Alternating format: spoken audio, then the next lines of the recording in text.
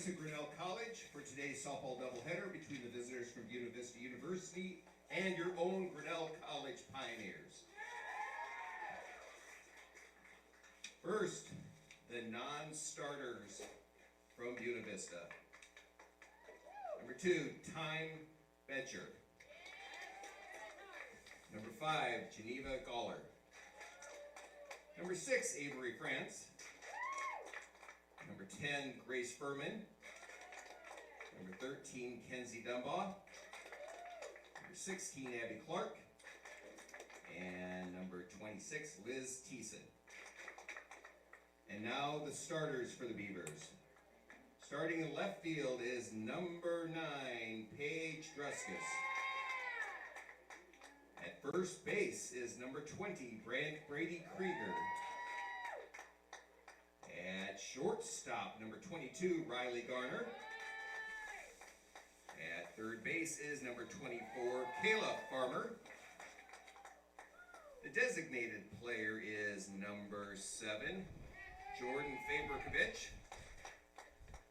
The right fielder, number 12, Maddie Elwood. At catcher is number 18, Lindy Nelson.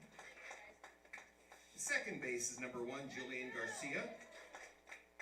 Center field is number 4, Danica Workman. And in the circle is number 14, Callie Erlmeyer. The Beavers are coached by Tammy Utley, who is assisted by Junior Paul. And now the non-starters for the Pioneers. Number 1, Bella Nesbeth. Number 5, Elise Strome. Number 15, Ella Young. Number 17, Jasmine Oda. Number 20 is Ann Becker. Number 21, Lexi Herrick. And number 22, Elise Pender. And now the starters for your Pioneers. In center field, number 13, Kayla O'Malley.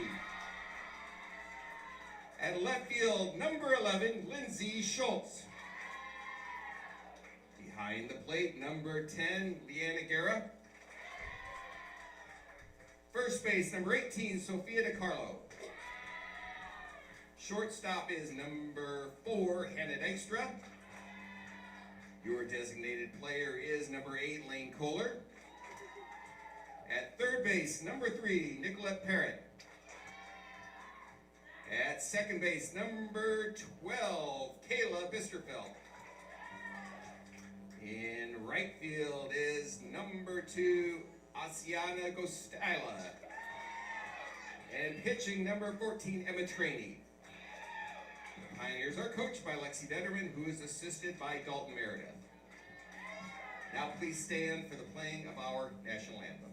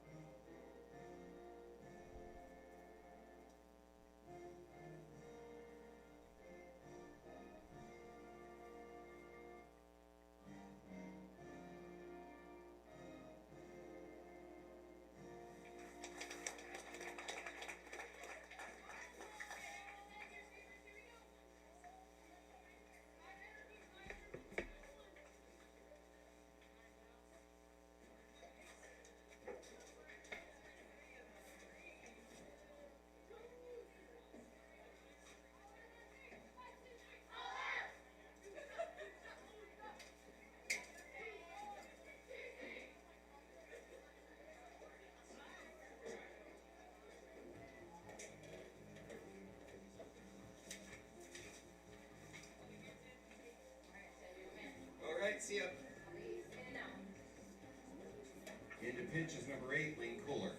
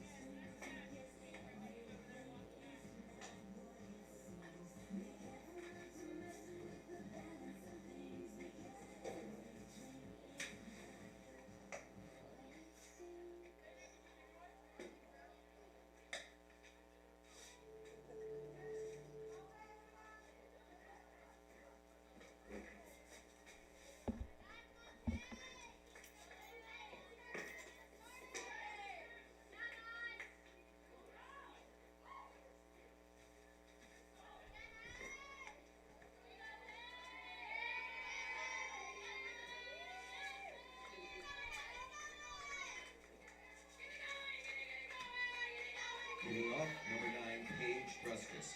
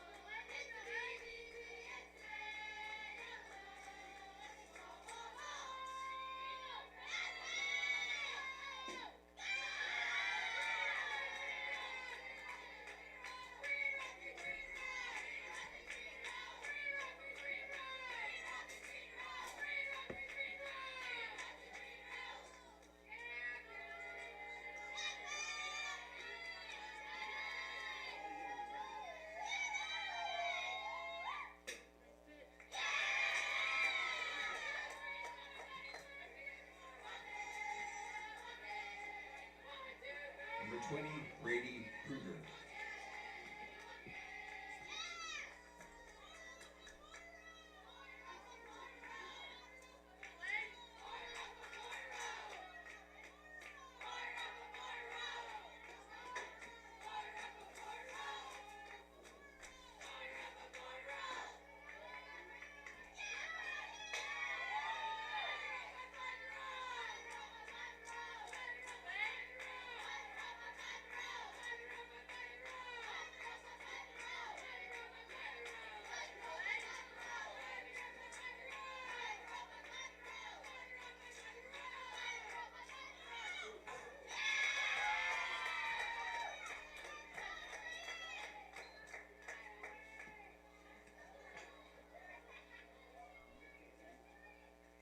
Number 22, Riley Garner.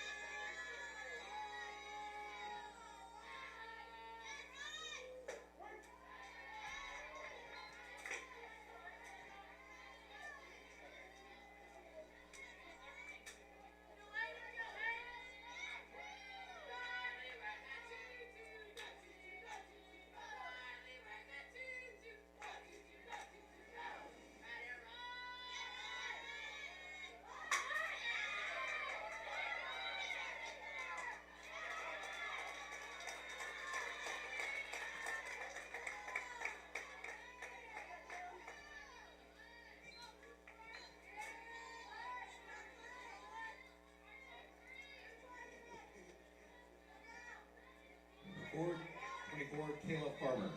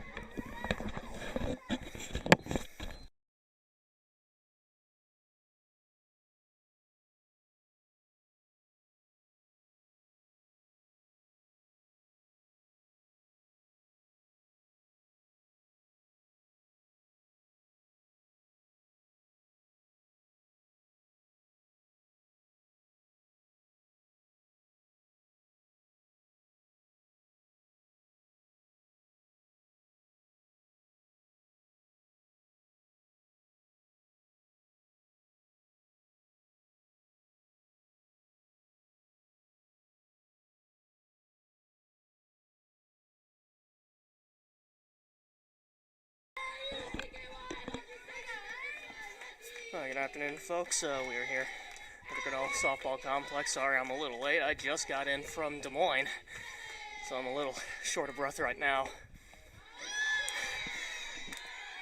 We're here for the home opener for the Grinnell College softball team as they face off against the Buena Vista University Beavers. Grinnell coming off of a deceptive spring break. The record does not reflect the performance. 3-7 over spring break, but they only lost one of those games by more than 3 runs. There's a called strike. Lane Kohler toes the slab for Grinnell. You gotta imagine this feels good for her. Have a good full season for the first time in what seems to be an age. Jordan Faber-Cowis stands in, swings, and this is popped up. Fielded by the shortstop Dykstra. She fires and gets the out. That'll end the inning. We head to the bottom of the first. No score in Grinnell.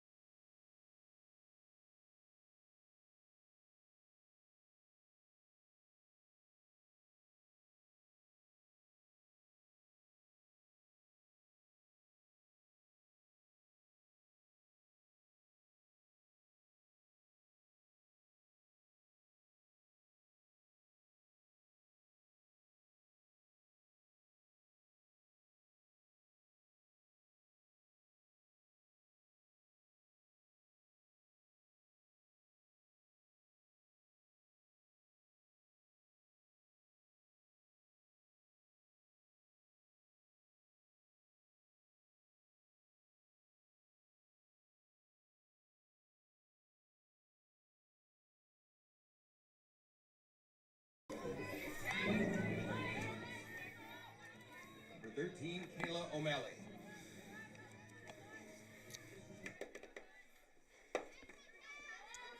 Here to start the bottom half of the first inning, it is the freshman out of Buffalo Grove, Kayla O'Malley. She swings at the first pitch over to second. 1 pitch and 1 out.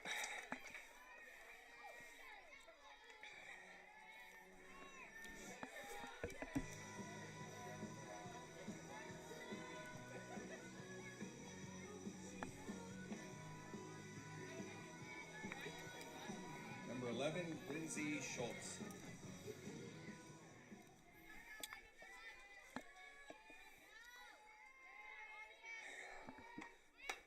Lindsay Schultz standing in, takes ball 1 outside.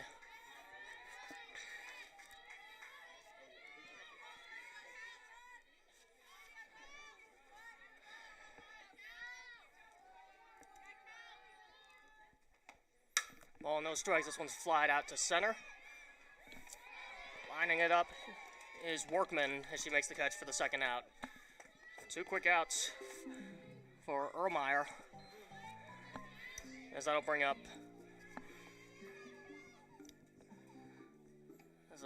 the catcher, Leanna Guerra. Number 10, Leanna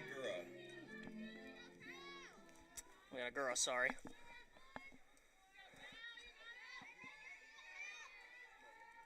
First pitch coming.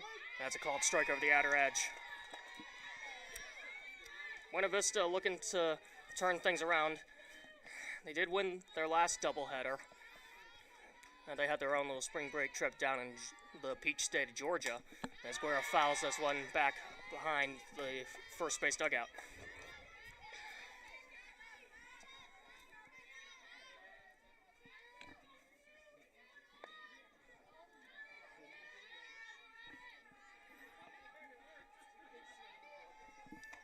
Oh, 2 smacked foul down the first base line. As Guerra keeps the count alive.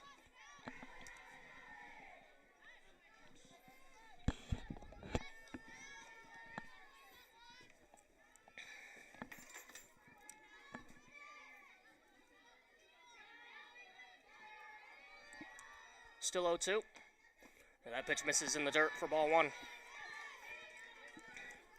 We're one of the 7 freshmen on this team. As this Grinnell squad has a very different look to it this season. One of the largest recruiting classes that I've personally ever seen here, with 7 freshmen. As Guerra takes upstairs to even the count 2-2. Guerra, one of the catchers coming out of the colony in Texas.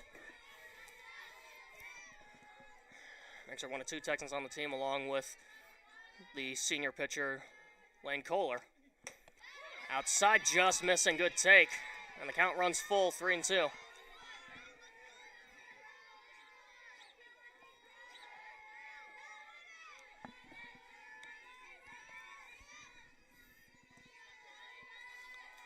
Payoff pitch coming. And that misses upstairs for ball 4. So coming down from 0-2, Gura works a 2-out walk. As that'll bring up the cleanup hitter, Sophia DiCarlo, starting today at first base in place of Jazz Oda. She has been off to a red-hot start this season. Looking to keep that going here. She takes ball 1 low.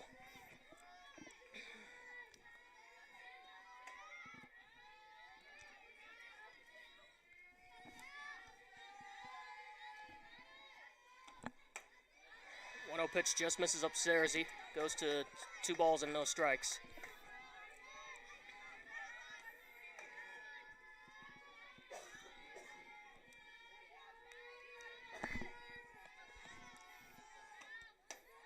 Well, that is high and away, 3-0 to the cleanup hitter.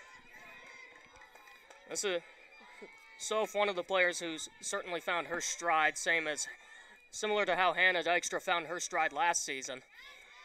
As DiCarlo works a 4-pitch walk, and speaking of Hannah Dykstra, she will bat.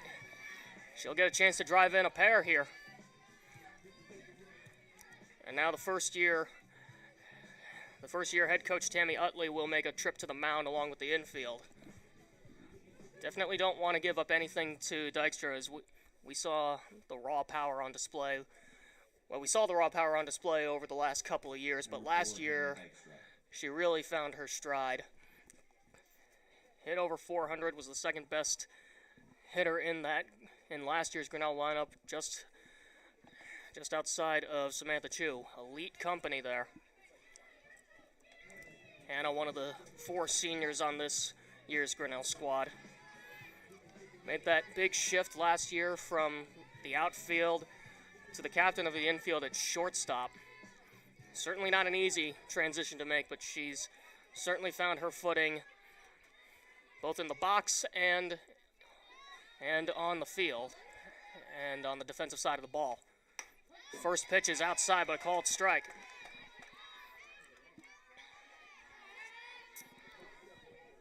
Certainly one of the strongest athletes I've ever seen on this campus. Music turned up. Swing and a miss. There's a good drop from Erlmeyer. And a quick 0-2 to the Corona slugger. I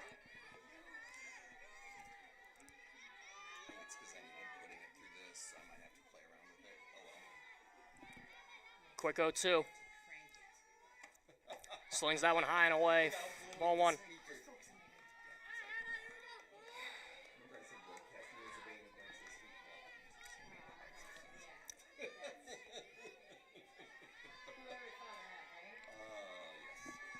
1-2.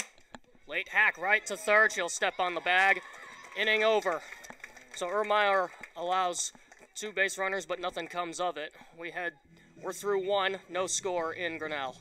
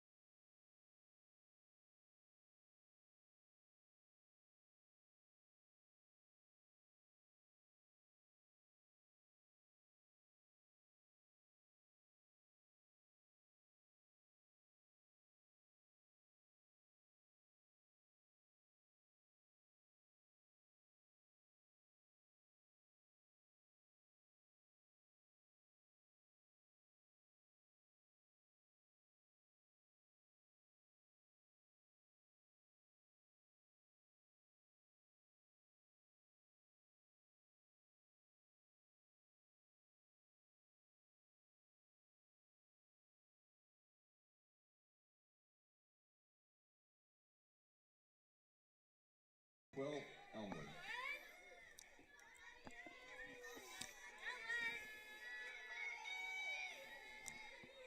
Top half of the second now. Number 12, Maddie Elwood leads off as she takes outside for ball one.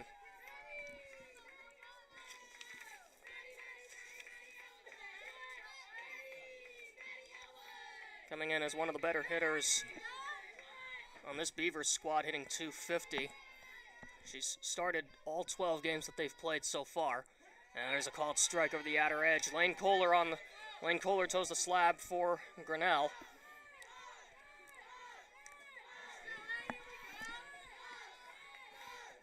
Definitely a relief to finally be back in the circle. She just has not been able, she's not had the healthy seasons lately, as this one's fouled straight back to the screen. Moves the count to 1 and 2.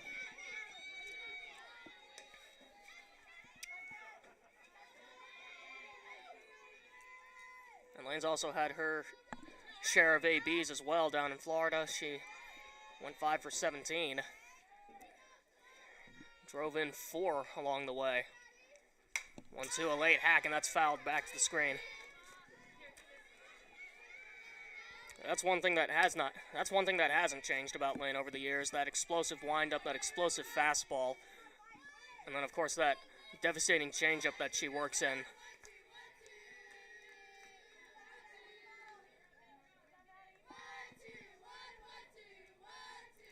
1-2, outside, just missing. Evens the count at 2 and 2.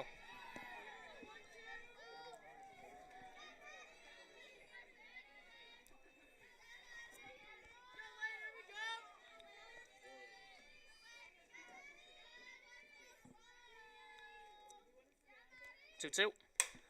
Line drive, and that's going to drop into left center field for a leadoff base knock. Way to stay with that fastball.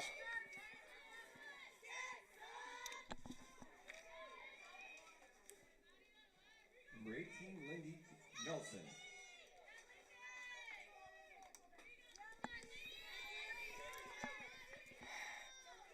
So I'll bring up the catcher, Lindy Nelson, my bad. One of the freshmen on this Beavers squad. Getting the start today. Here goes the runner. Pitches high. Throw down to second is not in time. Pitch was high. It was a good throw from Gura. That's gonna take me a bit to get used to pronouncing. It was right on the bag. But Dykstra just couldn't get the tag down. So the runner moves up to second on the stolen base.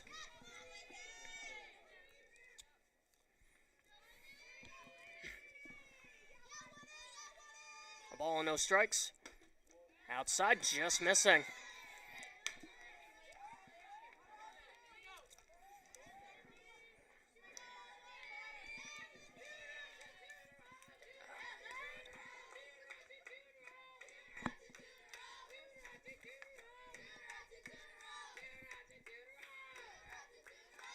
Well, come and swing and a miss.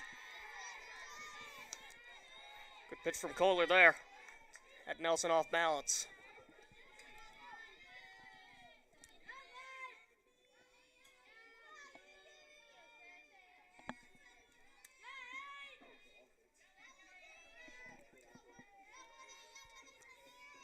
Two and one. Slings that one high and away, and the count moves to 3-1.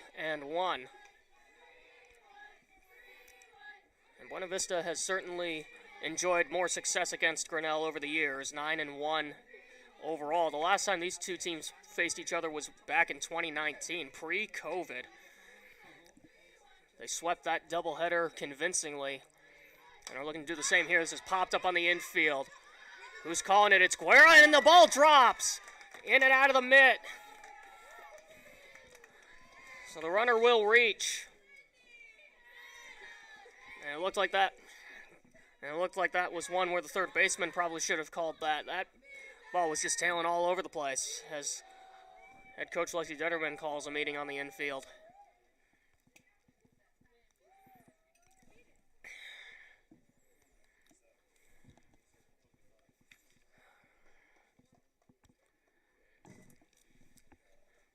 And that's one of those plays where you absolutely need communication and you got to know when to back off.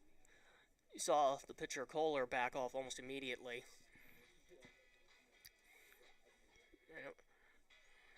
And it almost looked like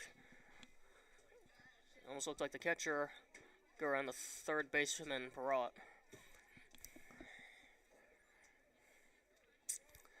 It almost looked like they exchanged glances, and when that happened, there was definitely worry. It's much tougher to catch a pop-up with that big catcher's mitt. Julian Garcia. So Julian Garcia standing in now, the number 8 hitter. Starts at second base today. Squares to bunt as that pitch misses low. Gura threw it down to third. Runners did not go, though.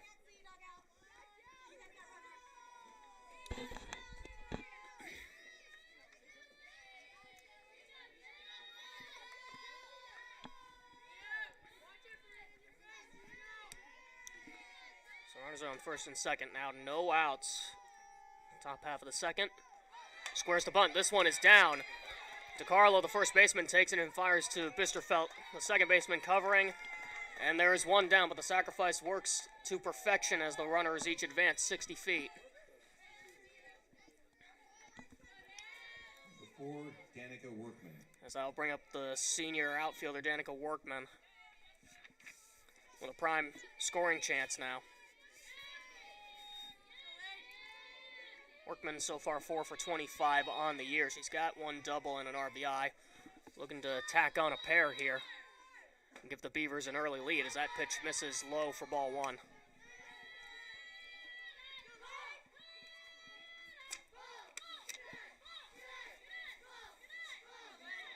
Gonna have to bear with me, folks, as I just got here.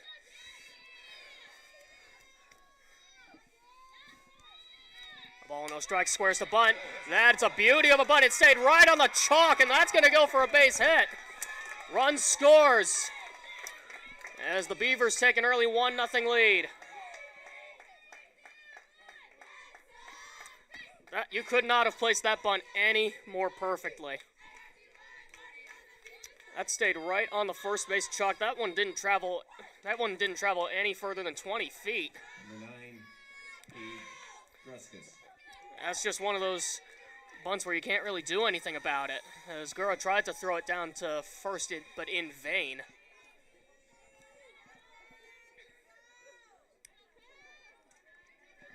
So runners are now on the corners now, with still just 1 out. As we're back to the top of the order, Druskus slaps this one into right. It is caught in right field. Nice play. Throw goes back to first. It's in time for a double play. Nice play by... who's out there in right field? That is Asiana Castilla, and that'll end the inning. A run does score, though, as we head to the bottom half of the second. Buena Vista up 1-0.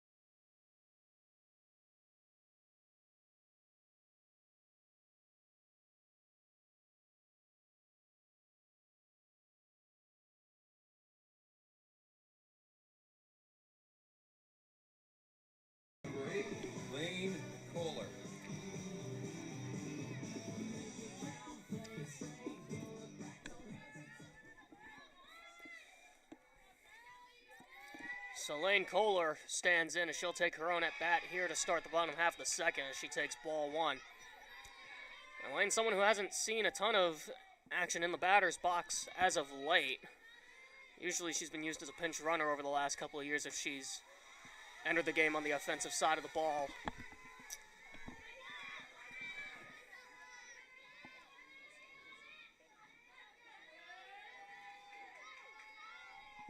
Two and 0.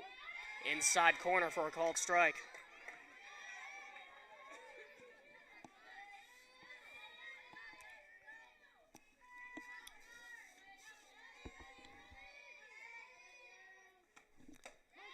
On the outer edge, that's over for a called strike. Evens the count at 2 and 2.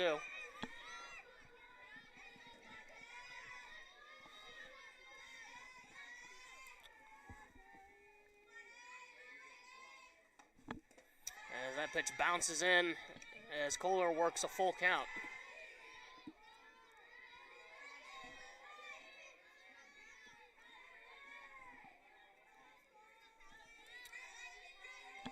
Payoff pitch coming from Erlmeyer. And a swing and a miss as Kohler goes down on strikes. Good drop ball in there, and there's one out. Number 3, Nicolette Parrott. Okay. So I'll bring up Nicolette Parrott, and she'll stand in here with one out as that's a high pitch called for a strike. And I'm going to apologize right now, folks, if I mispronounce any names. I haven't really gotten a chance to try to pronounce them yet, so you can consider this my spring training. As that pitch misses up and away for ball one.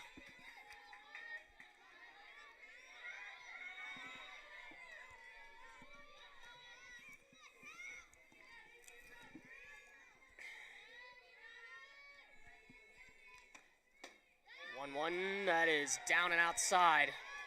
2 balls and a strike. Parrott was meant to join the team a couple of years ago, instead opted out, but now she is finally on the softball field. 2-1, this one's looped, and over the glove of the shortstop. Garner into left center field for a base hit. Grinnell's got a runner on. A little jam shot that just had enough on it.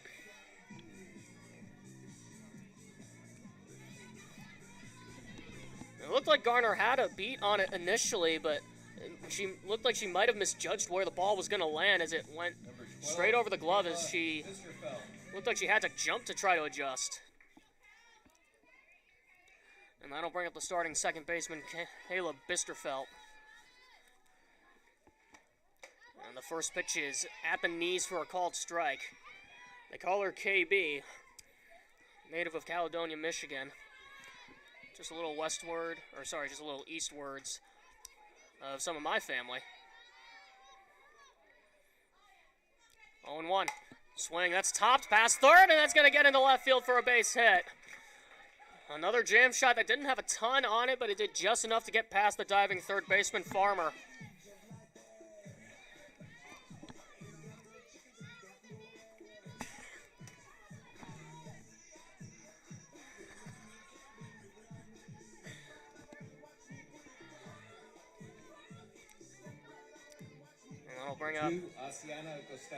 I'll bring up another freshman, Asiana Gostila. I'll try to pronounce that correctly by the end of the day. The bunt is popped up past the first baseman. That's going to go for a base hit. A beauty. Normally you don't try to pop up the bunt, but that one went straight past the first baseman, and the bases are loaded with one out in the bottom half of the second. As that'll elicit another infield meeting from Tammy Utley. What a bunt.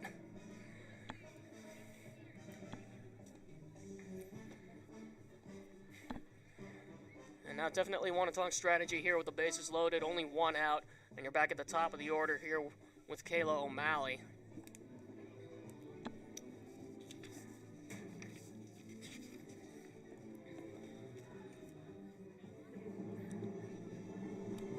O'Malley went on a tear herself down in Florida. Coming out of spring break, hitting .417. Tallying 7 extra base hits, 4 doubles, 3 triples, driving in 4. As she has just been an on-base machine so far. Number 13, Kayla O'Malley. Leadoff hitter doesn't tend to get a ton of RBI opportunities, but this is definitely one of them here. Batting from the left side. First pitch misses outside for ball 1.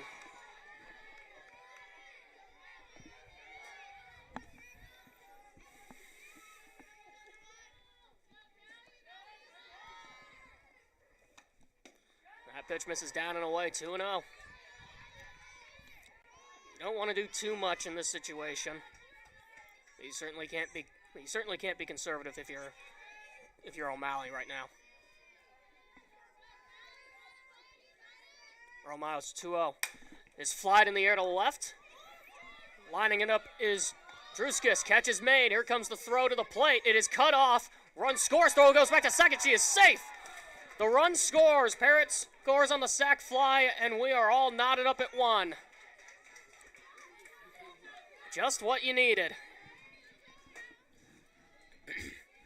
Tack on RBI number 5 for the season for the Buffalo Grove native. As I'll bring up Lindsay Schultz, the sophomore out of Rochester. Took me a second. I thought I was looking at Kat Vermeulen for a second with the number change. Schultz wore 16 last season, so that's why that was throwing me off. As that pitch misses down and away for ball 1. I talked to Hannah early in the season. We both noted how it's definitely a little strange to be the eldest members of this team. That pitch misses upstairs, 2-0. We've always been the younger ones, especially with the massive graduating class of last year, 2024. When you had 9 senior players and 2 managers. Certainly feels odd. This one slapped foul down the third base line.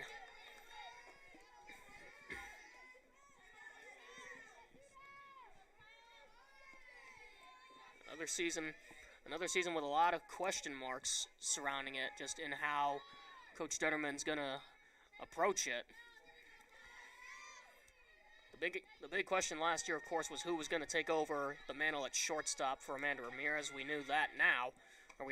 This one slapped up the middle. That's going to get through for a base hit. KB is going to be sent. Here comes the throw to the plate. It's in plenty of time, and it's off the glove and out.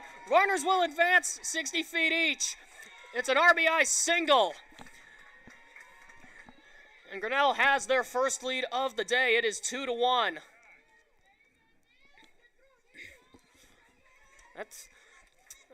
That ball barely got beyond the infield dirt. And the throw from Workman was in plenty of time. It was just high. And Lindy Nelson had to jump for that ball. It went in and out of the mitt. And she just could not get the tag down. Number 10, Leanna Guerra. So it'll be Leanna Guerra standing in with both runners in scoring position now. Second and third, 2 outs. First base is open. First pitch to Guerra is on the outer edge for a called strike. She didn't like that one. Was that to center or left field? Center.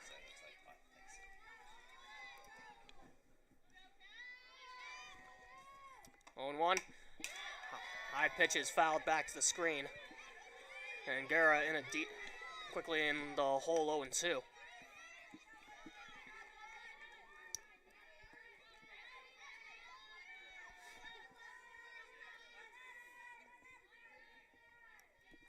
Schultz at second, Gostila at third. 0-2 is upstairs. What a take. Even at a ball and a strike. You gotta imagine, there's definitely a different kind of approach. She's definitely sees the ball a little differently as a catcher herself, standing in the box as opposed to catching. 1-2 skips in, evens the count at 2-2.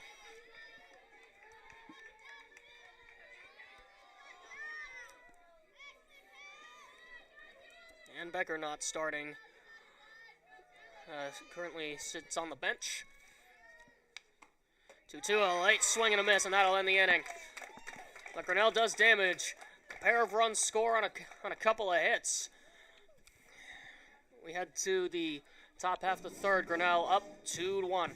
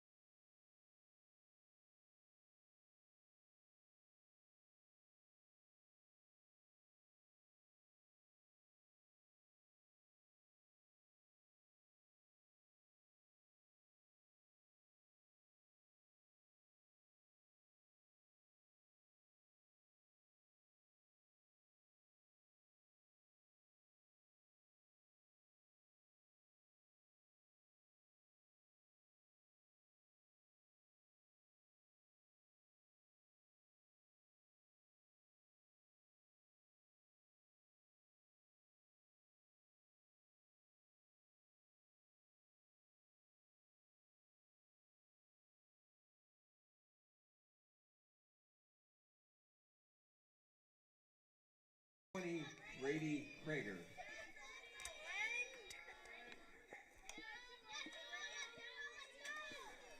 Back now in the top half of the third inning.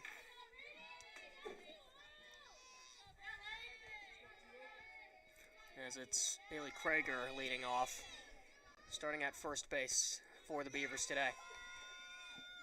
First pitch is slapped in the hole. That's going to sneak through into left field for a base hit. Speedster is on. First pitch swing, and she wasted no time there and put it perfectly between the 4-6 hole. Or I'm sorry, between the 4-5 or 6-5 hole. Jeez. Yeah, folks, like I said, this is my spring training, so it's going to take me a little bit to get back into the swing of things, so bear with me here. I promise I'm more experienced than I sound right now.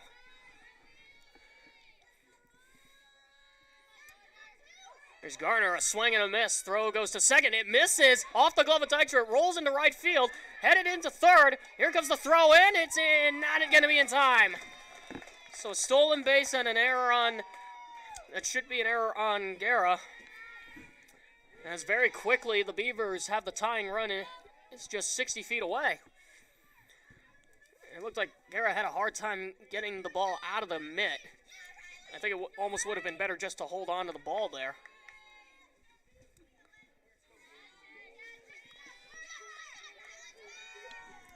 It is 0-1. First pitch coming. This was smacked down the right field line, but that's going to head out of play, foul. And Kohler moves ahead 0-2.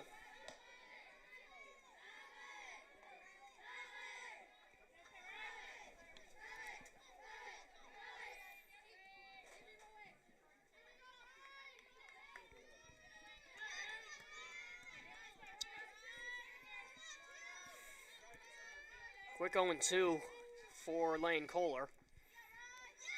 Wheels and deals. Swing and a miss. A big first out. Blew the fastball by her. Number 24, Kayla Farmer. There's a big first out there as I'll bring up Kayla Farmer, the cleanup hitter.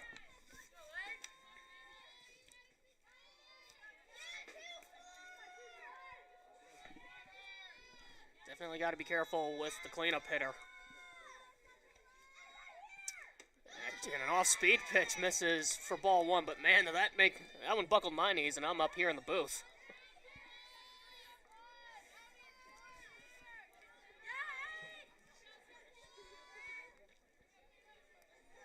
Definitely one of Lane's weapons that she should be using. This is grounded to short. Dykstra looks the runner back, fires to first, and it's in time for the second out. Nice play by the senior shortstop. She had to look back twice to make sure that... Number 7, she had to look back twice to make sure that the runner didn't get any thoughts about trying to sprint to the plate. And knowing Hannah's rocket arm, she probably could have triple pumped and still got her.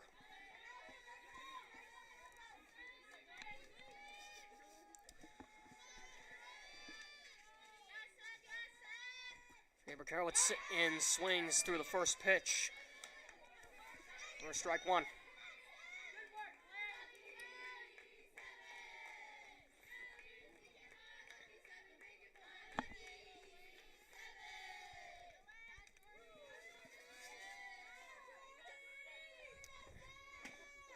Changeup misses down for ball one. Faber Cowitz hitting .286 coming into this game. Tallied 8 hits, a pair of doubles, and 3 RBIs in their trip down south.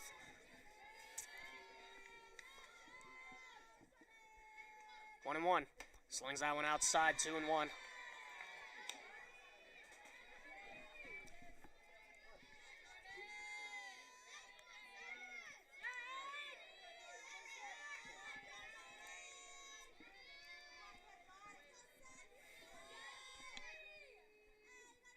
One coming from the senior pitcher. That is low, ball 3.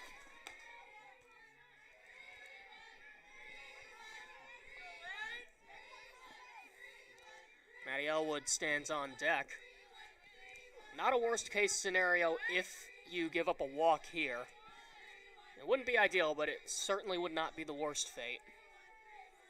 See what Lane tries to do here. Smacked in the right, that's going to get through for a base hit. And just like that, we are tied up at 2. Throw goes to first, not in time. So it does go as a base hit.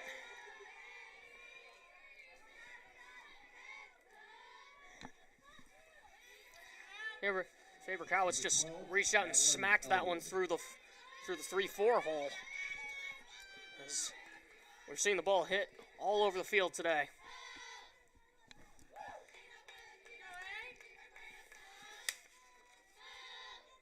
Maddie Elwood now. She fouls off the first pitch. One of the seniors for the Beavers out of Bennington, Nebraska.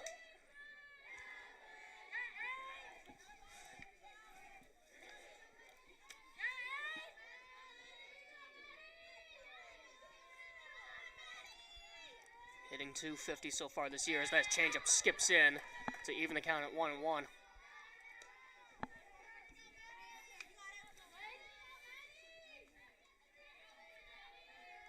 Definitely a different look for this Grinnell squad just because of the sheer exodus of players that we had last year.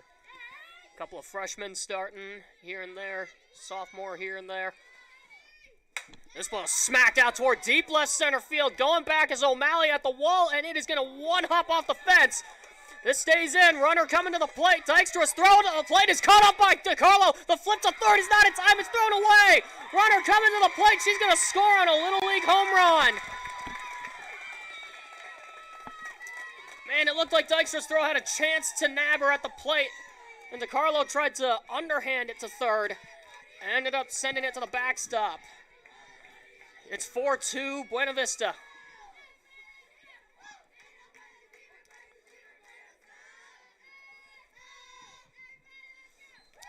As there's now an infield meeting on them.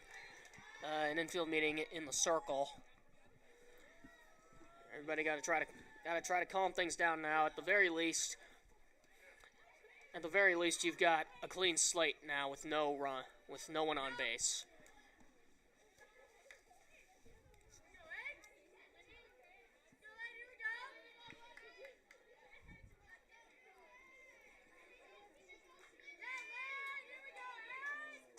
Number 18, Lindy Nelson. There's Lindy Nelson, the catcher, standing in.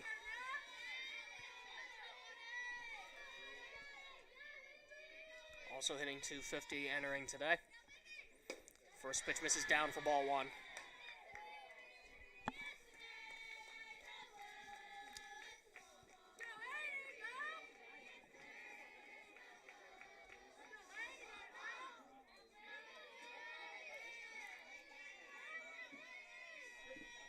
Two and out. Skips in.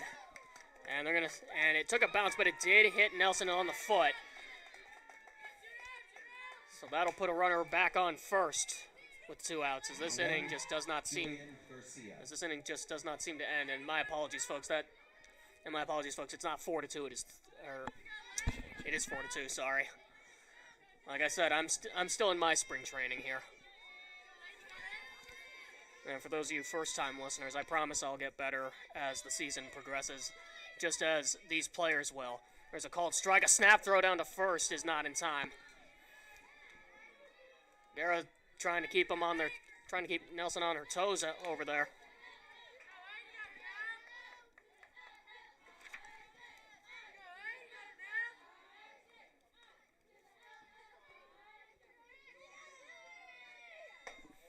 That pitch misses outside, evens the count at 1-1.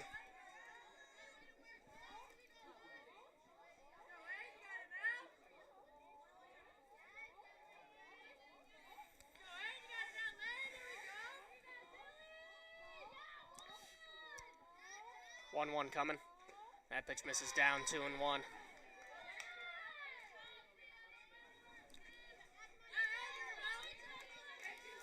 Frustrating inning so far, but every team's got to go through it at some point. I'm working on it, folks. I'm working on it. 2-1 set from Kohler. Fouled back behind the screen, even at 2-2.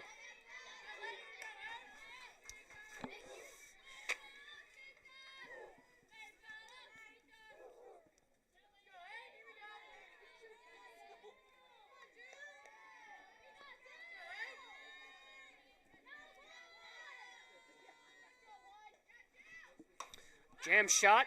Kohler makes the catch, and that will finally put an end to the inning. A pair of runs score on an error. As we head to the bottom half of the third, Buena Vista up 4-2.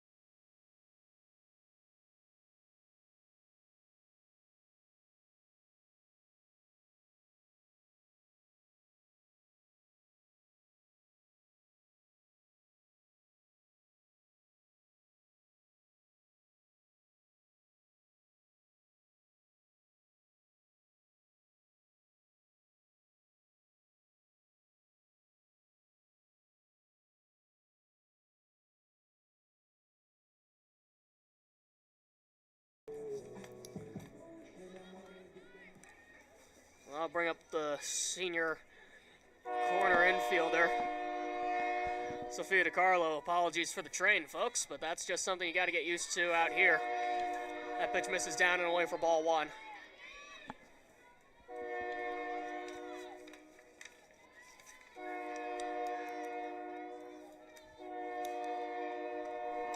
That pitch misses high and away. 2-0. I mentioned DiCarlo finding her stride during spring break. Went on a tear herself, hitting .429, team high 15 hits. This is top to third. That stays fair. Throw goes over to first. It's in time, 1 down.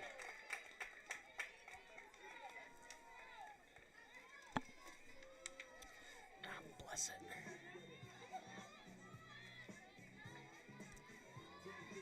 And I'll bring up the senior shortstop, Hannah Dykstra. Consistent as ever. She found her stride last year. Highest on base percentage of any of the qualified hitters, as there's a called strike over the outer edge.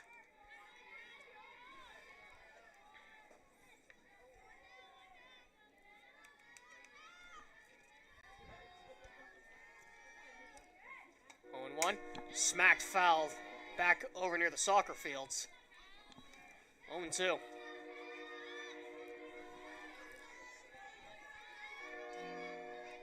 Hannah definitely developed her swing a lot over the last couple of seasons. A lot of torque in that lower body, allows for a lot of power. This is topped over to second, and it's booted out there. Dykstra's going to reach. Looks like there may have been a little miscommunication there, as Garcia could not field that cleanly. So a gift for Grinnell in the bottom half of the third, as that should go as an E4.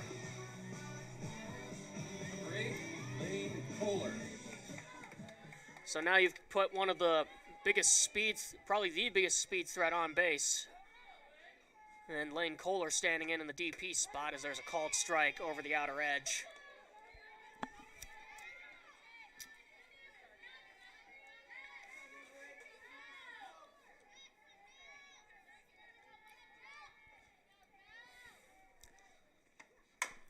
Smack to short. This is going to be a tough play, but she'll just take the out at first, and she can't get him. Kohler tripped over to first. Dykstra over to third. She is safe. Bit of a yard sale over at first. It looks like Lane's okay. Another gift. This one ought to be a throwing error. On the, my apologies. It'll be a receiving error on the first baseman. That's Krager over there. So now two runners have reached on back-to-back errors. Number 3, Nicolette Parrott.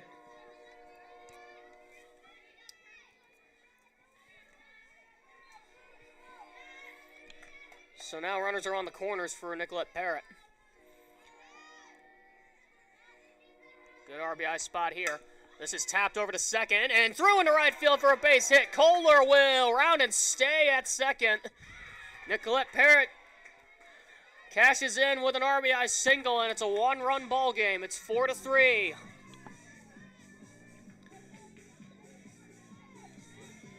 Little dink and a dunk so far. It's just been a seesaw contest. Number 12, Kayla Bisterfeld. As I'll bring up the second baseman, Kayla Bisterfeld. One of the two Kaylas. It always seems like we've got multiple the same names. This is flied in the air to left, sinking fast, and a nice sliding catch out there by Druskis. 2 down. Druskis had to go down to her knees to get that one, but she stuck with it and made a nice slide. Number 2, Asiana Gostila. So I'll bring up Asiana Gostila. And here I am thinking that I would never see another fellow Granite Stater at this college.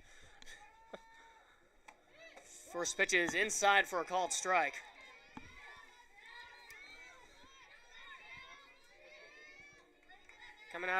Asiana coming out of Marlborough, New Hampshire, one of the smaller towns in our home state. Although attended Keene High School, as that pitch misses in the dirt, evens the count at 1-1. 2-year varsity starter over in Keene. I think this makes her just the second or third Granite Stater I have ever seen attend Grinnell in my time here. That pitch just outside, 2-1. On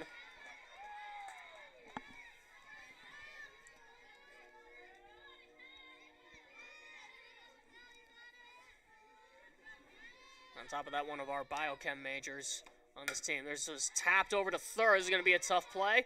Fires to first. That one is in time. And that'll finally put an end to the inning. But a run does score, an unearned run. As we head to the top half of the fourth, it is a one-run game. Buena Vista up 4-3.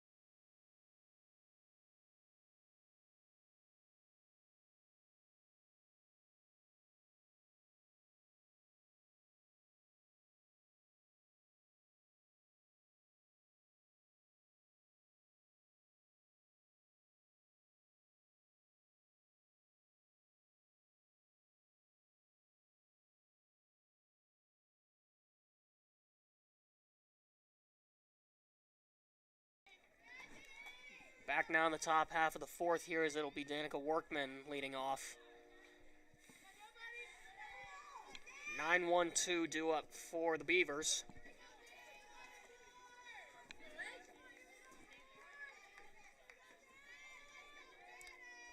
Kohler right back to work. That's a called strike.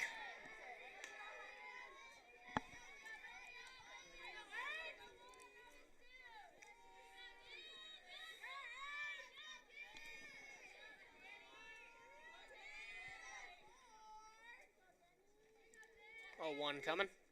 This is smacked out toward deep left center field. Going back is Schultz. He's got it. What a catch. Great running catch by the sophomore for the first out. That one had trouble written all over it from the smack of the bat, but Schultz stayed with it. Number 9, Paige Druskus. That'll bring up the leadoff hitter, Paige Druskus. Definitely one of the better statistical bats coming into this ball game.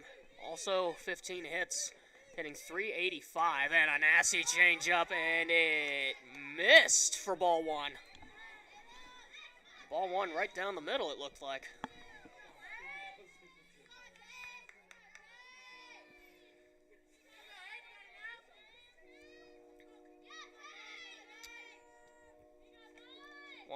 As that pitch misses down and in, 2-0.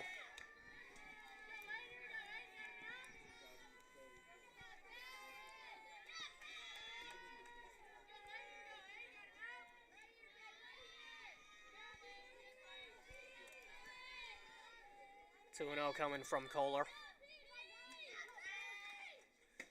And that misses down 3-0.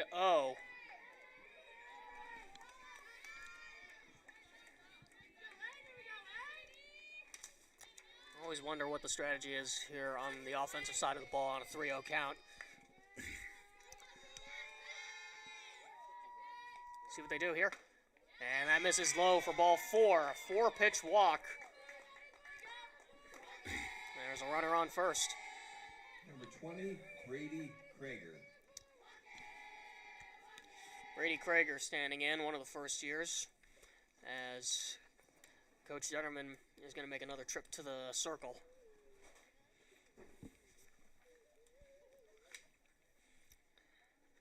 The ET Emma trainee is spotted in at the flex position.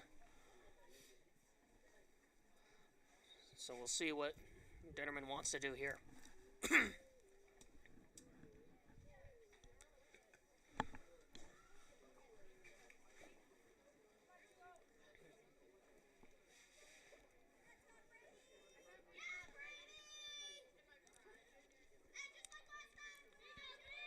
Looking just to get a bit of a confidence boost there.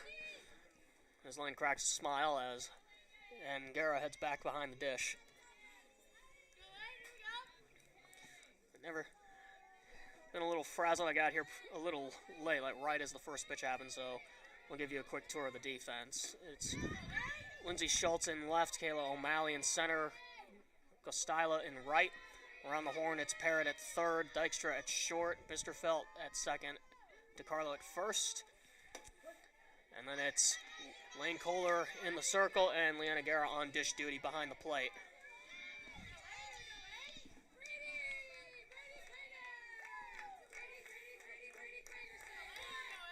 Much nicer day than I was anticipating for a ball game here. I was expecting it to be frigid, but it's actually not too shabby out here as the sun is trying to peek through the clouds. Which misses down, evens the count at 1-1.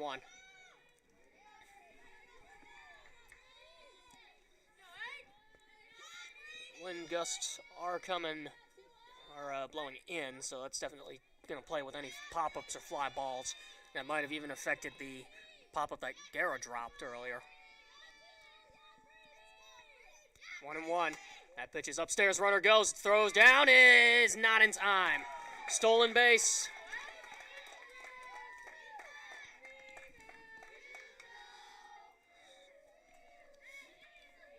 Stolen base for Krager as the runner is now in scoring position with a 2-1 count. Or I'm sorry, that was sorry, that's Druskus. Second. Sorry, folks, that's Druskus at second. Sorry, I don't have my scorebook with me, so I'm having a little trouble. I'm having a little trouble finding all my stuff, trying to remember all these names and facts. A bunt attempt is fouled off. That'll leave him the count at 2-2.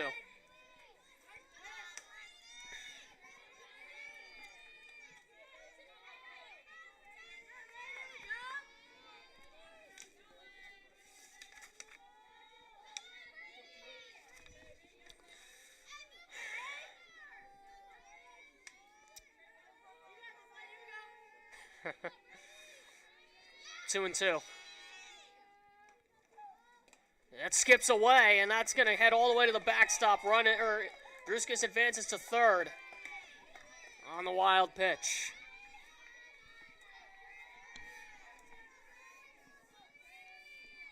And the count runs full.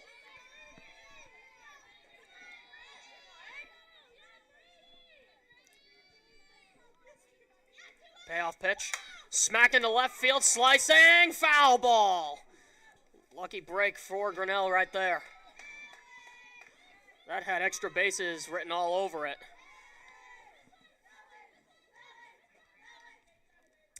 And evidently, I forgot to call transportation. They think I'm supposed to be on the 2 p.m. shuttle back to Grinnell right now.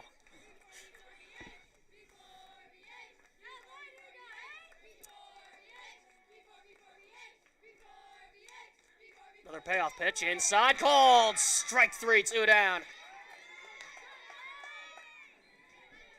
Right over the inside part of the plate. Beauty of a pitch from Lane right there. And a big second out. As I'll bring up Riley Garner.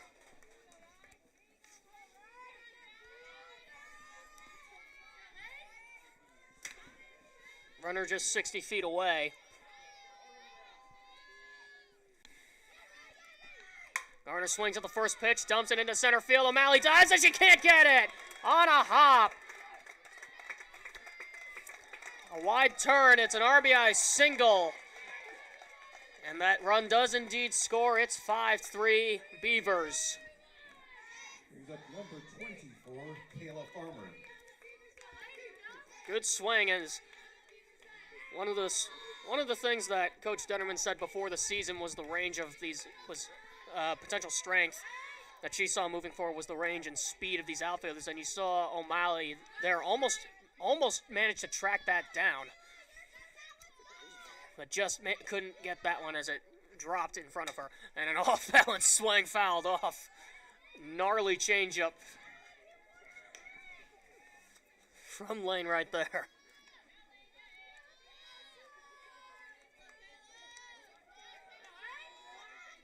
That mound is a lot closer than it is on the baseball field, so you have much less time to react to those pitches.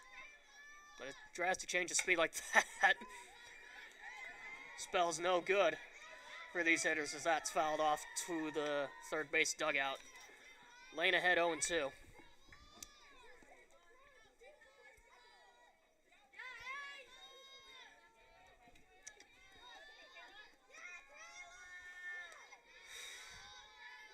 Oh-2 coming from Lane right here. Just low. 1-2. You know Lane's eager to get out of this inning, especially after the pair of errors last inning. You know she is in need of a clean inning. 1-2, jam shot to short. Dykstra over to first. In time, inning over. A run does score. But we head to the bottom half of the fourth. Beavers tacked on another insurance run. It's 5-3 Buena Vista.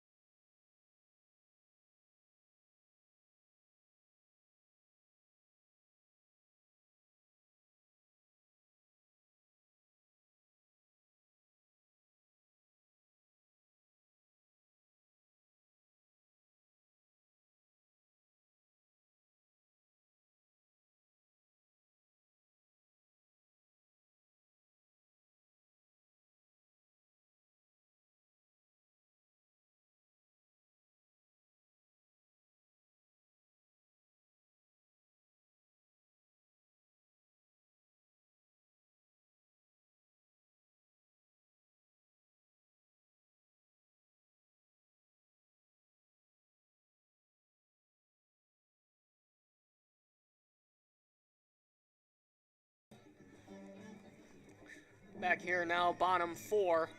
Number 13, Kayla As O'Malley. we're back to the top of the order for Grinnell. It'll be Kayla O'Malley.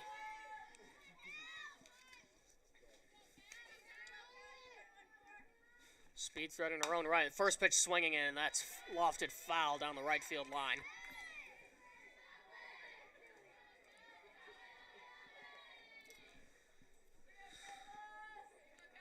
And one of the funny things, when I first met both Kayla and Ella Young, I had no idea who they were until they introduced themselves at our floor meeting. Swings at this one and fouls that one off to the third base dugout.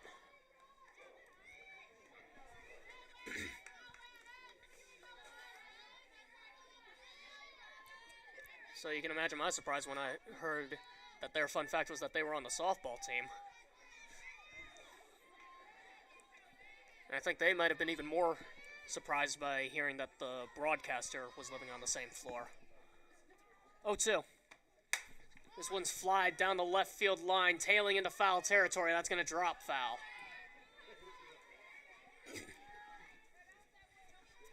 But yeah, duplicates of names. Kayla O'Malley, Kayla Bisterfeld.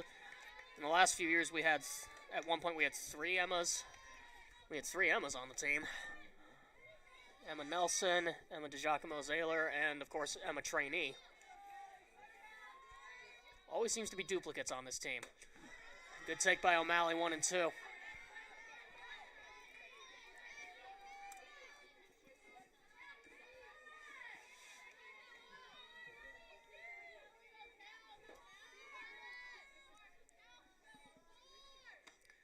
This is smoked off the glove of the first baseman. They're not going to have a play. O'Malley reaches. In and out of the glove of the first baseman, Krager.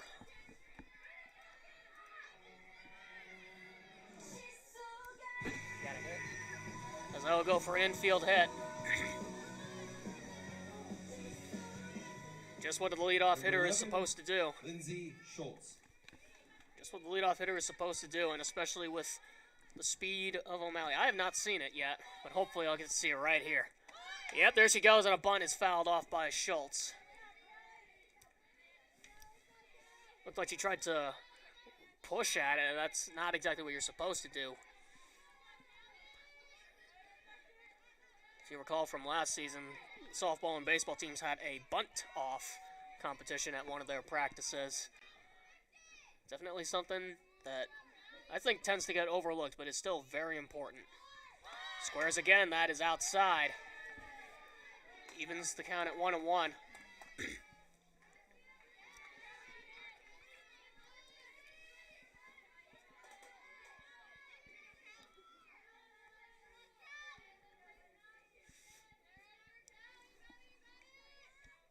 1-1, squares the bunt, gets it down, but that's going to corkscrew foul. And the count moves to 1 and 2.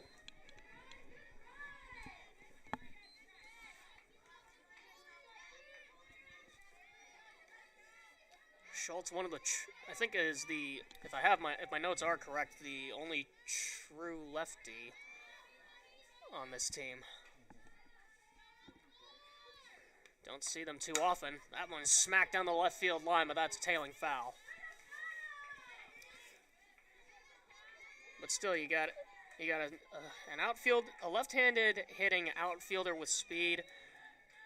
For those of us who have been here for a bit, that reminds me of the Chandler native Cammie Anson. It's always nice to have speed in your lineup, no matter where. 1-2, smacked through the hole for a base hit into left field. Lindsay Schultz cashes in. And there are back-to-back base knocks to start the inning, and runners are on first and second with nobody out.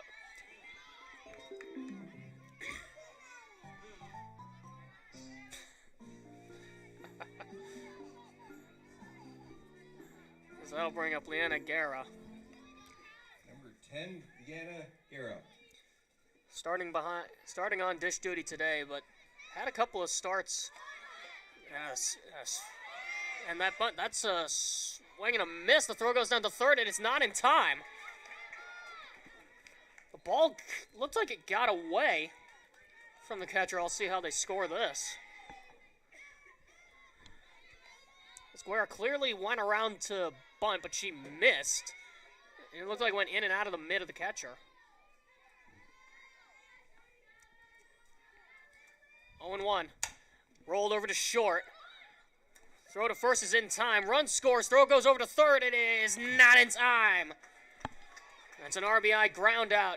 And that'll get another Grinnell run on the board. It's 5-4. So Guerra drives in the run. That's a much-needed first out for Erlmeyer.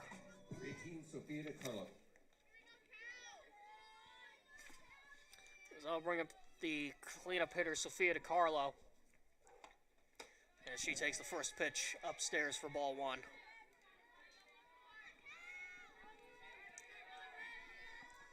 Tying run just 60 feet away.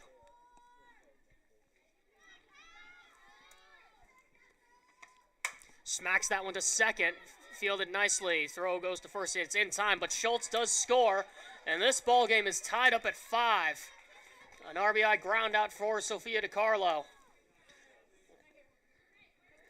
As Schultz scores on the ground out.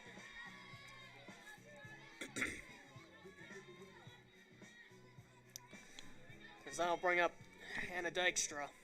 For Hannah Dykstra. One of the only returning member of the team that made the all-conference team last year. So that pitch misses for ball one. Definitely played her part last season, emerging as one of the power threats alongside the likes of Taylor Durrick and Samantha Chu. And outside corner for a called strike. Erlmeyer's got to watch herself on that outer edge. It may look like a good pitch, but Dykstra has some of the best opposite field power that I have ever seen. Hit a trio of home runs at this park last year. All the other way as she swings through the drop for strike two.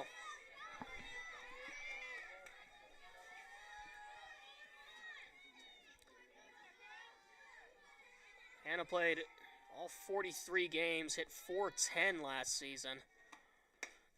And that pitch just misses outside, even the count at 2-2. And I talked about Hannah being a speed threat. She had 12 stolen bases last year, second only to Cammie Anson.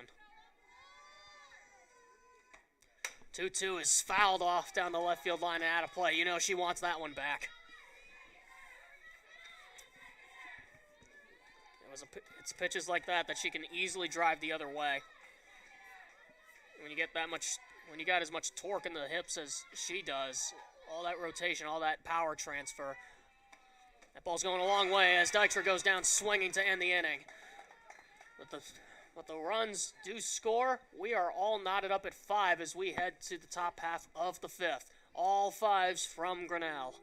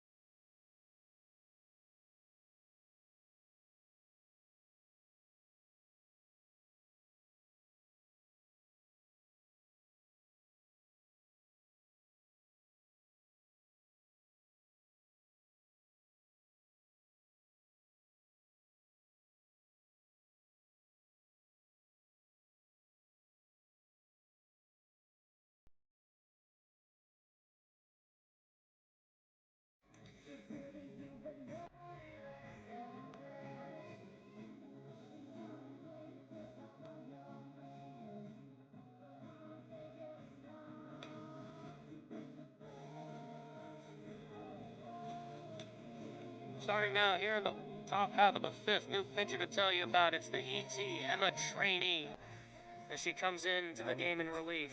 Wayne Kohler's day is done after 4 innings. After 4 innings, 5 runs, only three of them earned. But the ET coming off what was easily one of the best pitching seasons in Grinnell softball history last year.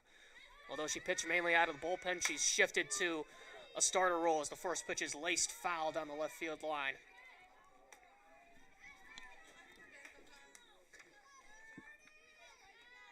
When she comes in this season, she got knocked around a little bit in Florida. 1-4 record with a 6.0 ERA. She started 6 games, made 3 relief appearances as well in 25 2/3 innings. But those are the early growing pains as that pitch misses outside for ball 1.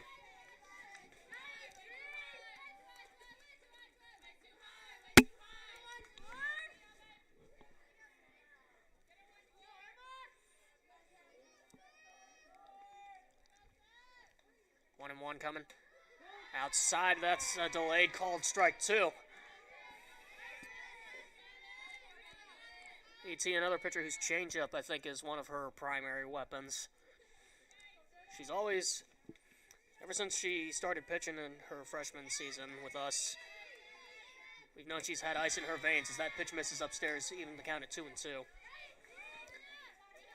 And one of the first games that I recall her pitching was in a hostile IC environment back in the legendary year of 2023, the first year that Grinnell would win the conference tournament. This is tapped foul back behind the screen, and we'll do it again.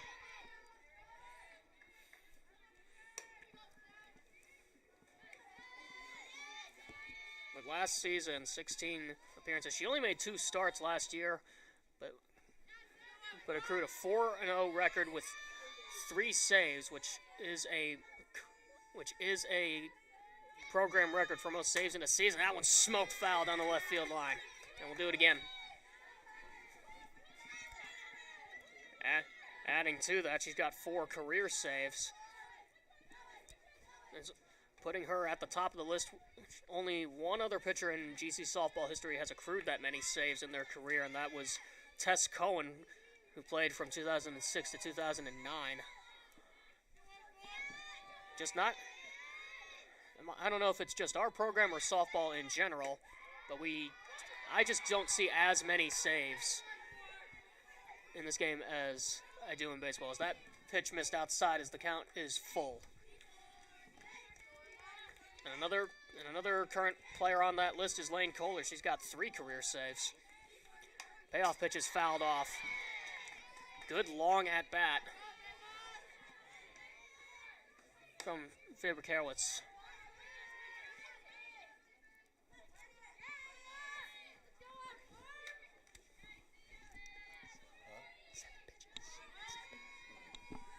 Eighth pitch of the AB. Grounded right through the legs of the third baseman, Parrott. Into left field, so that should go as an E5. Didn't even get a glove on it. Leadoff hitter is aboard.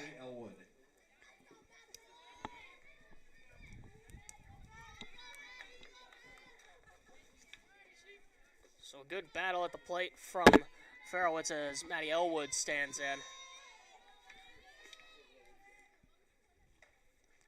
First pitch coming. This is tapped down the third base line, and Parrott lets it go foul.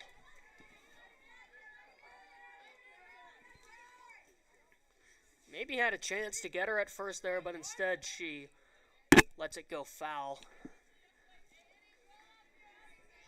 And as such, the runner does not advance.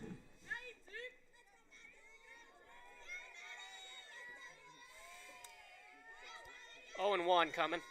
Squares to bunt. She went around. And it's 0-2.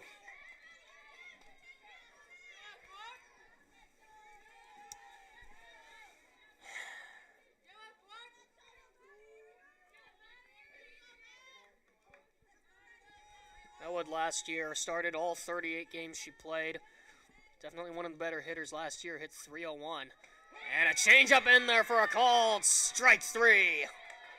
Right over the inside part of the plate. There's that changeup that's that changeup I was just talking about. Apps just froze Elwood. number 18, Lindy Nelson. And Lindy Nelson stands in now. That's just a great sequence as well. A couple of fastballs, and then just deciding to freeze them with a changeup. That fastball misses upstairs for ball one. You see the catcher, Garrow, continuing the tradition of Grinnell catchers looking to backpick runners. Lizzie Vermeulen and Kira Killian both picked off a couple of runners at first themselves. Kira even got one at second. This is tapped down the third base line, and Parrott will let that one roll foul as well.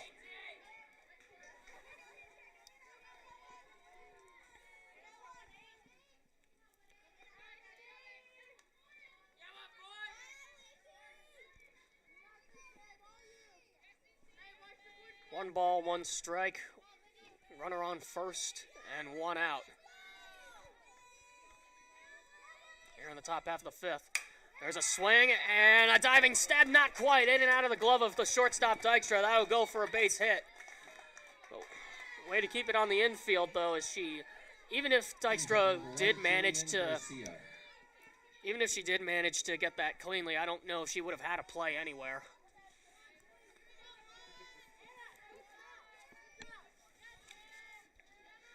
As Jillian Garcia will stand in.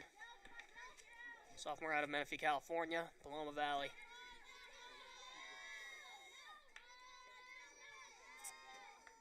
First pitch coming. Tapped on the ground. Parrott at third. Tags the runner. She does get the lead runner. That is the second out. And she held on to the ball. So runners will stay at first and second. But she got the lead runner. As there are two outs now for the number 9 hitter, Danica Workman.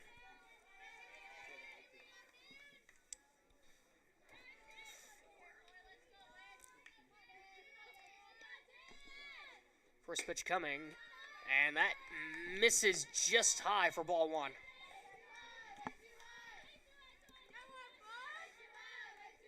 Workman led the Beavers in strikeouts last year. Tallied 30 on the year, so she's definitely looking to keep those numbers, get those numbers down this season. This one's popped up behind our booth as that goes out of play. ET challenged her with a fastball up.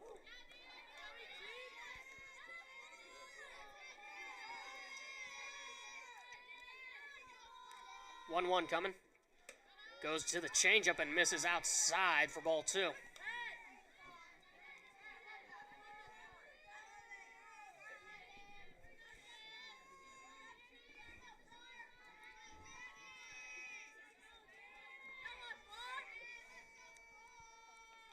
Two and one from the ET. Popped up and fouled back behind the booth again. And that'll even the count at 2-2.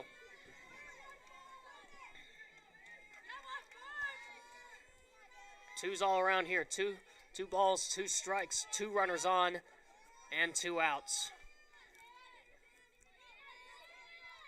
Here's ET's pitch. Outside, just missing. And that runs the count full.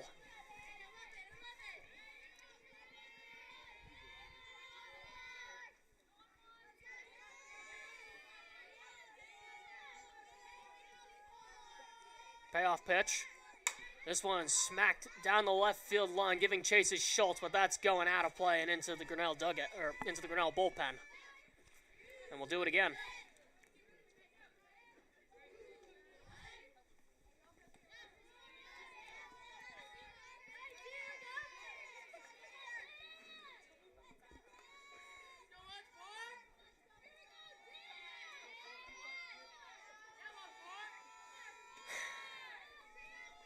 Another payoff pitch.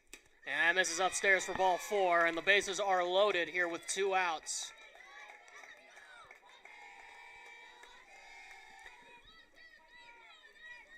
As that brings the Beavers back to the top of the order.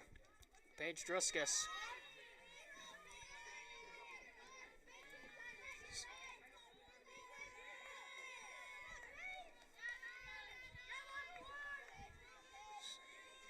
One of the seniors on this team out of Plattsmouth, Nebraska.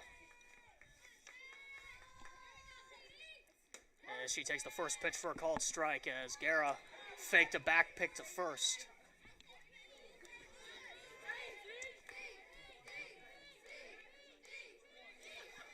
Definitely their standout player last year, played in all 38 games and started all of those games while hitting .345. 0-1 on the outer edge, that's a called strike. Oh, quick 0-2.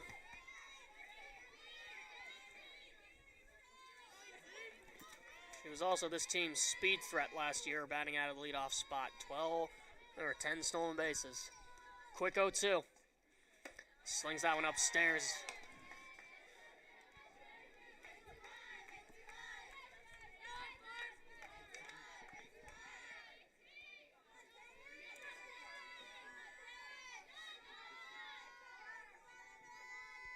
One and two now. This is blooped in the air to center. Coming in as O'Malley dives. Did she get it? It doesn't look like no call on the field. It's going to go as a base hit. For now, I thought she caught it. And now the umpires are going to convene. That looked like a clean catch. She definitely had trouble judging the ball off the bat. It looked like she was going to move back for it.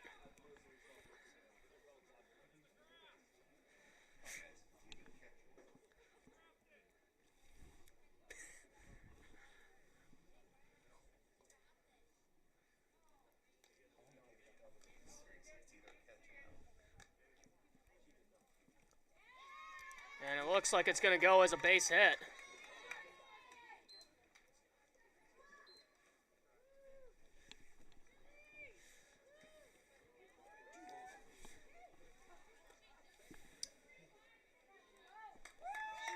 So the run will count. Number 20, Brady Krager.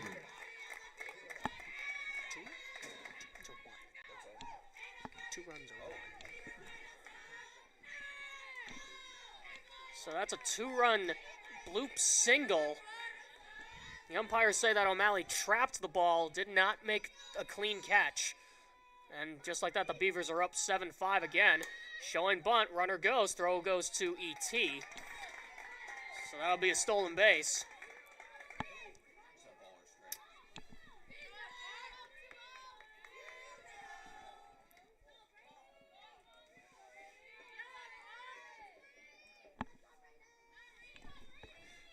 So that pitch missed for ball one. Runners are now on second and third here with 2 outs.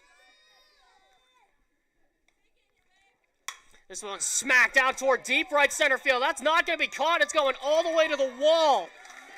Krager on her way to third. She's going to get in without a throw. She's rounding, headed to the plate. Here comes the throw. It's not in time.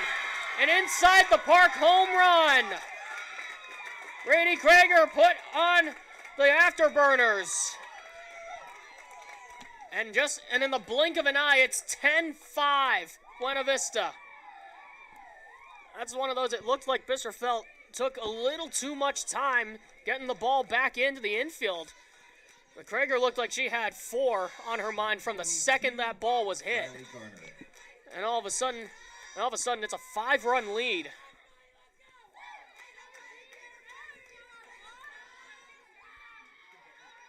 So I'll bring up Riley Garner.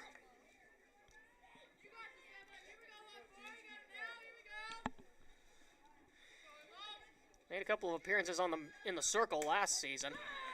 That's a called strike over the outer edge. She's found herself playing in the infield a bit more.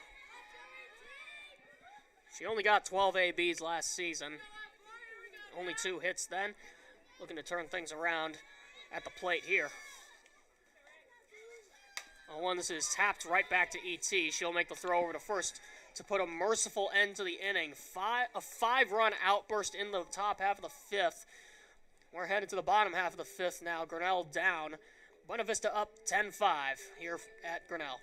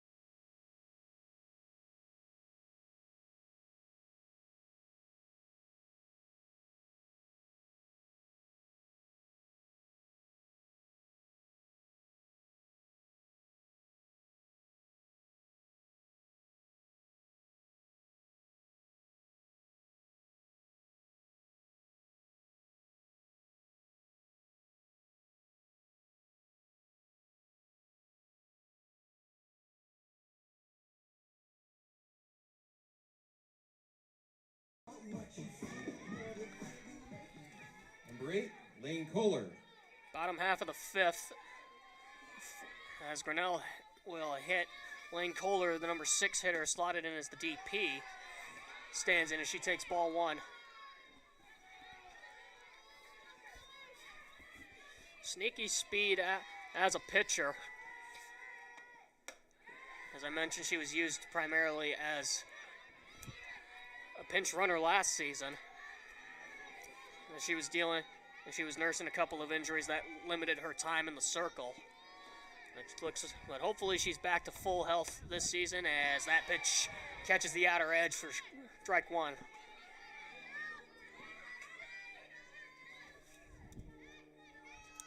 And one of the several Grinnell players making all academic conference this season, or this past season, and over these past 3 years. She's made it every year she's been here. And I have no doubt that she'll be on that academic all-conference list at the end of this season, as the count runs full with a strike down the middle.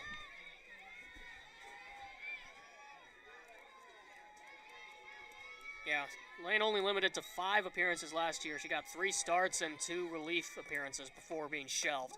And a called strike 3 over the outside corner. 1 down.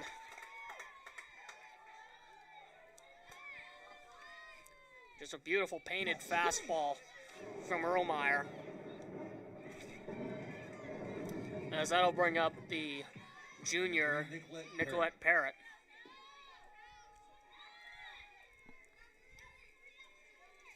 First pitch coming. Swing a late hack, and she fouls it back to the screen.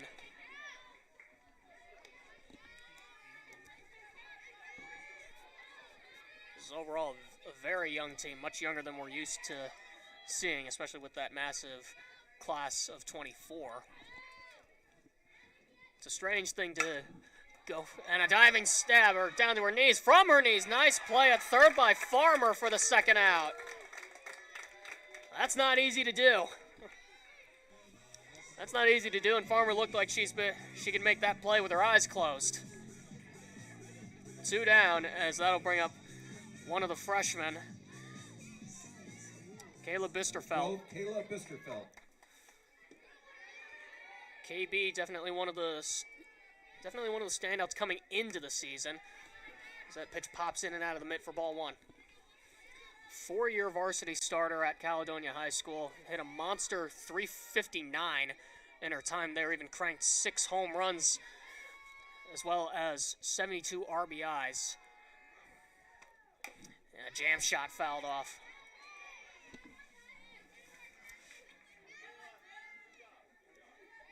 Overall tallied 148 hits in her high school tenure, so you know she's going to want to continue that success here at the collegiate level.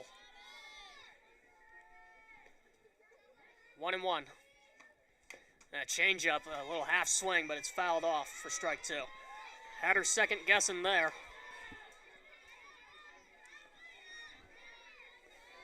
Classic game within the game. I don't know where Erlmeyer wants to go from here on a 1-2 count. See if she wants to double down on that changeup or maybe elevate a heater. She elevates the heater and she misses. 2-2.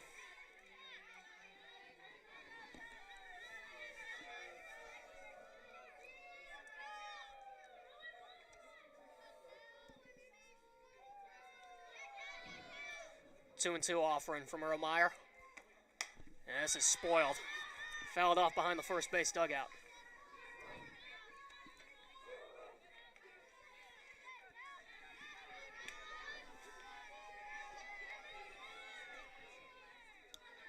Still 2-2. Wheels and deals. This one's flied out towards center. That's got some tail on it, but it is going to be caught out there by Workman. And Erlmeyer works the first 1-2-3 inning of the game as she sets Grinnell down in order in the bottom half of the 5th. We head to the top half of the 6th. Buena Vista still up 10-5.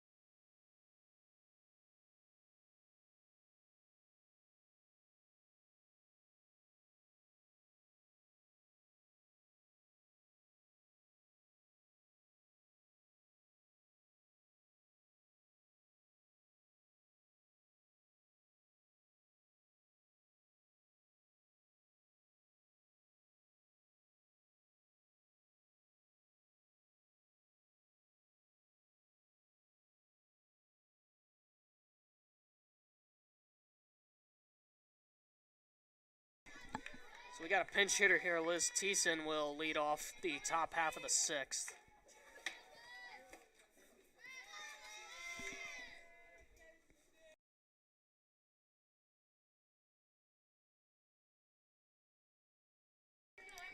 She hits in place of number 24, Kayla Farmer. Thiessen, one of their freshmen out of Glenwood, Iowa. And the first pitch is over for a called strike. And you know, E.T. definitely wants a clean inning here.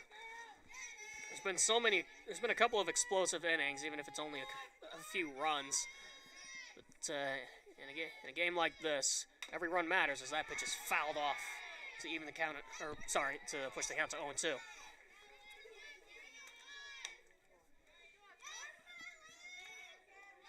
BVU on a nice little 2-game win streak. You know, they want to push it to 3 here. Quick 0-2 from E.T. Swing and a miss. There's that changeup. 1 down. Nasty, nasty changeup there on the outer edge. Had Thiessen swinging out of her shoes. Now batting is number 8, Shea Peterson.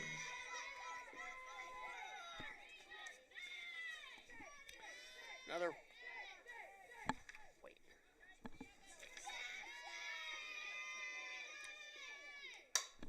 First pitch swinging in the air to right. Gostia came out, goes back in, and goes down to her knees, but makes the catch. 2 down.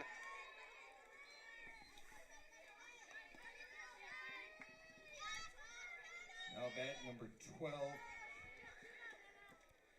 And Elwood. Maddie Elwood will stand in here with 2 down in the 6th.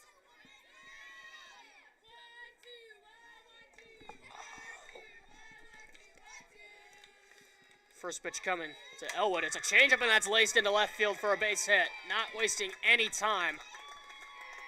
2-out base runner for the Beavers as they're in business.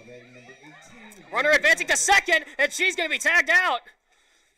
She is out. KB held onto the ball, and it looked like KB might have taken the brunt of that slide, but she is up. So the inning comes to an end. Elwood tried to advance, tried to pull a fast one on the defense. Good communication there as we head to the bottom half of the 6th. So technically that's a 1-2-3 inning as E.T. works her first. We head to the bottom half of the 6th. BVU still up 10-5.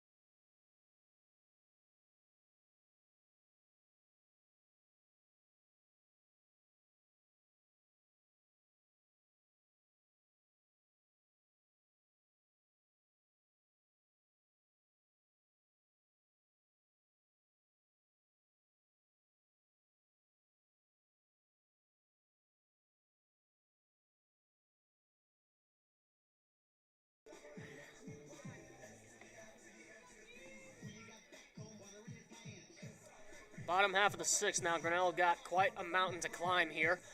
Metaphorically, of course, there are no mountains in Iowa. But Asiana Gostila will lead off. Asi Gostila. I'll work on the pronunciation, folks. First pitch swinging up the middle, and it's snagged by Erlmeyer. Nice play. 1 pitch, 1 out.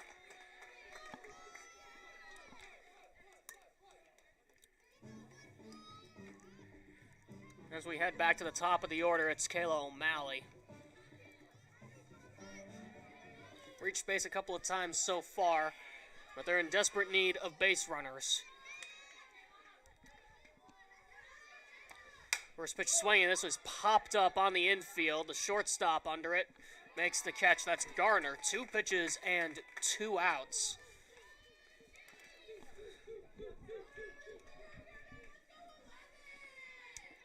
As I'll bring up another left-handed batter, that's Lindsay Schultz.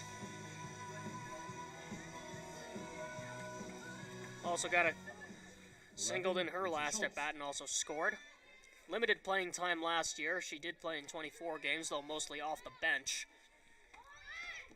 Squares around to bunt, and I don't think she went. So as it stands, it is 1 ball and no strikes.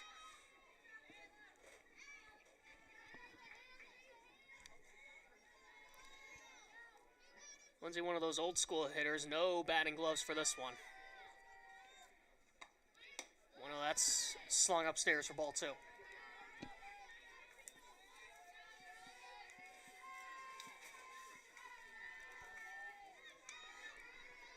As a freshman last year, Schultz did also make it on the academical conference list. Slings that one outside 3 and 0. So Schultz doing her part to try to extend the inning and try to get Erlmeyer to throw more than 3 pitches. Went 7 for 33 last season. 3-0, she's squaring to bunt, pulls it back, but that's right down the middle for strike 1.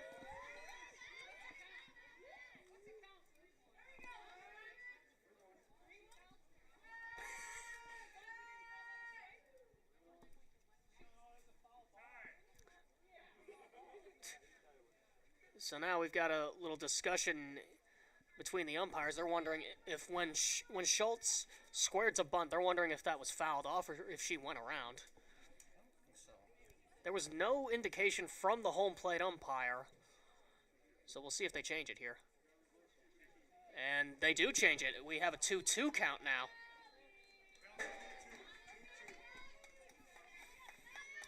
So apparently Schultz did foul. If she didn't foul it off, she at least squared around. So now she's in a 2-strike count now instead of a 3-1.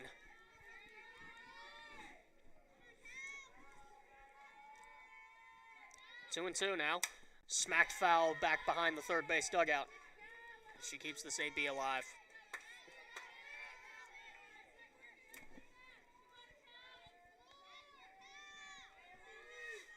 Saw Ella Young warming up in the Grinnell bullpen, so we'll see if she gets any action in this first game. 2-2. This is smacked, heading foul down the left field line, and that is going to drop.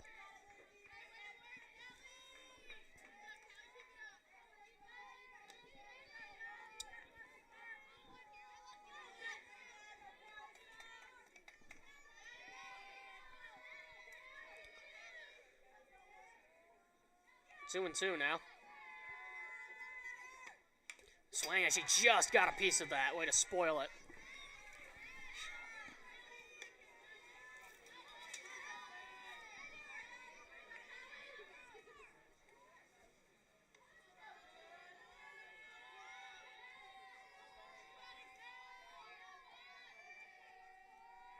Another 2-2. This is smacked, and out of the reach of the shortstop, Garner. There's a base hit. Attaway Lindsay. And she'll extend the inning, and they get a desperately needed runner on for the catcher, Leanna Guerra.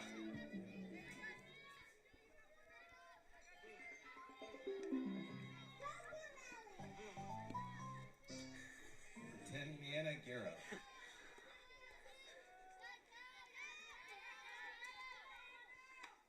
Guerra stands in. There's a called strike over the outside corner. She's probably thinking, why hasn't that been called today?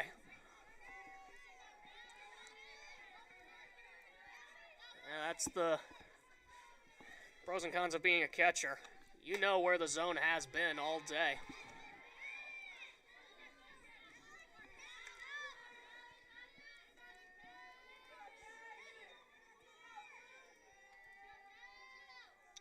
One.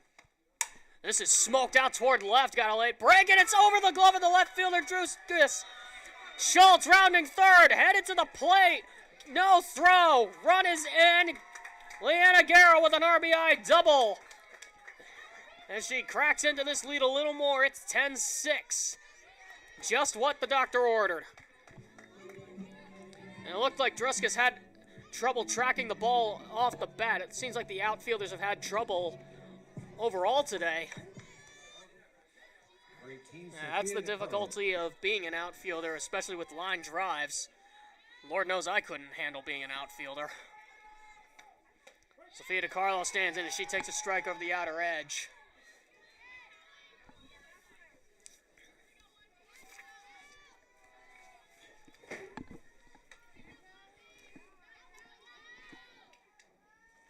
Oh, this is jammed up the middle. That's going to get down into center field for a base hit. Guerra being sent to the plate. No throw. She is safe. Sophia DiCarlo comes through with an RBI single, and it's 10-7. It's a 3-run ball game. And now meeting on the mound, will that be it for Erlmeyer?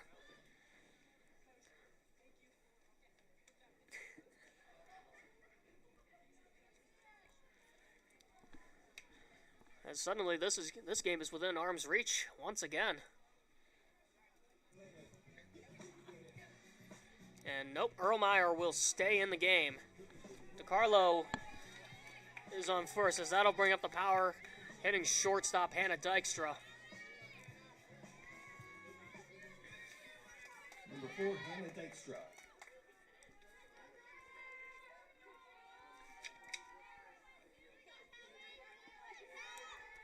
First pitch coming to the Corona native. Grounded over to third. Throw goes over, and it's in time. Dykstra retired, but they do get a pair of desperately needed runs. We're headed to the top half of the 7th inning. It's a 3-run ball game. BVU up 10-7.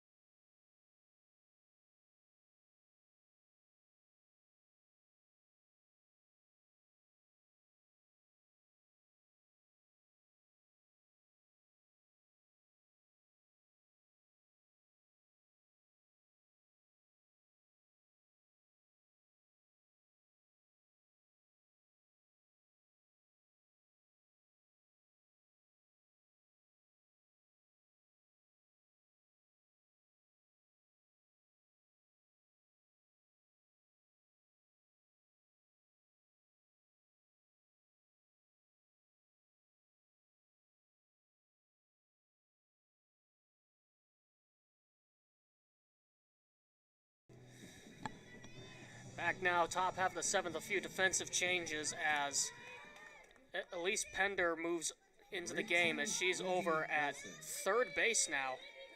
That's a position I've never seen, and I've personally never seen her play, as Nicolette Parrott moves over to second base as Caleb Bisterfeld is out of the game.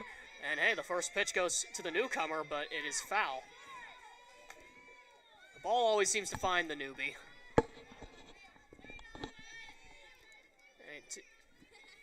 I've personally never seen Elise Pender play third base, but I know she is a natural second baseman and one of our third-string catchers, so it's not completely out of the question. Pitch misses up, evens the count at 1-1. Definitely a year of experimentation, especially with so many voids left by the graduating seniors. With Jazz Oda not starting today's game, DiCarlo is over at first, so they need somebody over at third. A changeup misses outside, and Guerra is probably thinking, where was that?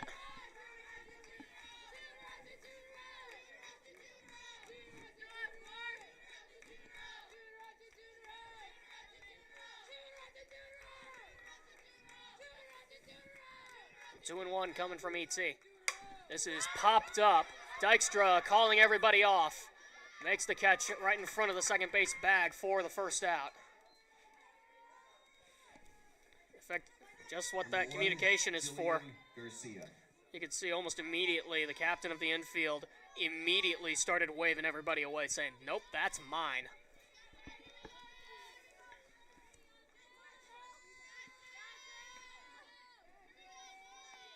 First pitch coming. And a changeup at the knees for a called strike. Garcia can't believe it. That's one of those where you just gotta shake your head at it.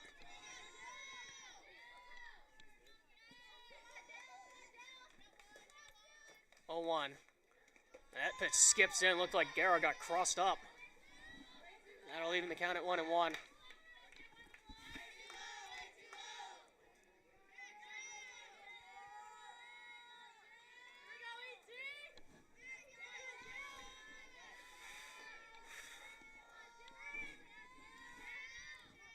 One.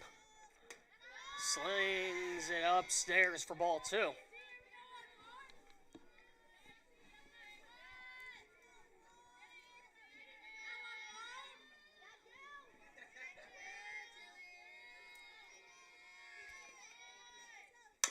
This is pounded into the ground over to second. That's Parrott. Straight into her first play at second as she makes the put out. 2 up and 2 down for ET. As Danica Workman stands at number 9 hitter. And you know ET does not want to face the top half of the order, especially this late in the game. You don't want to give them any chance to score any more runs. First pitch is upstairs for ball 1. Especially now, ET is just trying to keep GC in this game.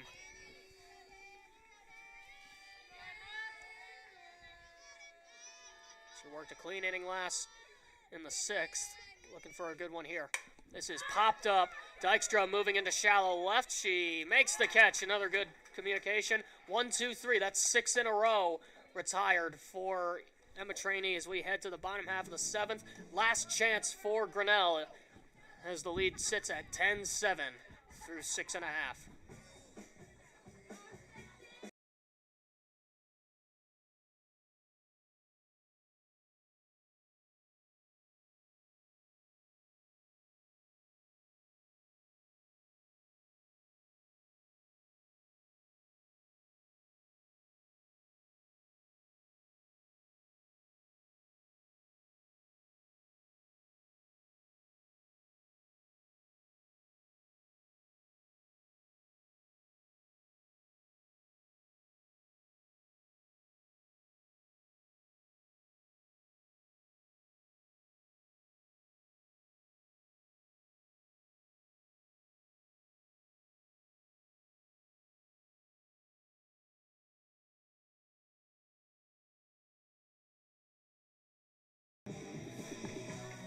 Last chance for GC here in the bottom half of the 7th. They're down by 3.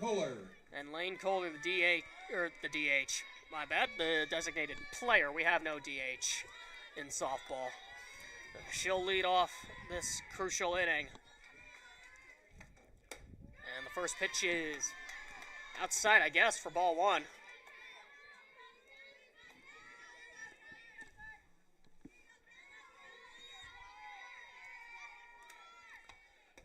That one is spiked into the dirt. 2 balls, no strikes.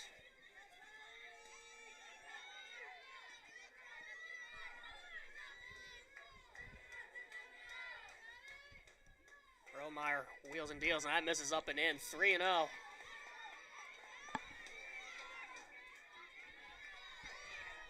Oy.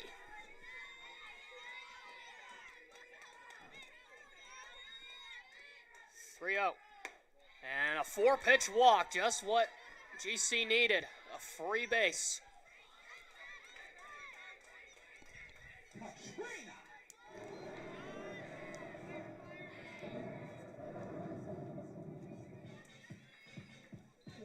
So Nicolette Parrott will stand in as there's a defensive meeting with the infield out in the circle. as they've just put some sneaky speed over on first.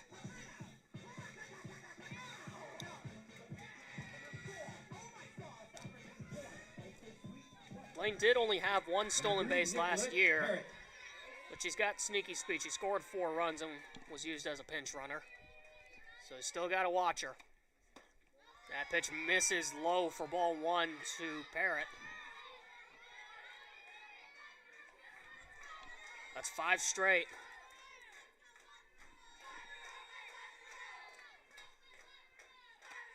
This is smacked foul back behind the dugout. Back behind the first base dugout, evens the count at 1-1. Grinnell dugout trying to counter BVU's own chance, as that puts an end to the streak of 5 balls in a row.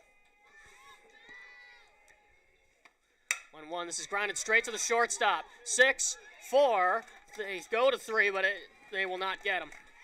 They do get 1 out, though. And Grinnell is down to their final 2 outs of this game. So Parrott will reach on the fielder's choice, as that'll bring up Elise Pender in for her first plate appearance of the day. 22, Elise Pender.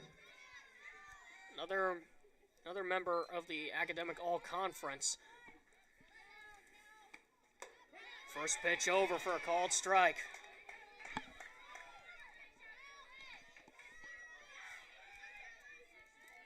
Elise hit .385 last year, went 5 for 13 in a limited sample size.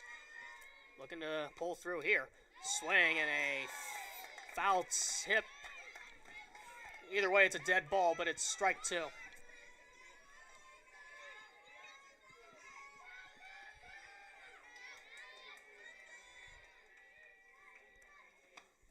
O2 slings this one outside. 1 ball, 2 strikes to Elise, as they now call her EP.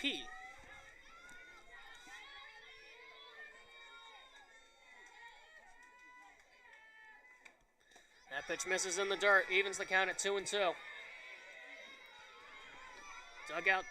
Dugouts are getting a little more rowdy here in the last half inning of the game.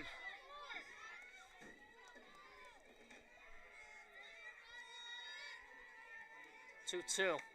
Upstairs, and the count runs full. So she brought it back from an 0-2 count to a full count.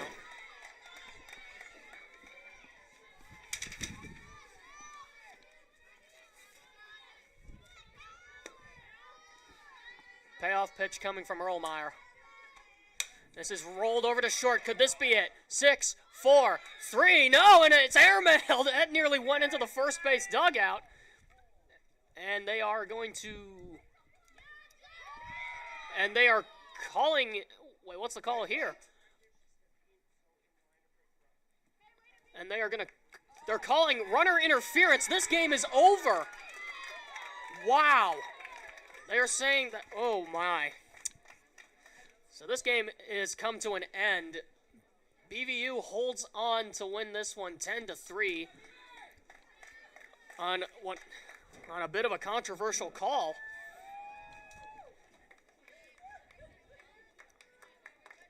But it's Callie Erlmeyer, a complete game victory. 10-7 is the final, as we will take a break here for about 20 minutes. We'll be back for game 2, as BVU extends their win streak to 3. And GC's losing streak goes to 3. We'll be back in about 20 minutes, folks. Don't go too far. This is Grinnell College Softball on the GCSN.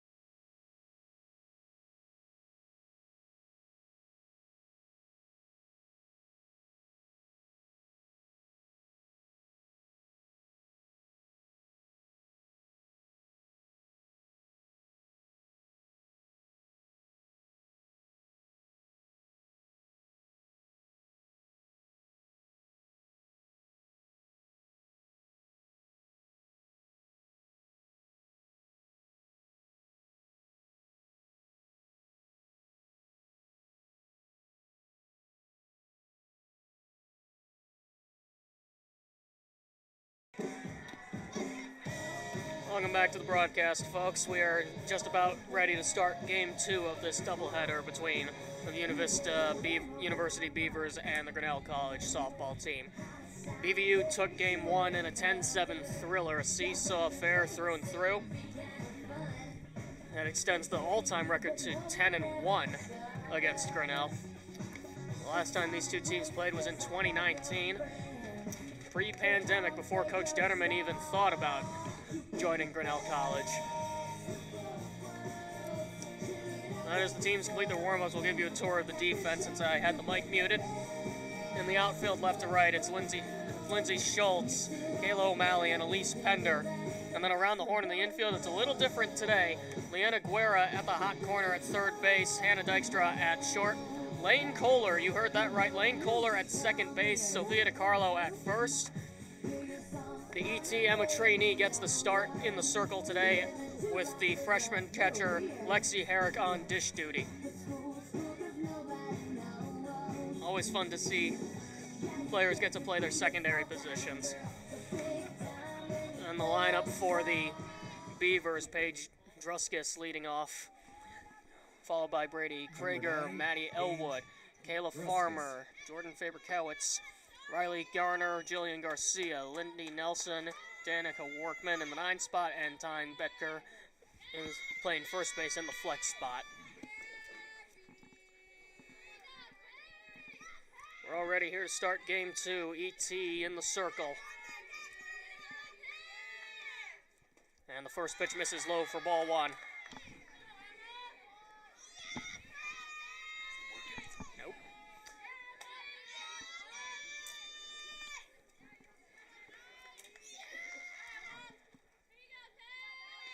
1-0 pitch coming. That one is low for ball 2. ET didn't start the last game, but she did get some time in out of the bullpen. Pitched that big 5-run 5th inning. That's over the outer edge for a called strike, so she's looking for better fortunes here. This will be her 7th start of the season. She's looking to put BVU away here in Game 2, and an early changeup over for a called strike. Right over the outer edge, that just ballooned there.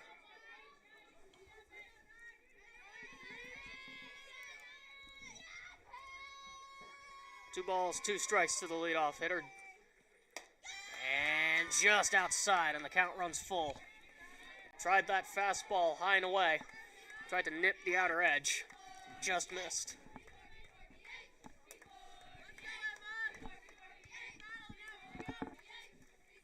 Payoff offering.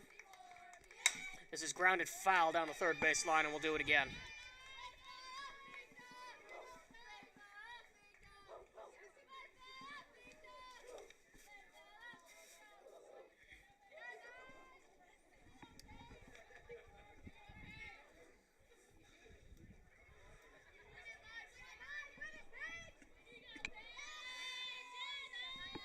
Three-2 is popped up in the air to shallow right. Lane Kohler, second baseman, going out, and it's going to drop. That's a fair ball, so it's a leadoff single. A little pop-up down the right field line that Kohler could not flag down. Number 20, Brady Krager. So that'll bring up Brady Krager, and that's one of the things about playing a secondary position. I mean, this is the first time that I've ever seen Lane play anywhere except pitcher or outfielder, so I don't know how much time she's had at the position. But either way, even if she had played a while ago and you step right back into it after a few years, that's a rough transition. There's a swing and a miss. Runner going to second, and she is safe by 1.5 miles.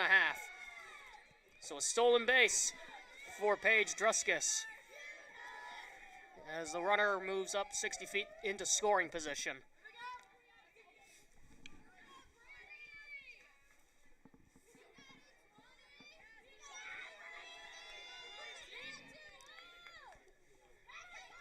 On 1, squaring the bunt. That pitch misses outside as Druskis holds at second.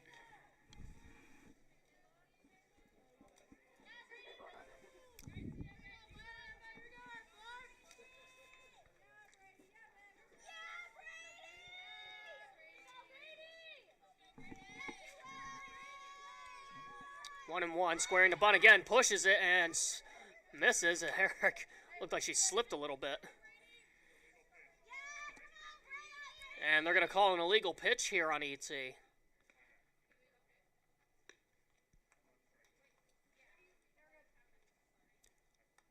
As now we have a little bit of a discussion here between the two head coaches.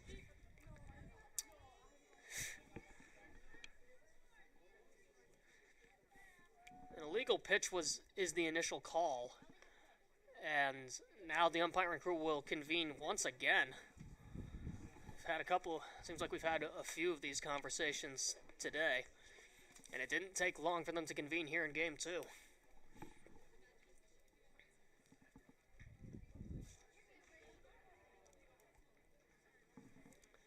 Well, versatility is definitely a tool to have in your arsenal, and this Grinnell squad definitely has it in spades from what we've seen, players playing different positions. And I guess that's what they're trying to do with Lane Kohler. So the count actually moves to a ball and 2 strikes. So ET might have gotten a bit of a gift there. 1-2 to Krager. The outside evens the count at 2-2.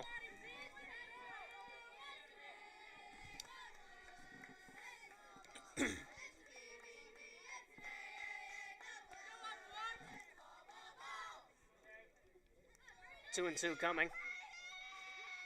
Change-up smacked foul. Right between the legs of the catcher, Herrick, and we'll do it again.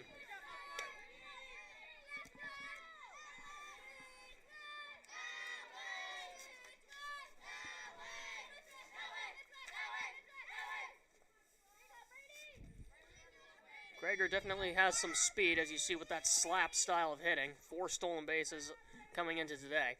That pitch misses in the dirt. It kicks off the shins of Herrick, and that'll advance Druskis all the way to third on a wild pitch. And the count runs full. So not an ideal start so far. If you can get out of this just with 1 run, I think Coach D will be happy with that. Another slap fouled off. Krager really staying with it.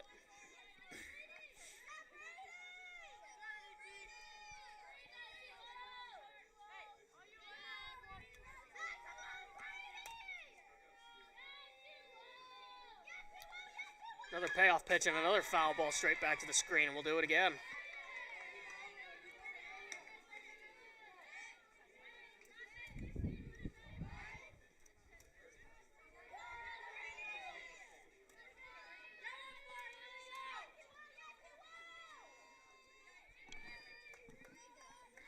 Here we go again. And another foul ball. One heck of a battle put up here by the number 2 hitter.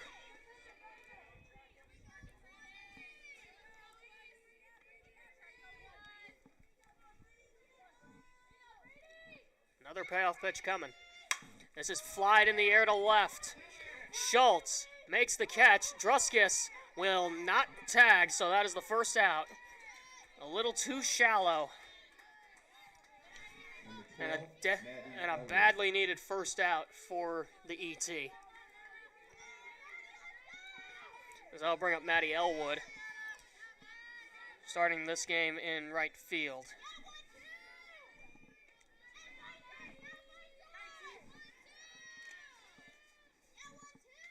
First pitch coming.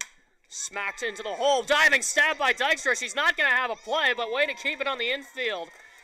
It'll go down as an RBI single.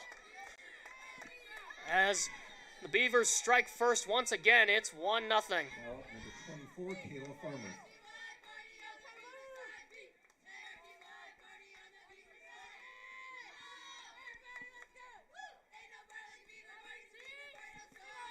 There's Kayla Farmer, the third baseman. See what you can do here with 1 out. There goes the runner. This ball is smacked in the air to deep left. That's going to go over the head of Schultz all the way to the fence. Elwood rounding third. She's going to score with ease, and very quickly it is 2-0 Buena Vista. An RBI double from Kayla Farmer.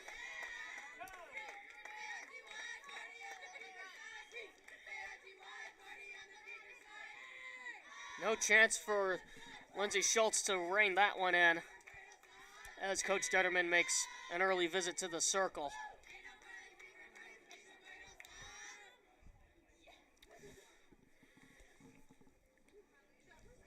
So already the Beavers showing off their offensive prowess. This is quite something. Both records of these teams are very deceiving coming into this game. BVU came in just 3-9. GC came in 3-7. Now batting is number 7, Jordan Faberkovich. But both of these teams, as we witnessed in Game 1, have plenty of firepower to spare and have no problems trading jabs with each other today. As it'll be the second baseman, Jordan Faberkowitz, standing in with a runner on second and only one out. It's already 2-0 in favor of the Beavers. We'll see if ET can get out of this inning. And an early changeup over the inside corner for a called strike.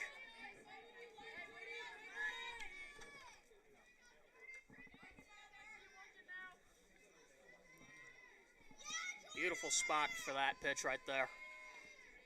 Goes outside, and it's over the head of Lane Kohler into right field for a base hit. Just kind of dumped it into the outfield. It didn't have a lot of power on it, but it's enough to advance Farmer to third. Number 22, Riley Garner. So now it'll be the pitcher, Riley Garner, with runners on the corners. See if the pitcher can't help herself out here.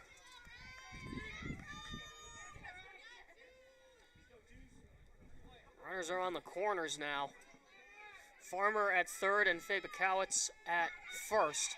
Garner swings at the first pitch and lines it to center. O'Malley back, makes the catch. Runner's going to tag.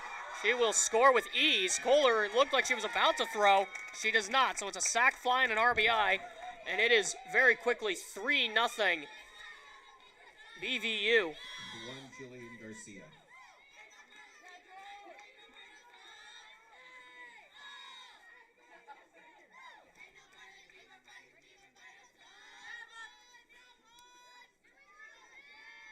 So it's Jillian Garcia, the shortstop, standing in now. And there's a beautiful changeup over the inside corner for a called strike. 3 quick runs for the Beavers in the first inning. Definitely what they want to see after. That's a base hit into center field. Absolutely smoked. Runners are on first and second now with 2 outs. As the Beavers are seeing the ball real well to start game 2. And we're still very early in the season. Grinnell's got a couple of non-conference doubleheaders coming up in the next week. So best to get the kinks out before you start conference play. Changeup misses in the dirt for ball 1. We got a backup on the base paths here. And she gets back to first safely. They easily could have gotten her at first. What a break for the Beavers there. As Herrick just didn't see Garcia. She nearly made it all the way down to second base. A ball and no strikes now. That pitch misses outside. 2-0. Man, looking at that play in hindsight, that probably could have ended the inning right there. ET working through here. 2-0 now. This is popped up high on the infield. Kohler, the second baseman, camps under this one and makes the catch. So the inning comes to an end, but 3 runs score on a great offensive inning for the Beavers. 3 runs on 5 hits, no errors, 2 runners left on as we head to the bottom half of the first. 3-0 Beavers.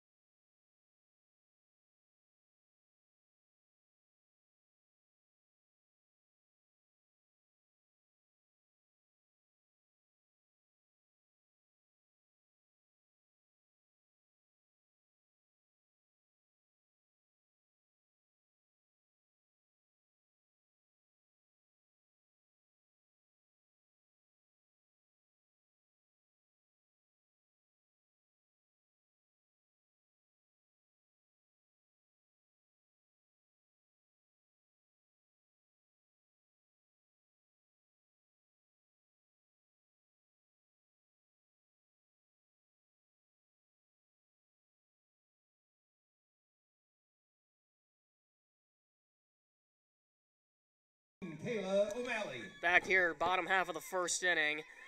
Kayla O'Malley leading off for Grinnell. First pitch coming. And, ooh, a strike on the outer edge. Bit questionable there. I don't know if O'Malley was so sure about that.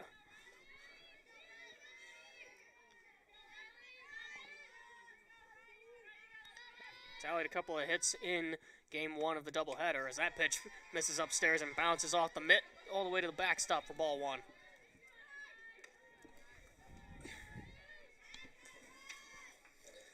So it's Riley Garner in the circle, not on the hill. There is no hill in softball. This is her fourth appearance of the season. It's also her first start.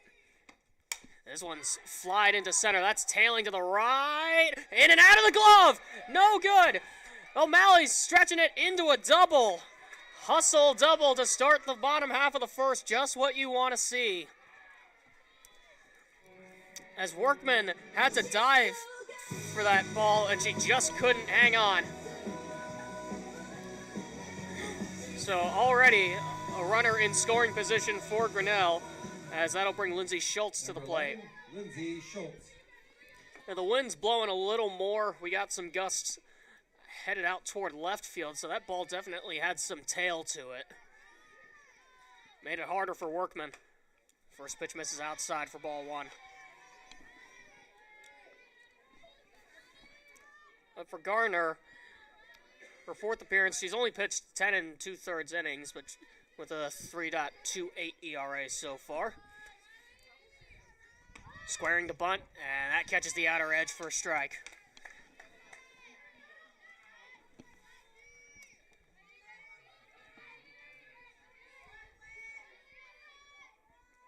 Garner did pitch last season, only 7 appearances though. She only made 1 start, and the other 6 were out of the bullpen. 1-1, fouled straight back to the screen.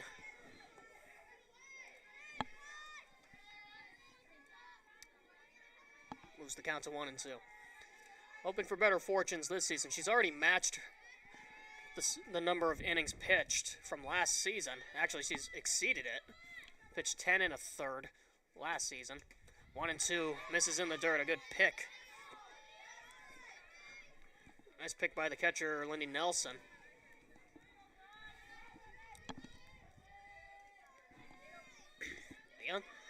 The unsung job of catcher on display right there. 2-2. Swing and a miss, 1 down.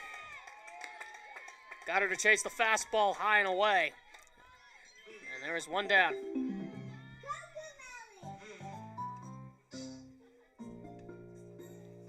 As that'll bring up Leanna Guerra. Number 10, Leanna Guerra. Starting this game at the hot corner. But with an arm of a catcher at third base, hard not to see the logic there. First pitch, a little cue shot to second. They get the easy out at first, but that'll advance O'Malley to third. On the fielder's choice.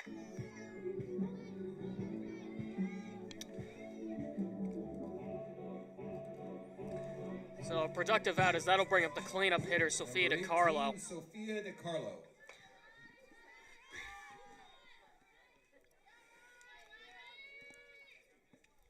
First pitch coming. And that pitch is at the knees for a called strike.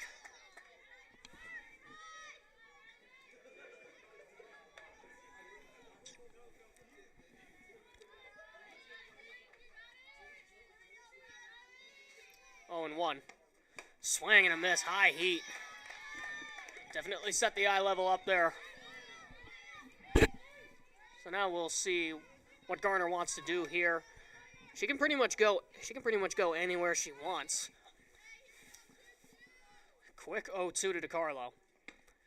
And another high fastball. It's popped up to the pitcher. And after the leadoff double, nothing going for Grinnell as they get 1 hit. It was a double from Kayla O'Malley, but we head to the top half of the second inning. BVU up 3-0.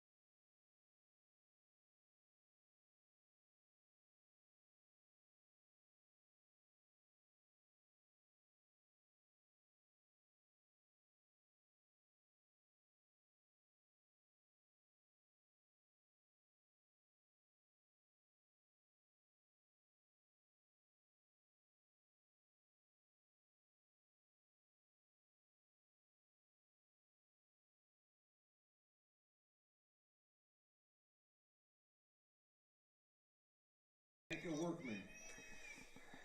Top half of the second now, Danica Workman leading it off, the number 9 hitter. And BVU went through the first 8 hitters in their order. So ET definitely looking for a clean inning this time around. A little changeup loop down the left field line, but it's going to fall foul.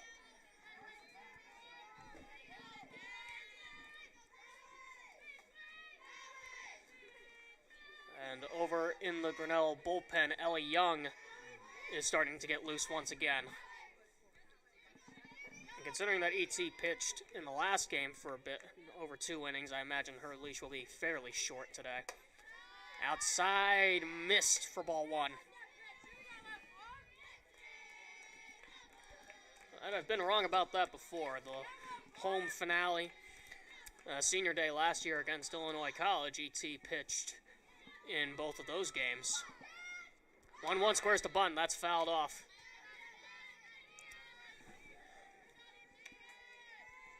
Tried to push that bunt past DeCarlo and ended up fouling it off.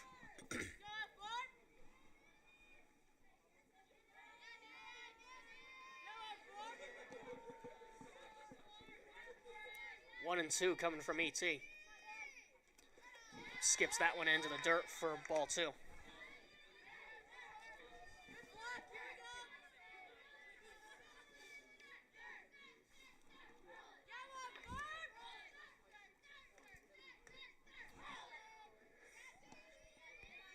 Two and 2 now.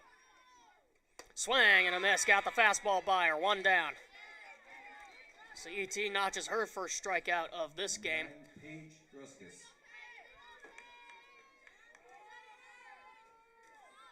And that'll bring up Paige Druskus back to the top of the order. She singled in her first at bat. She would end up scoring as that first pitch misses high and away.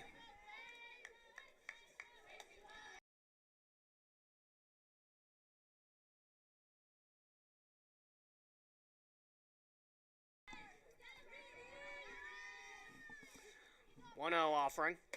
That one's a called strike over the outer edge.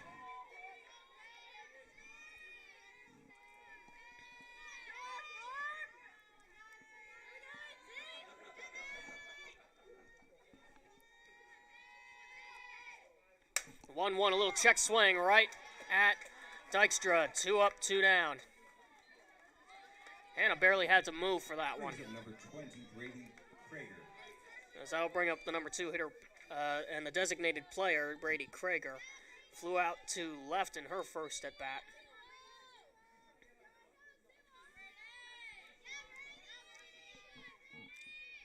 First pitch. Slapped, and that is going to corkscrew foul. Hit the chalk, but it went foul.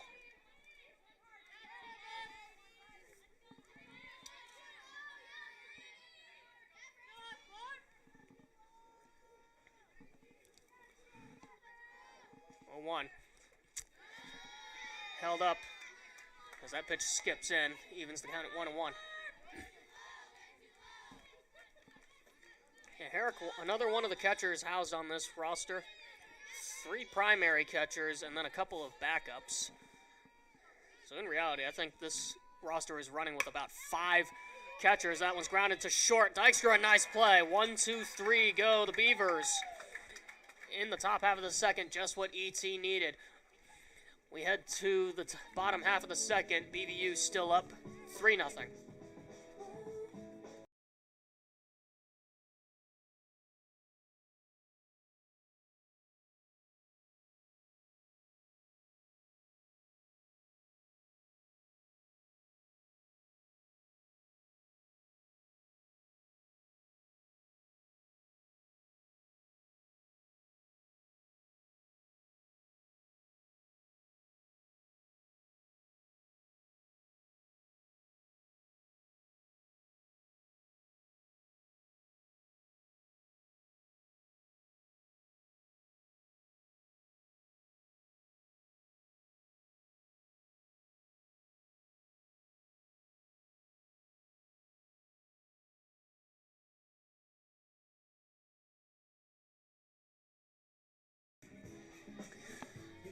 Back now, bottom half of the second inning.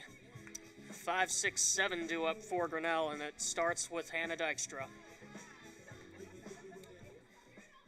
Number 4, Anna Dykstra. One of those power lefty bats. She's standing way back in the box. Her left foot is almost on the chalk as that pitch misses upstairs for ball 1.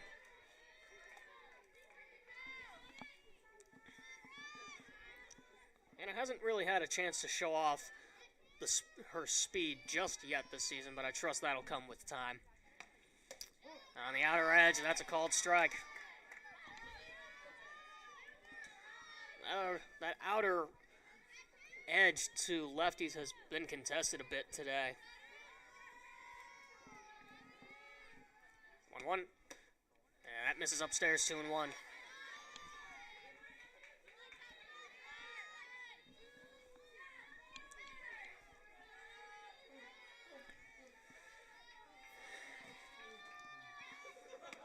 That pitch misses way outside, and Hannah's got a hitter's count now. 3 balls and 1 strike. Got to be careful what you throw her here. Last I checked, she could squat about 250 pounds, so I don't really want to mess with her. That smoked right back at the middle for a base hit. That nearly drilled Garner.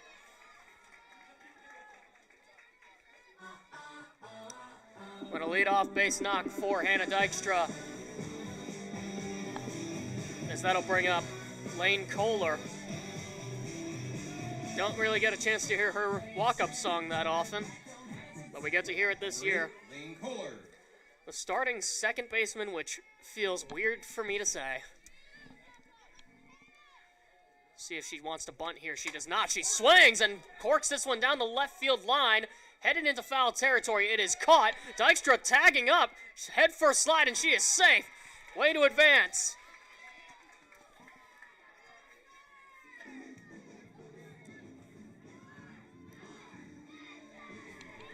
So that's the first out of the inning, but it's a productive one as Hannah Dykstra's speed right there manages to get her to second base. 22, Elise Pender. I'll bring up the starting right fielder, Elise Pender. We'll see what she can do here. First pitch misses upstairs for ball 1.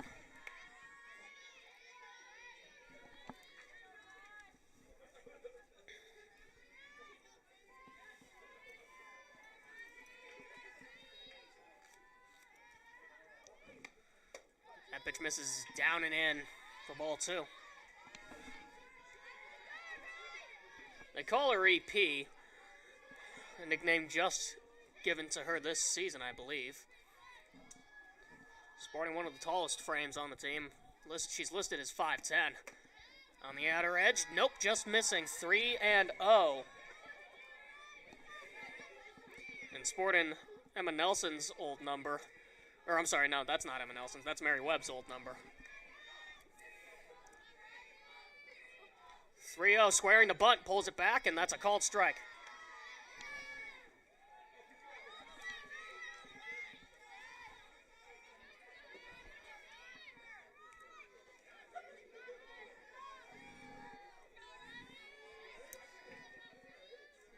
Big pitch here, 3-1. This one's smoked into left field again on the run. Nice catch. Nice catch by Druskis as the throw is airmailed, but Dykstra will have to hold at second. 2 down. Another fly ball that was tailing into foul territory, but Druskis managed to stay with it. And how about this? Elise Strom is going to take an at-bat here. She is slotted in as the designated player. And the first pitch misses outside for ball 1. I haven't seen the pitchers hit too much in my time here. The last time I saw pitchers hitting with regularity was back in my freshman year, 2022, which I can't believe it's been that long. One's fouled off back behind the first base dugout. And that, in that sense, it was more out of necessity as the team was only running with 3 pitchers. So, and we had a much smaller roster, so we didn't really have much of a choice.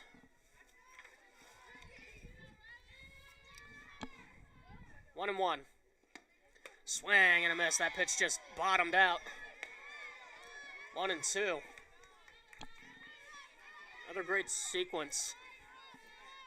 Just a couple of high heaters get the eyesight up, and then you throw that drop that just completely bottoms out. Pitchers count now 1-2. Strom grounds it over to short. Throw goes over to first. It's in time. The inning comes to an end. So, despite another leadoff base knock, ultimately no damage is done. One base hit, one runner left on.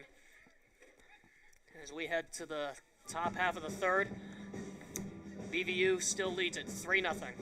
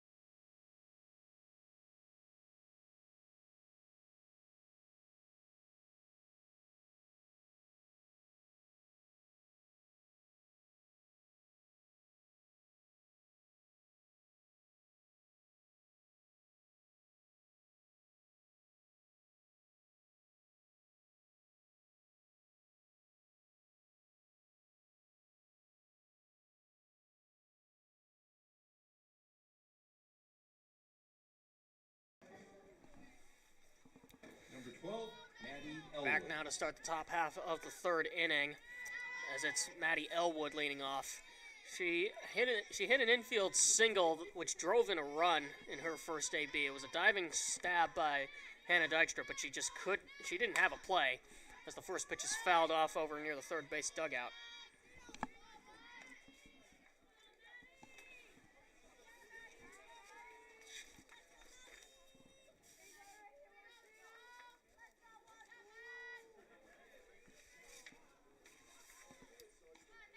This is fouled off back behind the first base dugout. 0-2. Bit of a late hack there. I don't know if she was expecting an off-speed pitch. Now we'll see where ET goes. A couple of pitches down in the zone. See if she tries to elevate here. She kind of does, as that changeup misses off the plate for ball one. Good to be back in the Prairie after a long spring break. And for me, it's good to finally witness some softball. That changeup misses way upstairs, 2-2. And it feels surreal. I know it feels weird for the other 4 seniors. It feels weird to be a senior here on campus this year. 2-2 outside, full count. So Elwood pulls it back from 0-2 to 3-2. As we'll see where ET wants to go here. Payoff pitch coming. This is popped up, back behind the plate. It's going to go out of play. Right behind the third base bleachers.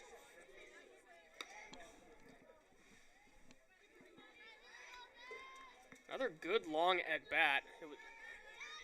It was Brady Krager who had a good long at bat back in the first inning. Gave ET a bit of a headache. This 3-2 is popped up on the infield. Guerra and Herrick. It's Guerra to make the catch in foul territory for the first out. Another good example of communication there. Number 24, Kayla Farmer. As I'll bring up Kayla Farmer in the cleanup spot. 2 catchers convening to try to make a play there. There's Kayla Farmer. She doubled in her first at bat. Drove in a run as well as that pitch misses for ball 1.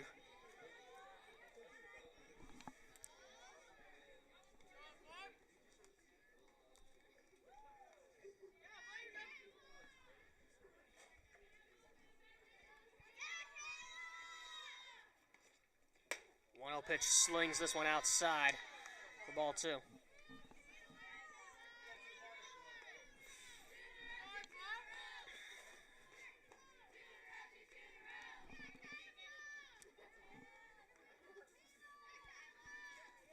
The 2-0 spikes this one into the dirt for ball 3, and it's 3-0.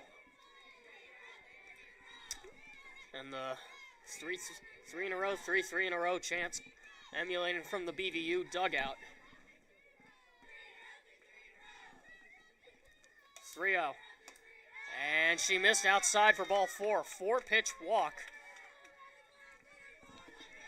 As that'll put a runner on first. 7, Jordan Faber-Fitch. I'll bring up the second baseman, Jordan Faber-Kowitz. As a runner, as Farmer stands on first base. First pitch coming. That's upstairs for ball 1.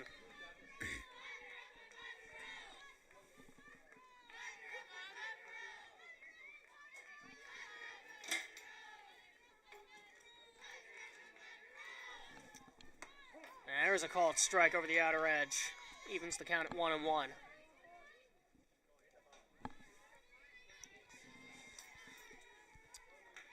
All ones right now. 1 ball, 1 strike. Runner on first with 1 out. Inside, that misses 2-1.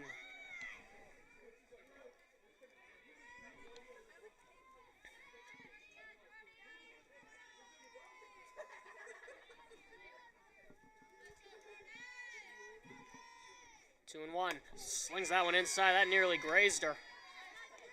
3-1.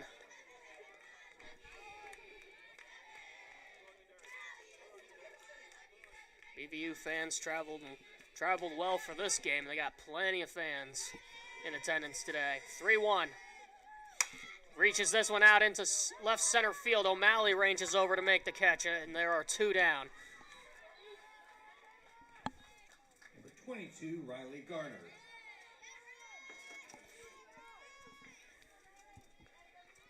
So Farmer had to stay put at first base for that one, as the wind tried to take that ball from center to left center.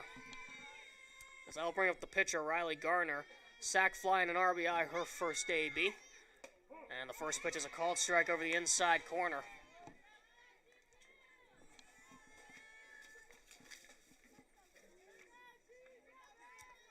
Garner coming into this game as the second best hitter on this Beavers team. .313 batting average, as that pitch just misses off the plate for ball 1. Personally, this is what I love to see, seeing pitchers hitting for themselves. Say, if you're not giving me run support, I'll do it myself. 1-1. This was flied out towards center. O'Malley ranging back, still going back, and she makes the catch to end the inning. Nice play by the freshman, Kayla O'Malley, as that walk does not hurt E.T. We head to the bottom half of the third. BVU still up 3-0.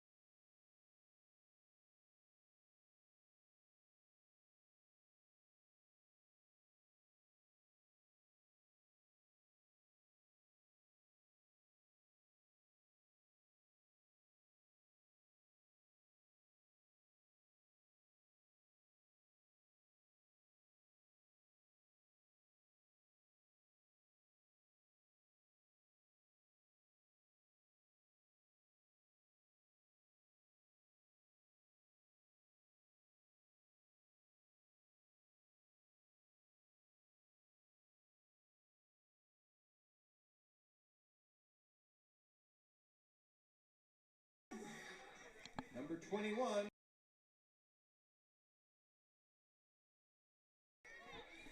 So it'll be another freshman, Lexi Herrick, leading off the bottom half of the third inning.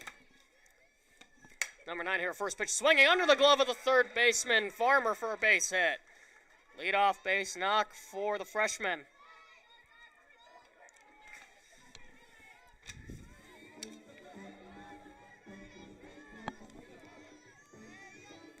And that'll bring us back to the top of the order, and Kayla O'Malley, who doubled in her first at-bat. Made it all the way to third on a fielder's choice. Made it to third on a fielder's choice, but would be stranded at third. First pitch coming, a bunt. Pulls it back, but that pitch skipped about 3 feet in front of home plate for ball 1.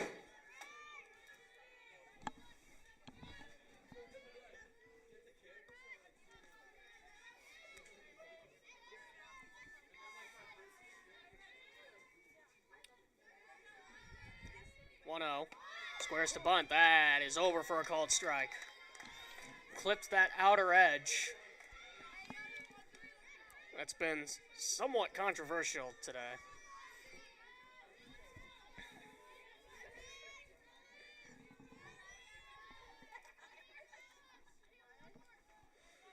One and one on the way. Smacked foul back over near the soccer fields.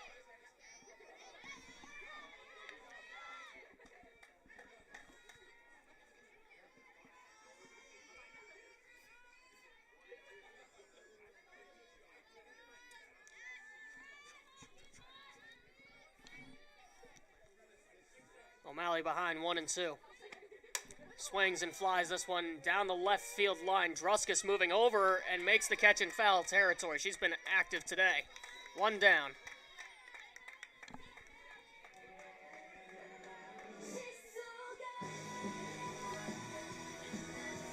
That'll bring up another speedy outfielder in Lindsay Schultz. 0 for 1 so far today. She struck out swinging in her first AB. Looking for better fortunes here. First pitch coming in just outside for ball 1.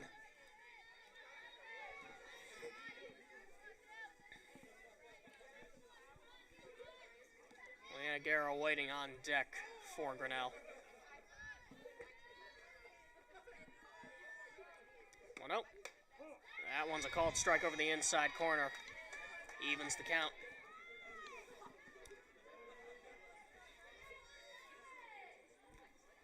And this is part of the consequence of graduating such a huge senior class like we had last year. You get a lot of the younger players getting starting time. This one's flied out towards center field. Started in, going back, and it is not caught. It looked like she dropped it. Herrick trying to get to third. Slides, and she is safe. The ball kicked away.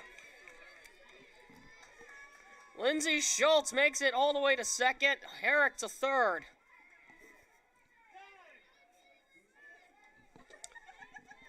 Time is called.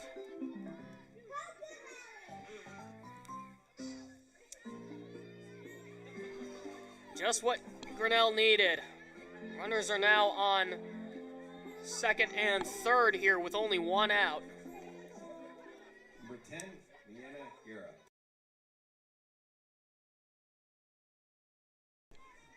It officially goes down as a double. Guerra swings at the first pitch and fouls it back behind the first base dugout.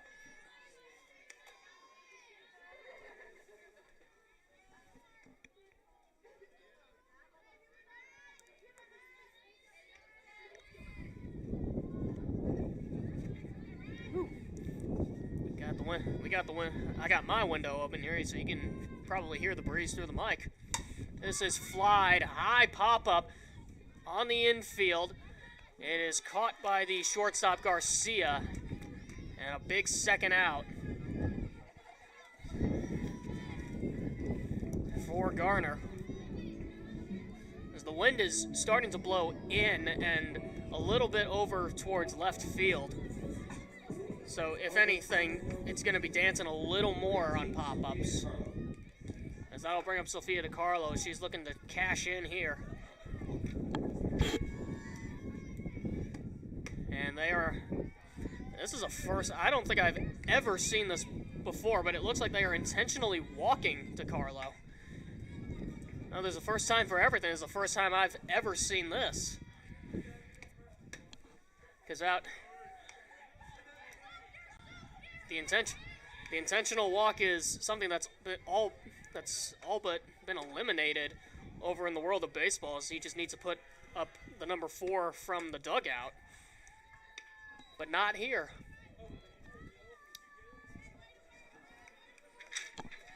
So this is the first intentional walk that I have ever witnessed at a softball game. So they will intentionally load the bases, which is a bold move because it is Hannah Dykstra. So if this is a challenge right here for Garner to face what is possibly the most powerful hitter in the Grinnell lineup. And that first pitch misses just outside for ball 1. They were scared of DiCarlo, and they will instead pick their poison with Hannah Dykstra. 1-0 skips into the dirt, but that will not travel too far. From Lindy Nelson, 2-0.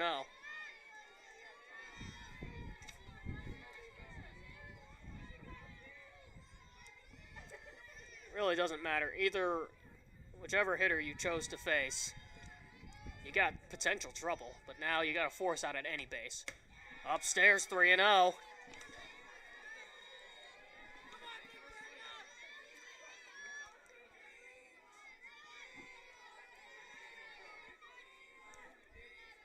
See what Gardner wants to do here. Got to attack. 3-0. And that clips the outer edge for a called strike.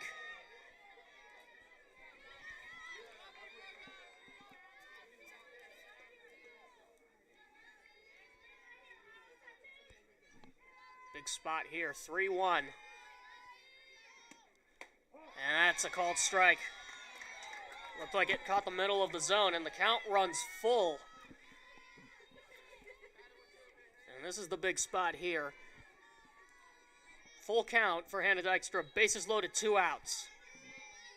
Payoff pitch.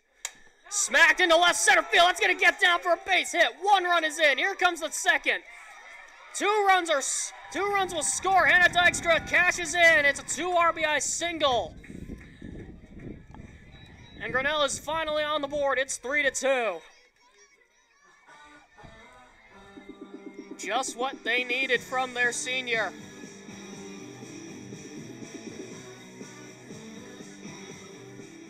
Great, Lane Kohler. As that'll bring up Lane Kohler. Way to cash in. As Kohler looks to extend this inning, as that fastball misses upstairs for ball 1.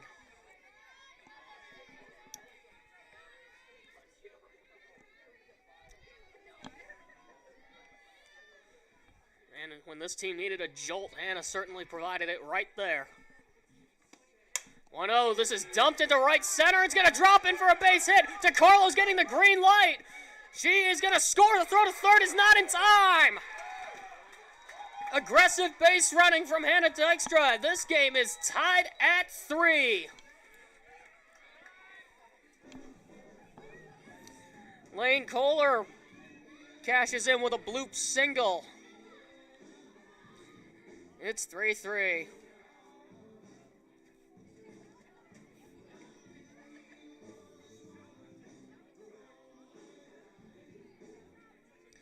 As that draws an infield meeting.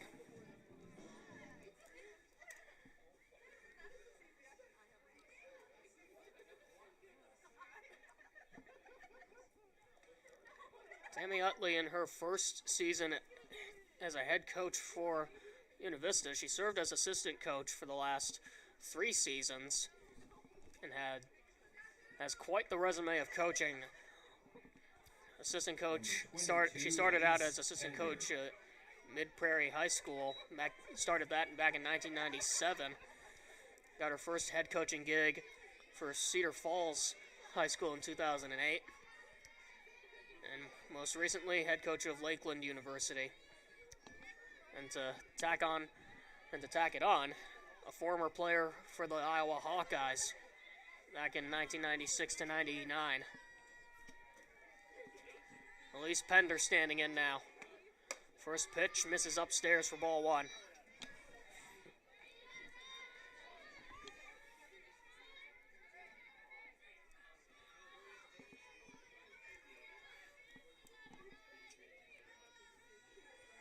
Looking to keep this inning alive.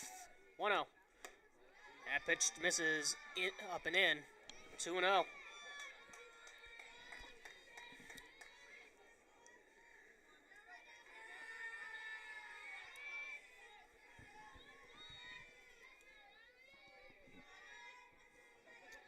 To Pender. That pitch skips in the dirt. Good block. Actually, a good pick there by Nelson. Prevents DiCarlo from advancing. I'm sorry, that's not DiCarlo. That's Kohler over at first. 3-0. And taking all the way, there's a strike right down the middle.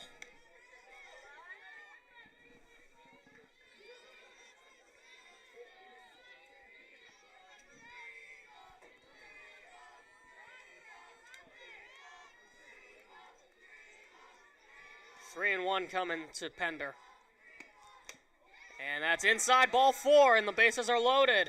Once again. Just what they wanted to see.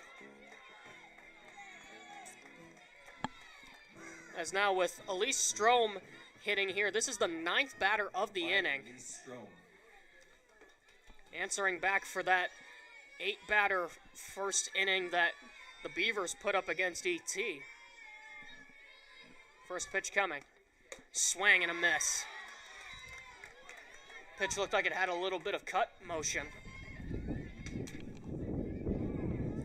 And time is called here as Coach Detterman wants to talk to Elise Strom. Try to get her in a better headset. Or a better headspace. And I understand the want to get an extra base hit here, driving all 3 of these runs. But you do need to have a controlled approach. You can't just be swinging. Just to swing.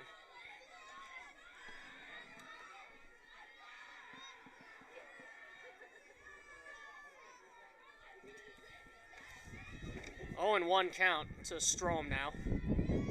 It's getting windy up here in the booth. 0-1, this is punched foul back behind the first base dugout. Quick 0-2.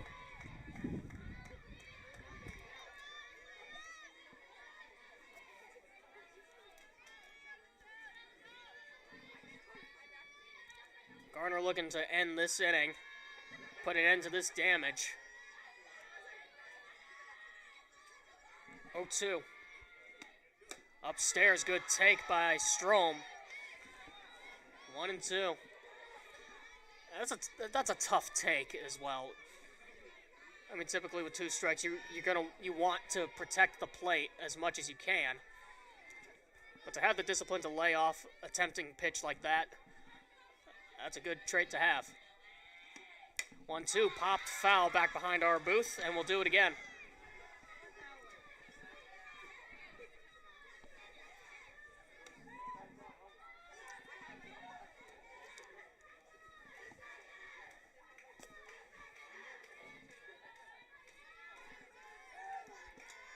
Count stays at 1-2.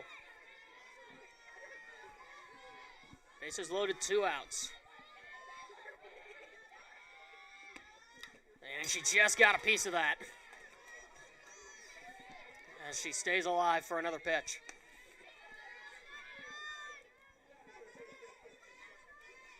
And then at the very least, even if Strom doesn't get these runs in, she's seeing plenty of pitches. This team has seen plenty of pitches now from Garner. So maybe they'll start to notice her stuff. Outside, just missed 2-2. Shortstop Garcia wanted that one badly.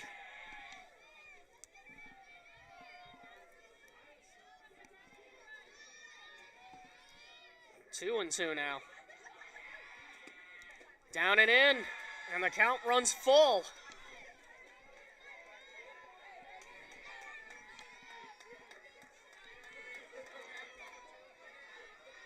Biggest pitch of the inning right here. Have to attack the zone here if you're Garner. Payoff pitch. Grounded to second. Nice play. She tags out Pender, and that'll put an end to the inning. But 9 batters come to the plate. 3 runs score, and we are all knotted up. We head to the top half of the 4th, tied at 3.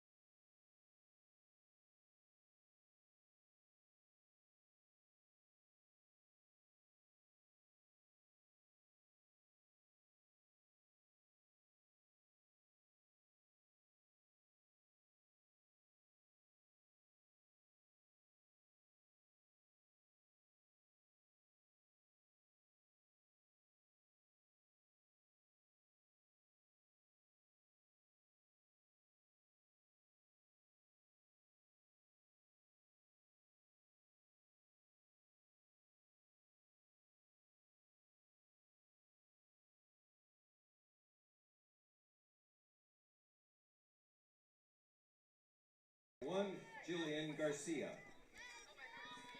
Top half of the 4th now, as the shortstop Jillian Garcia will stand in. She smoked a single to center in her first AB.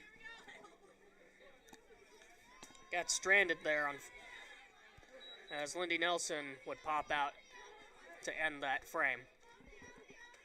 As E.T. spins a beautiful changeup in there for a called strike. Perfect spot right over the inside corner.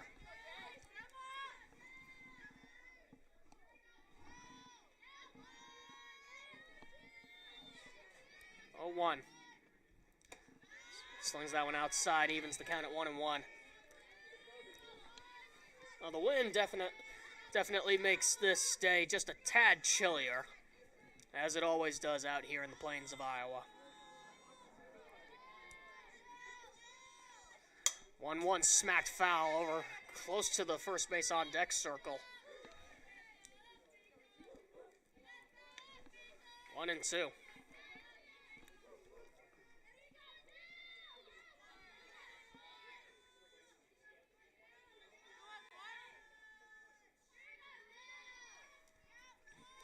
One and two, smacked into left field for a base hit. Lead-off base knock for BVU. And she's stuck with that fastball. It almost looked like E.T. kind of missed her spot with that. Looked like Herrick was setting up outside and put the pitch inside. Garcia jumped right on it. And here's the catcher, Lindy Nelson. She's made plenty of stops behind the dish. We'll see what she can do at the dish. Lays down a perfect bunt. E.T. takes it, fires over to Kohler covering for the first out, but the sacrifice works to perfection as Garcia advances to second on the play.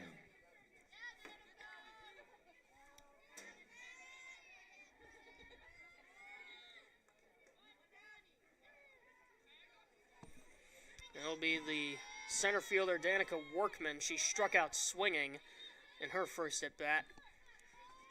Looking for better fortunes here as this pitch is inside, but a nice block by Herrick for ball 1.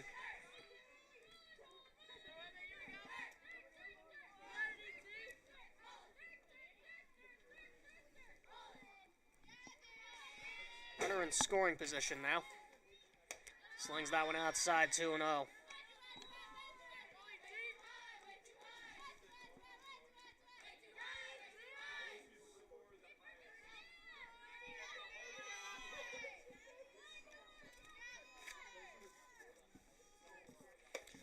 That's right down the middle for called strike.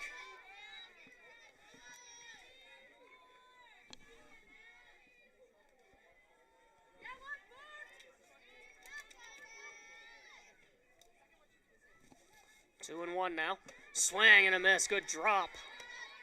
Another pitch that just bottomed out of the zone. And she set that up real well with the previous outside changeup.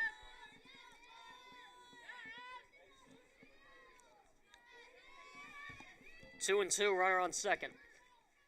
Tries to go back to that outside corner and misses, and the count runs full.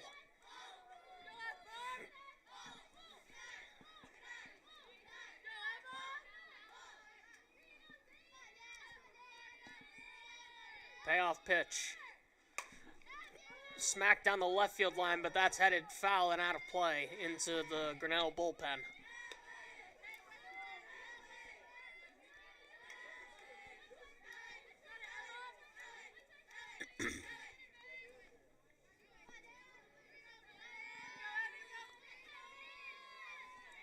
Another payoff pitch from E.T.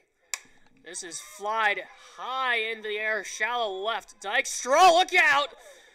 Dykstra the shortstop made the catches. Schultz came sprinting in, had a little collision, but all is well. Number 9, Paige Druskus. That's another. We've seen a lot of pop-ups today where communication is paramount, and that's a prime example right there. As that'll bring up Paige Druskus. 1 for 2 with a single and a run scored. First pitch misses up for ball 1.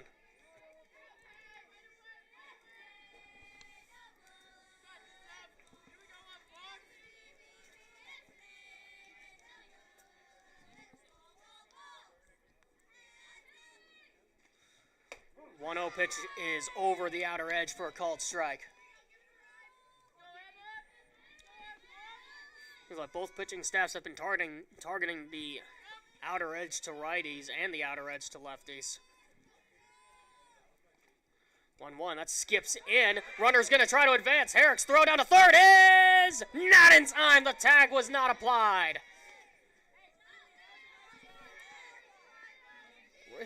A risky move there from Jillian Garcia, but it pays off.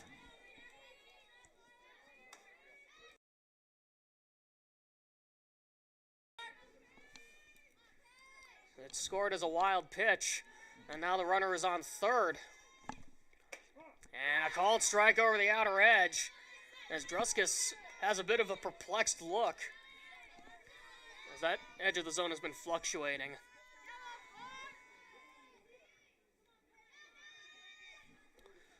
Two and two now. Smacks that one foul back behind the first base dugout, as she stays alive.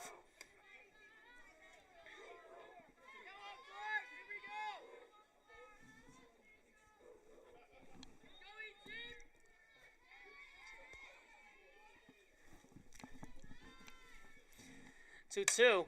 Jam shot deep in the hole, short. Dykstra from a knee! Safe at first! What a stretch, what an attempt. It's an RBI single. And BVU finally gets back on the board. It's 4-3. That was going to be a tough play no matter what. Dykstra put everything she had into that, and DeCarlo with that 5'10" frame tried to stretch out as far as she could, but just couldn't get there.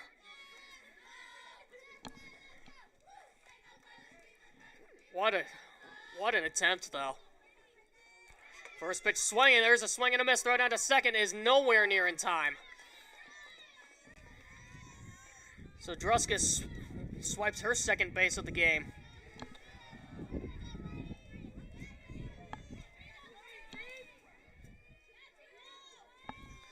Now another insurance run stands in scoring position. That pitch misses upstairs for ball 1.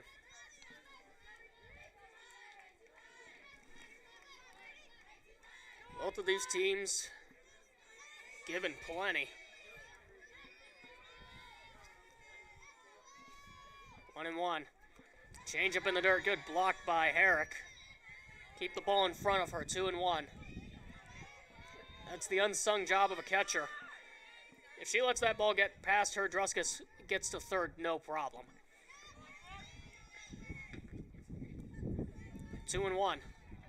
This is smacked. What a catch by Hannah Dykstra! Leapt about 3 feet in the air to end the inning. She didn't get Druskus, but she got Krager. A run is in though. We head to the bottom half of the 4th inning. BVU reclaims the lead for now. It's 4-3.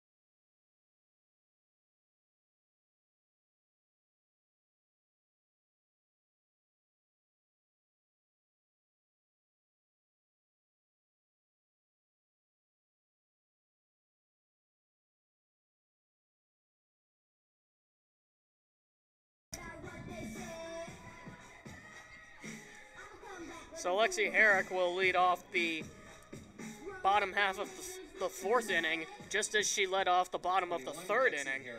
She singled in that AB, looking to start a rally, and she would later score. See what you can do here. Swinging at the first pitch, it's popped up on the infield. Second base over near the foul line. Faber-Cowitz makes the catch, 1 pitch and 1 out.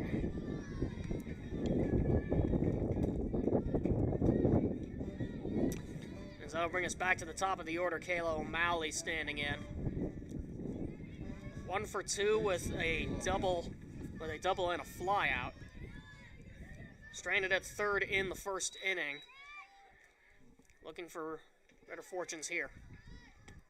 Swings at the first pitch, lines it to right. It's going to drop in front of Elwood for a base hit. O'Malley jumps on that first pitch.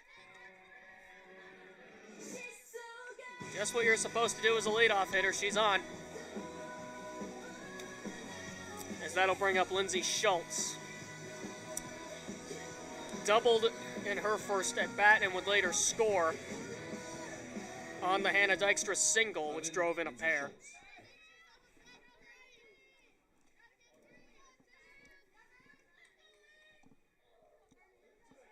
First pitch coming. Squares around a bunt. That misses way upstairs for ball 1. As Schultz did a good job to pull that bat back.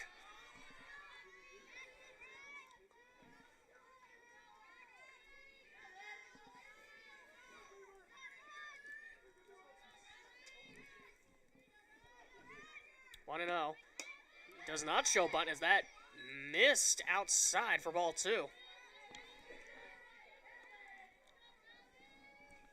Both edges of the zone seem to be fluctuating a little bit.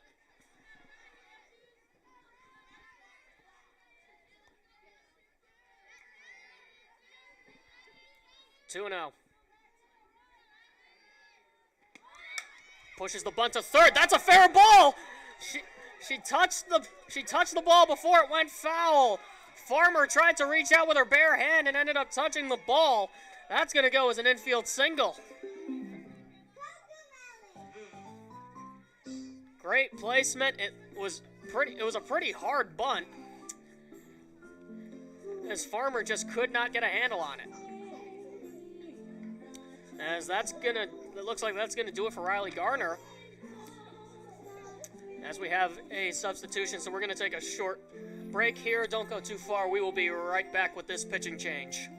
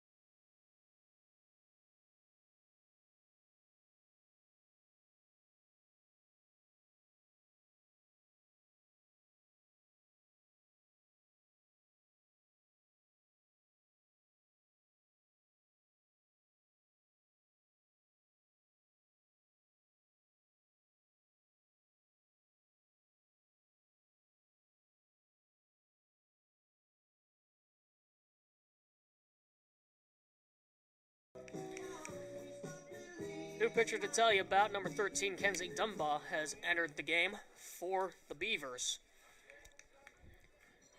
Dumba got smacked around down in Georgia during their spring break. Only made 3 appearances, started 1 game, currently sporting a 9.8 ERA, looking to bring that down right here. And looking to hold this Grinnell squad right where they are, as runners are on first and second. As it is Leanna Guerra, and this pitch skips away, and both runners are going to advance. On the wild pitch. Not what you want to see right out of the pen. As Nelson could not corral it. So now there are 2 runners in scoring position. The tying run on third, go-ahead run on second. And that pitch sails high and away, 2-0.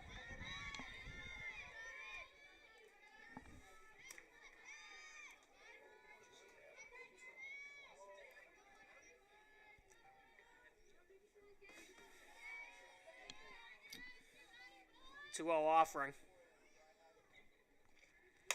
Late swing. Nice pick at first. Throw comes to the plate. She's safe. She did not slide, but she made it. Risky move there with no reward. It's going to be an RBI. And just like that, this game is knotted up at 4. As O'Malley scores, she didn't think that Becker was going to throw it to the plate, so she didn't bother sliding. She's lucky that she got in safely.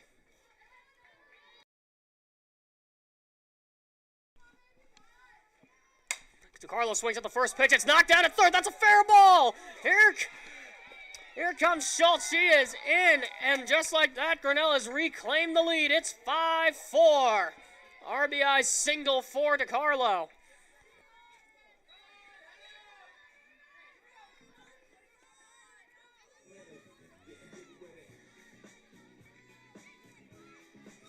That one kicked off the mitt of Farmer.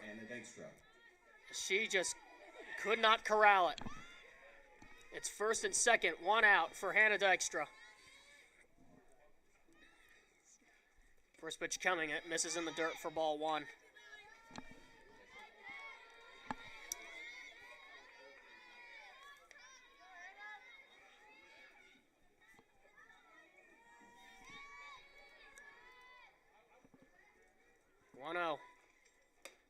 And that catches the outer edge for strike 2. I'm sorry, that's strike 1.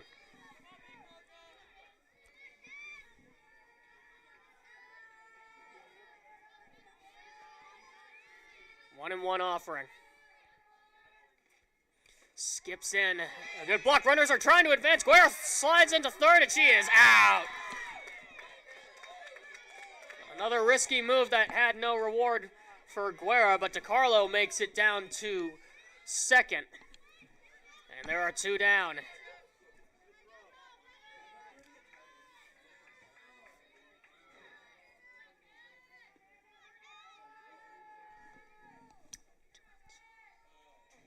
The pitch misses outside. 2-1.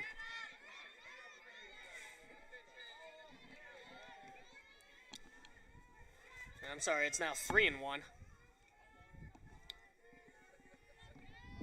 Gotta watch out what you serve here. That's smacked foul down the left field line. That had plenty of distance to go. Woo, did she get away with one right there? As Anna was just a hair late on that swing. If she straightened that one out, we're talking home run number 1 of the year. Payoff pitch now. Another one smacked foul. This one's going over near the soccer fields.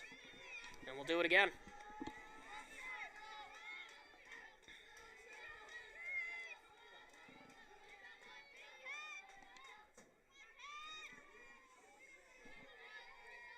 Another payoff pitch to Dykstra.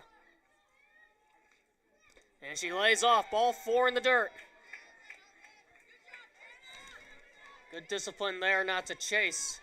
Runners are back on first and second now with 2 outs. as that'll bring up Lane Kohler. 1 for 2 with a Kohler. 1 for 2 with a single and an RBI. She popped it into shallow right last inning. That pitch misses in the dirt for ball 1.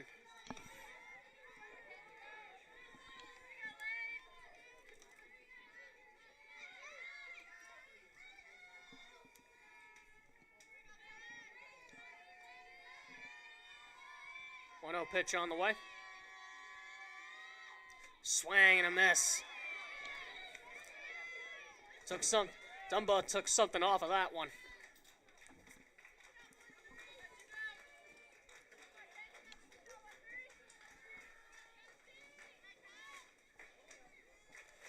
One and one. Outside for a called strike. I'm not so sure about that one, but it's 1 and 2.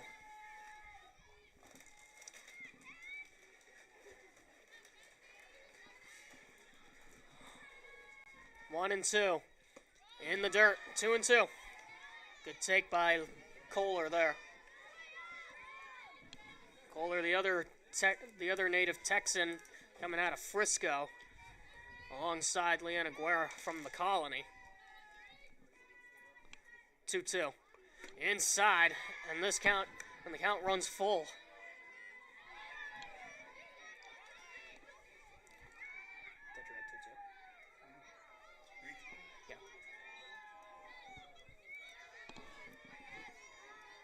Payoff pitch coming. Runners move. This is grounded up the middle and through for a base hit. DeCarlo will hold at third. Lane Kohler with her second hit of the ball game, and the bases are loaded with 2 outs. Way to stroke it right back up the middle, just out of reach of the second baseman, Faber Cowitz.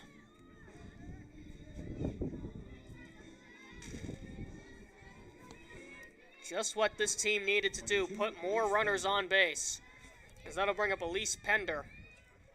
0 for 1 with a walk. She was tagged out to end the last inning. First pitch misses outside for ball 1.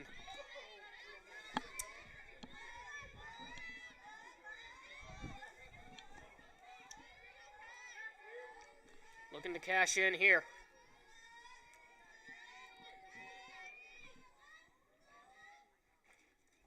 That pitch misses upstairs, 2-0. Now,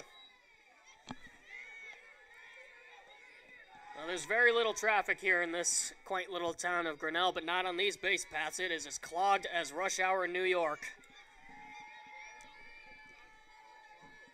2-0. And that's at the knees for a called strike, 2-1.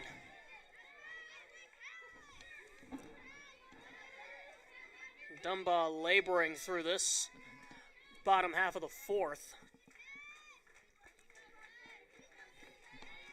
This is now the 7th hitter of the inning. 2-1, just low, 3-1. And another situation here where you absolutely have to attack the zone. You do not want to just give the other team a free run here. This is flied out toward left. It is caught by Druskis, so they get out of the inning eventually. 7 batters come to the plate. 2 runs score. We head to the top half of the 5th inning. Grinnell has reclaimed the lead for now. It is 5-4 here on the GCSN.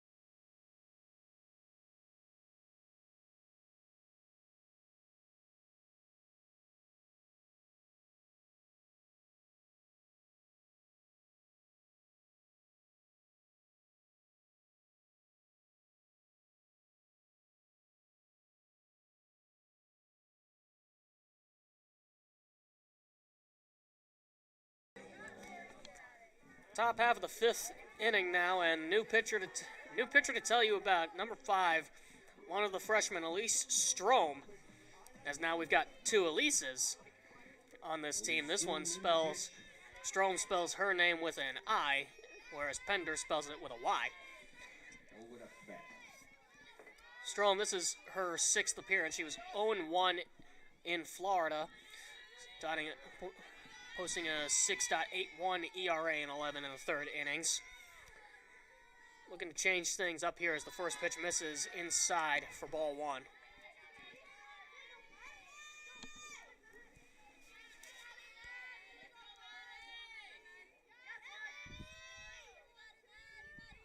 Native of Geneva, Illinois. Smoked. In and out of the glove of Guerra. She fires to first and got her! Way to recover. No panic there for Leanna Guerra. Number 24. And there is one down. And if we're looking, it won't show in the score sheet, but that's, in my book, that's a 5-3. That'll bring up the 3rd baseman, Kayla Farmer. 1 for 1. She's got a double, an RBI double, and a walk so far. And she takes a strike over the outer edge.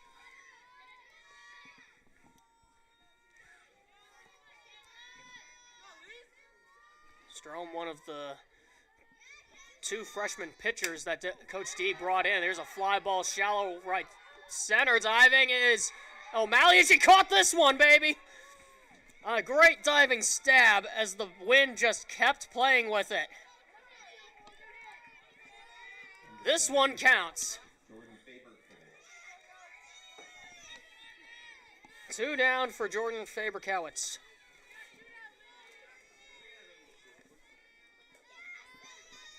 Two quick outs.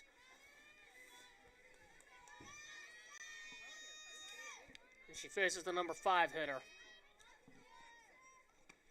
First pitch, a little check swing, but that's a foul ball. A little bit of an excuse me swing there.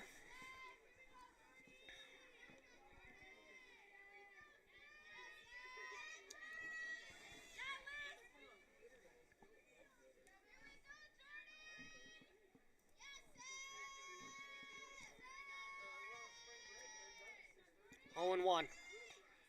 A little change up. This one's just out of reach of the shortstop, Dykstra. A 2-out base knock for Faber-Cowitz, her 2nd of the game. And there's a runner on first now with 2 down. Number 22, Riley Garner. As Riley Garner has re-entered the game in the 6th spot.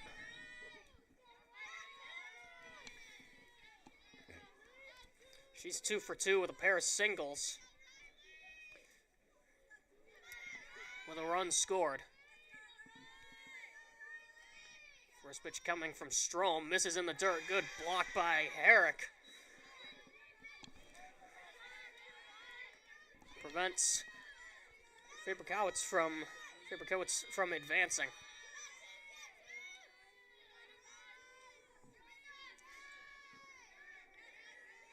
Experience is in relatively short supply here with this year's Grinnell team, so it's great to see them getting some here. Lined up the middle for a base hit. Faber-Cowitz will hold at 2nd. Back-to-back 2-out base knocks for the Beavers. As runners are now on 1st and 2nd with 2 outs.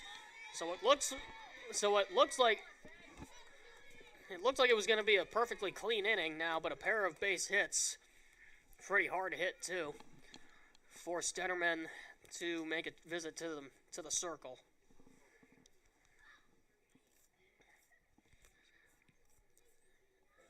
And I'd imagine as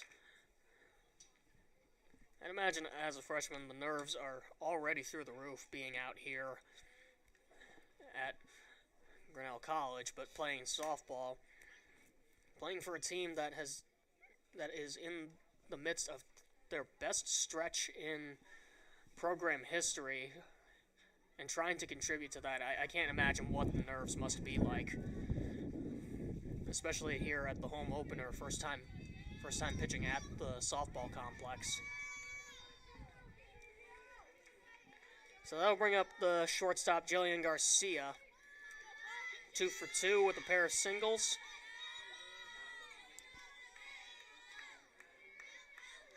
I'm sorry, Garner was the one who was 0 for 2. Garcia is 2 for 2. First pitch coming, and that misses inside for ball 1.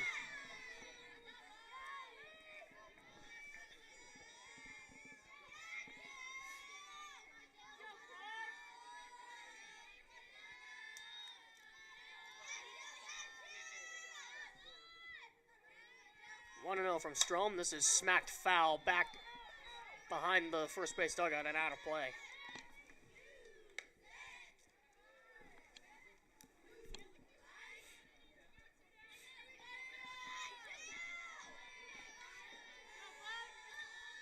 Two on, two down.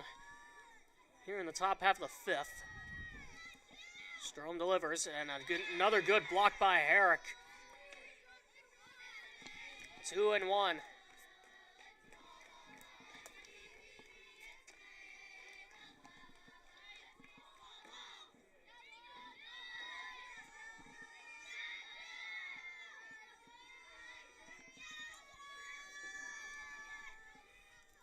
2-1 pitch coming. Spins a beautiful off-speed pitch in there for strike 2. That might have even been a curveball.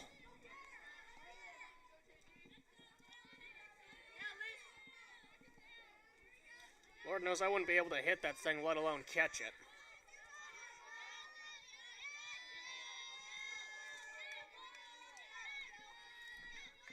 Twos all around. In the dirt, good block by Herrick again. And the count runs full. So runners should be on the move here with 2 down.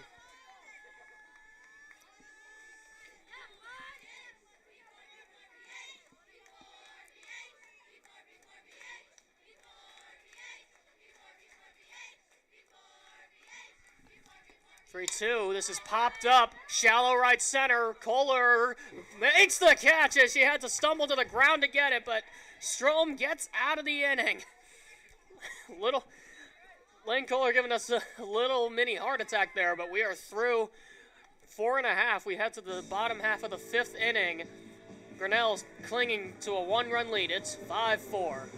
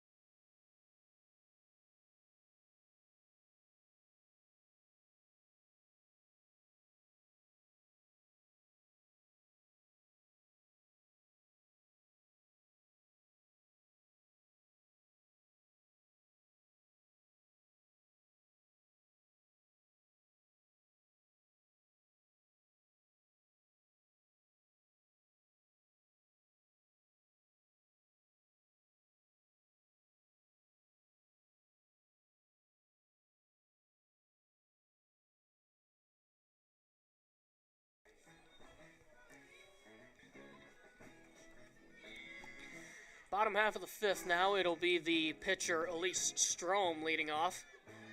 She is pitching, but she's slotted in as the designated player, so she will continue to hit here. She is 0 for 2.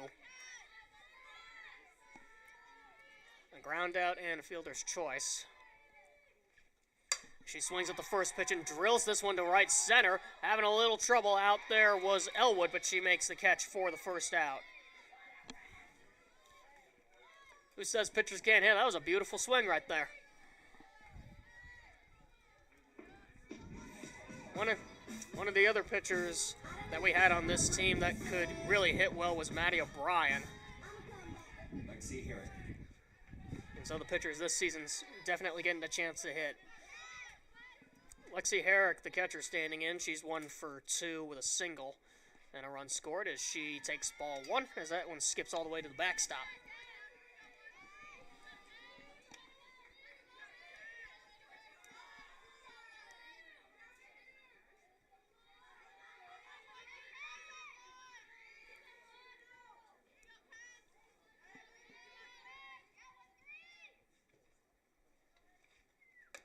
On the outside corner for a called strike, evens the count.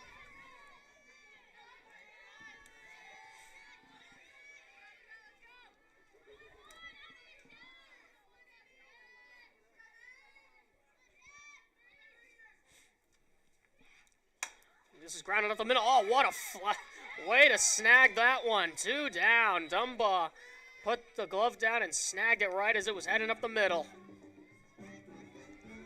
2 up and 2 down. As that'll bring up the top of the order. It's Kayla O'Malley in for her 4th plate appearance. Kayla O'Malley. 2 for 3, a pair of singles and a run scored. First pitch swinging, that was in on the fists as she fouls that one off toward the first base coach's box.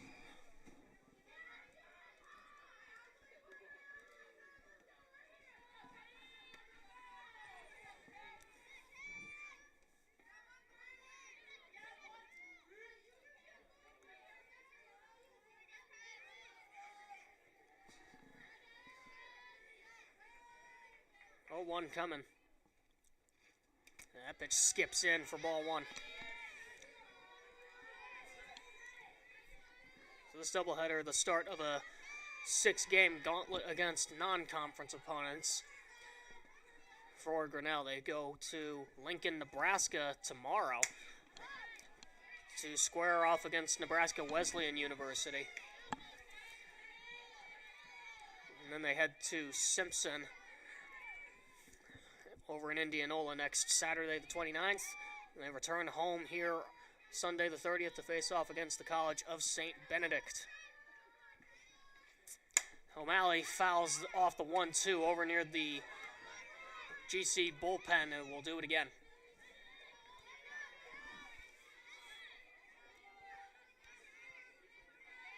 Conference play starts up on April the 5th against the top dogs, the Lake Forest Foresters. O'Malley smokes that one, but foul down the right field line.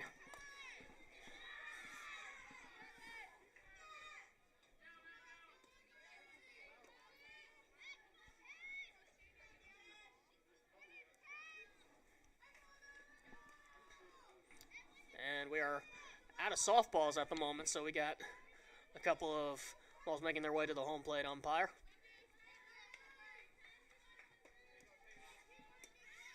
The balls are just flying all over the field today. Back now 1-2.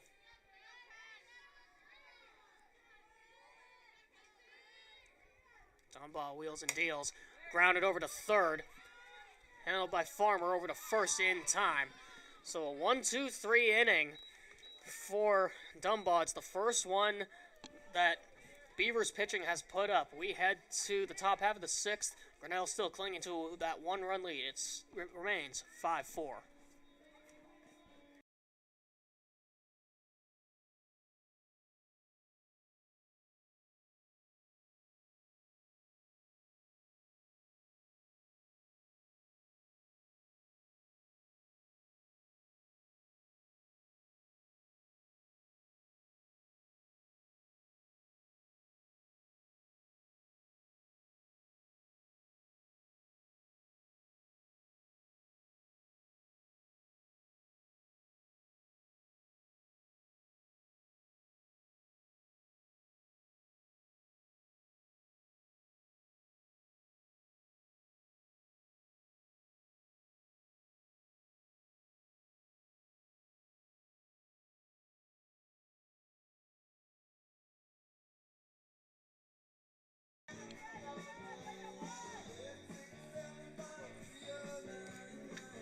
Top half of the 6th, ready to get started here. It's 8-9-1 due up for the Beavers, starting with Lindy Nelson.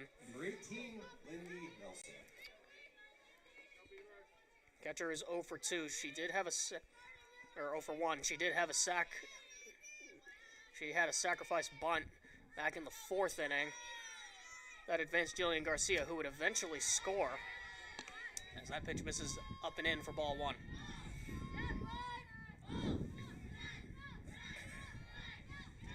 Nelson, another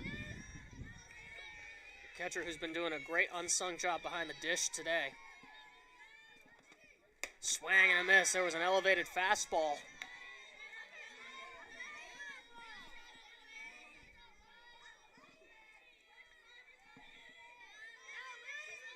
GC pitching definitely looking to get on a better roll here.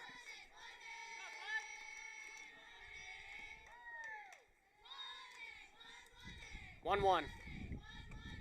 This one's flied out towards center. O'Malley going back. She's not going to have a play on it. Nelson on her way to second. She will make it in standing. Leadoff double for the Beavers. Just what they wanted to see. The wind just kept carrying that one. And now in the blink of an eye, the tying run is in scoring position. As Danica Workman, who's 0 for 2, will try to cash in here. A strikeout and a pop-out so far. First pitch coming. Shows bunt, pops it up, and it's going to roll foul. Good patience from the first baseman, DeCarlo, and the catcher, Herrick. That bunt had just a bit of backspin, just enough to take it from fair territory into foul territory.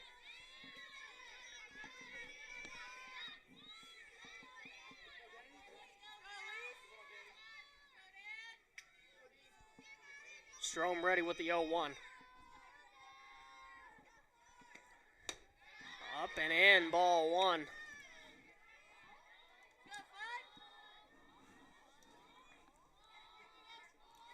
the ball chirpers coming from the BVU dugout. Even at 1-1. Shows bunt again. That is going to stay fair. Herrick takes it, throws to first, but it is not in time. It'll be a bunt single, and runners are now on the corners with nobody out. Tying run just 60 feet away.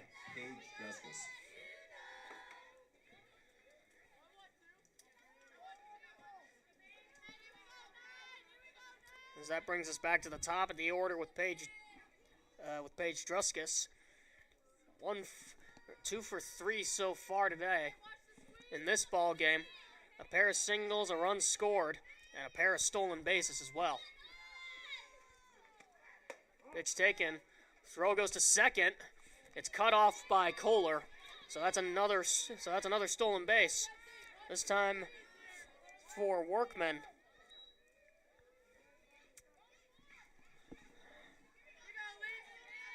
As now 2 runners are in scoring position. Tying run on third. Go-ahead run on second. Just as Grinnell had earlier. Floats a changeup, but that misses high. Evens the count at 1-1.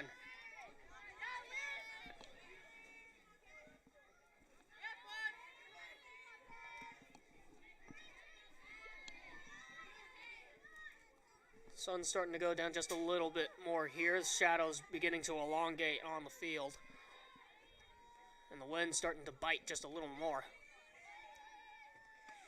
1-1. This is flipped out towards shallow right. Pender in. Makes the catch. Runners will be forced to stay where they are. And a big first out for Elise Strom. Number 20, Brady Krager. Just what Strom needed. As that'll bring up the DP, Brady Krager. Looking to change her fortunes. She's 0 for 3. A fly out, a ground out, and a line out so far.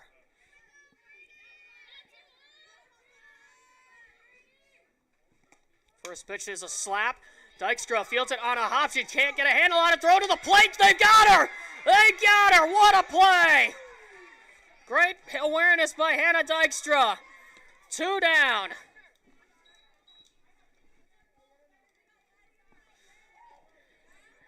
As the runners advance.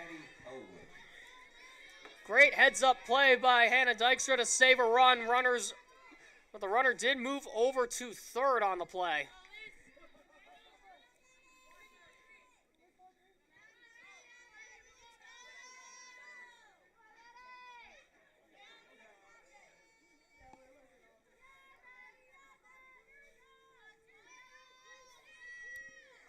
Bring up Maddie Elwood, squares the bunt. It misses in the dirt.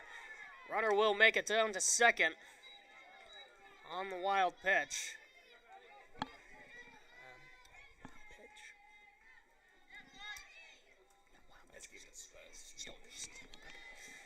So that's going to be scored as a stolen base. A ball and no strikes. That pitch misses in the dirt, 2-0. Putting together a lot of long innings today. This is now the 5th hitter of the inning. This could easily balloon out of control.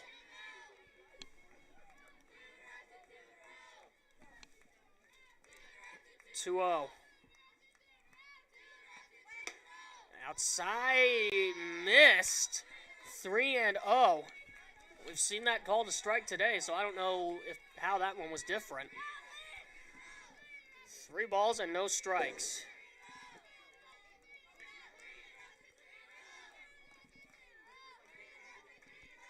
See what Strom wants to do here. Wheels and deals. Taking all the way. That's a called strike. Tying run on third. Go ahead run on second once again.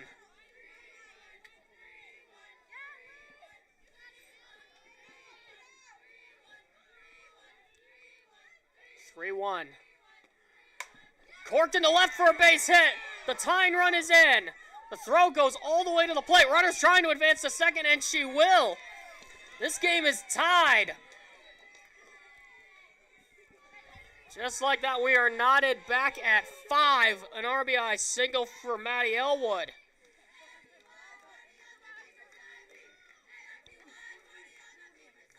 As it continues. The seesaw affair just continues as Coach Detterman makes a visit to the circle. Runners remain on second and third now, as this is turning into a much longer inning than anybody wanted.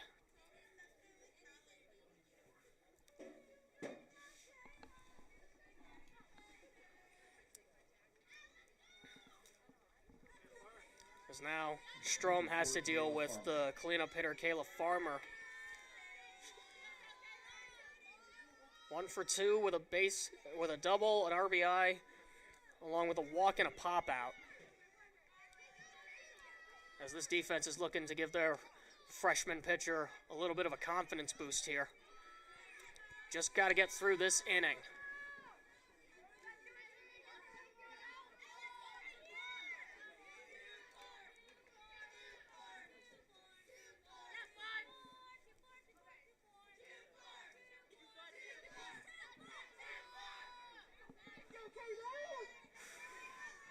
Starting to get a little chilly out here now. Sun is nowhere to be seen. Swings at the first pitch. There's a base hit into right field. The go-ahead run is in. Here comes, and the throw to first is not in time. 2 runs are in, and BVU has taken a 7-5 lead here in the top half of the 6th. Farmer wasted no time with that first pitch. Nearly got pegged at first, but she makes it safely.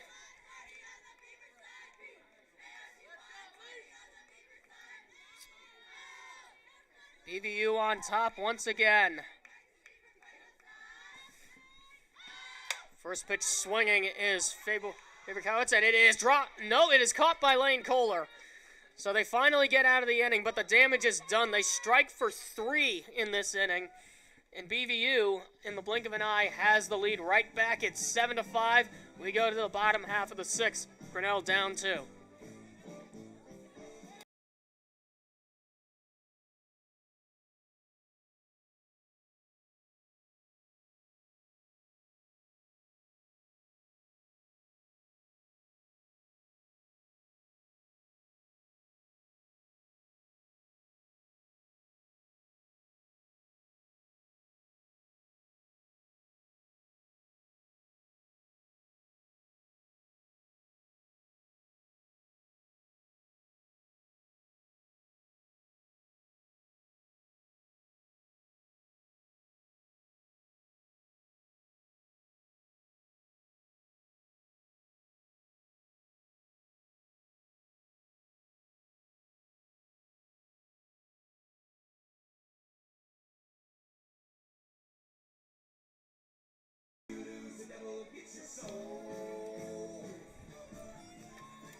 Crucial moments now as Grinnell suddenly finds themselves down to their last 6 outs of the game.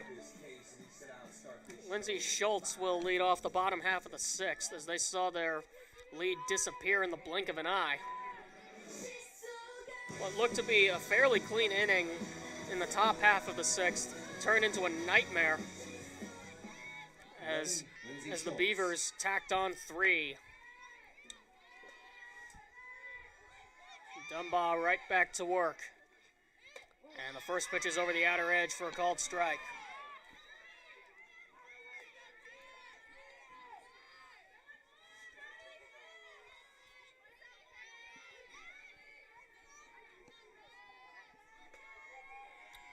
Oh, 1. Skips in. Evens the count at 1-1.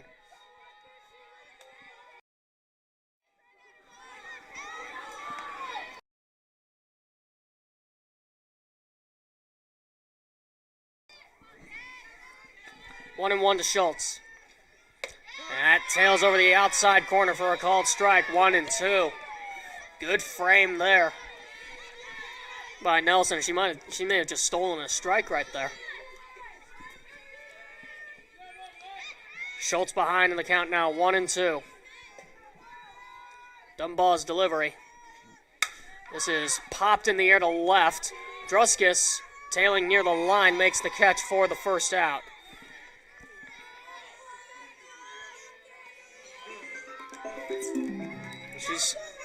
Druskis has certainly had the ball hit her way plenty. As now it'll be Leanna Guerra.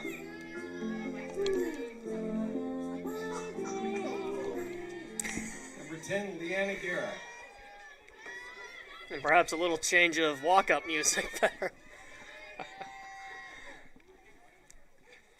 Guerra takes ball 1 outside.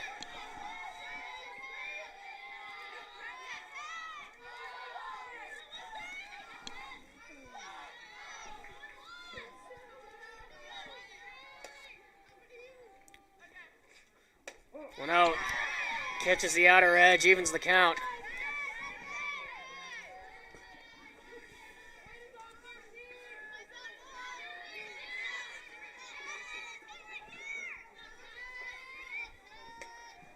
One and 1. Swing and a miss. That changeup just bottomed out. 1-2.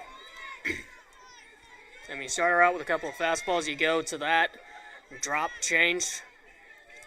I know I'd stand no chance. 1-2 outside, just missed. The infield wanted that to be strike 3.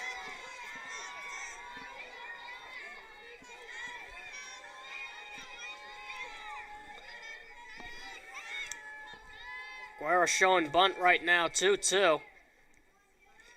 As that pitch skips in, full count.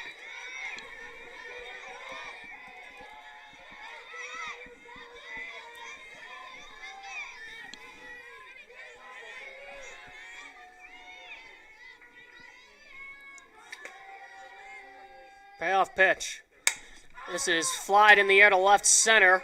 Falling fast. Druskis can't make the catch. It rolls into the infield, and Guerra will have to hold at first. A great attempt from Druskus, but another one that hit the mitt and popped out. And no doubt the wind played a factor there.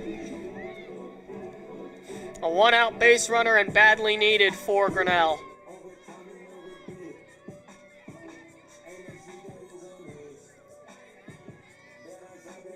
And here's Sophia DiCarlo. She's got an RBI. She's got an RBI today. She smacked a single. And was also intentionally walked. Ooh, a changeup swung on and missed. Had her eyes, you could see her pupils dilate right there. I know she wanted to send that one way over the fence. 0-1. Another changeup swung on and missed. This one missed in the dirt. So being a little too eager to hit that ball right now. And that's a swing. That's a power swing right there, not a ton of control. 0-2. Takes that one outside, 1-2. Power is great and all, but you need a controlled swing, especially this late in the game when you're down by a pair. 1-2. Swing and a miss. The changeup again. 2 down. As Dunbar notches her first. That's a big out to get right there. Because that'll bring up Hannah Dykstra looking to make something happen here. She's got a pair of RBIs today. No doubt she's looking to advance Guerra. First pitch misses down and away for ball 1.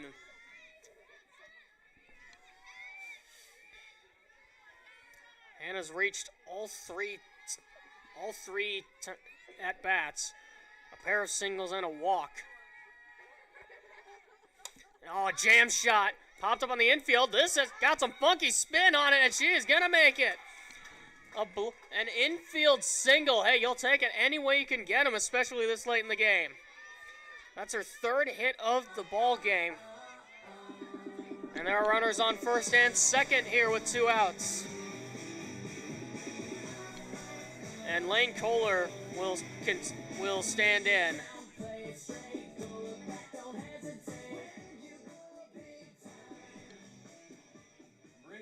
Kohler. Lane's got an RBI herself. She's 2 for 3 with a pair of singles. Needs to keep this inning alive. And she takes a ball outside for ball 1. That looked pretty good from up here.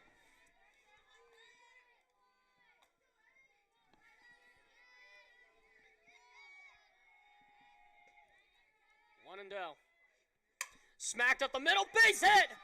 Guerra is held at third. The bases will be loaded. And a strong throw from Workman shows why Guerra was held. Another hard hit ball right back up the middle. It nearly hit Guerra. She had to hurdle over it. But the bases are now loaded. For Elise Pender, the sophomore out of Potomac, Maryland. One of the first true East Coasters that I knew on this team. First pitch, outside, ball 1. And right now, this is the exact spot you want to be in, because the pressure right now is not on Elise Pender at all. It is on Kenzie Dunbar to make a good pitch. That pitch is at the knees for a called strike.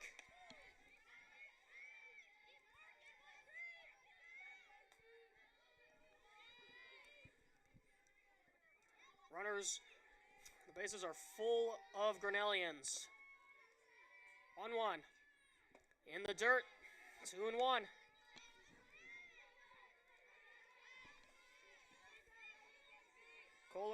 Kohler on first, Dykstra on second, Guerra at third.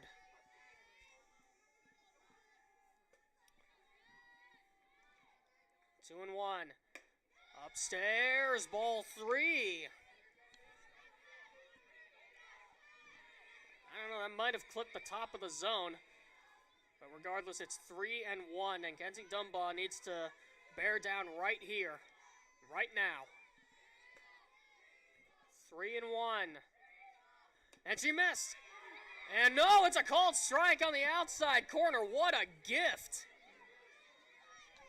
Wow. That looked like ball 4 right there. But instead, she's got life.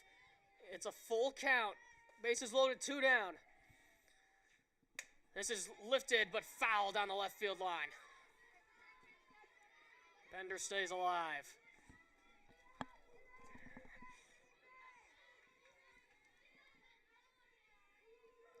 Gotta have a short memory, though.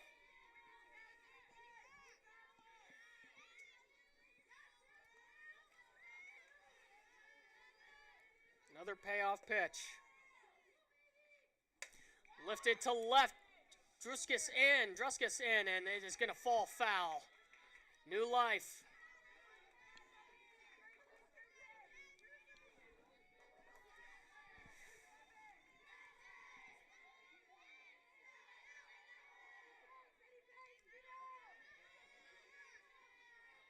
The count stays at 3-2. Dunbar set. And deals. And jam shot right back to the screen as Pender stays alive for another pitch.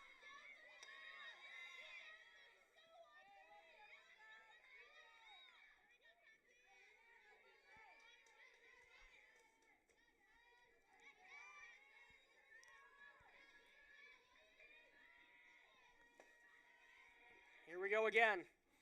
Smacked up the middle, backhanded, and that's going to end the inning. Backhanded by Faber-Kowitz, and they get out of a bases-loaded jam. GC leaves the bases loaded as we head to the top of the 7th. BVU stays on top by 2. It's 7-5.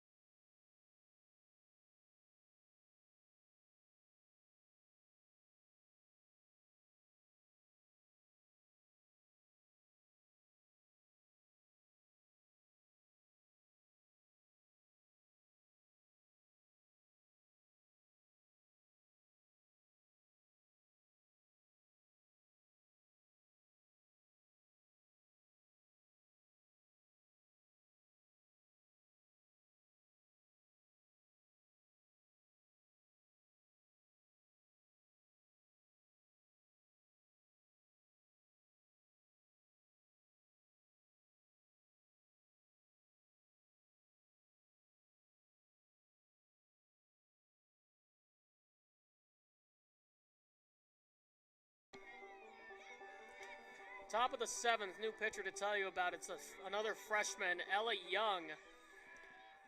She's only made 1 appearance so far this season in Florida, and that was a 9-out save in Florida. Only gave up 1 hit. She did give up a run, but it wasn't her own. Walked a pair, gave up a double, but ultimately converted the save. And who knows, maybe we're looking at another version of ET right here.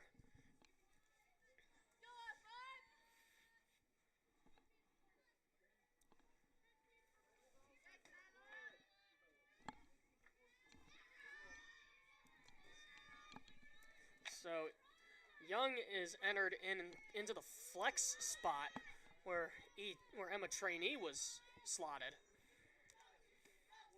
But her first pitch is over the outer edge for a called strike. Ella was the first freshman out of this batch that I met. She and Kayla O'Malley are roommates, and we live on the same floor. Outside, ball one. That looked like it was the same spot.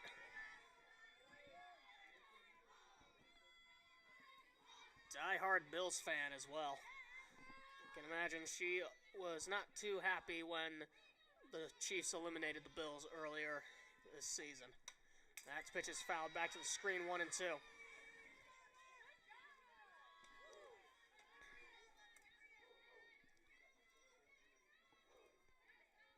Young, a native of Chehalis, Washington.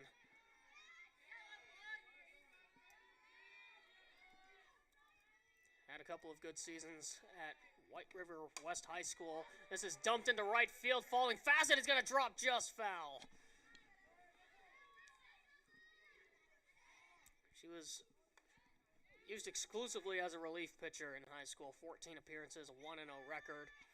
34 career strikeouts in 59 1/3 innings. She's looking to repeat some of that success again here at the collegiate level. 1-2, this one's smacked out towards center. O'Malley's got a beat on that. 1 down.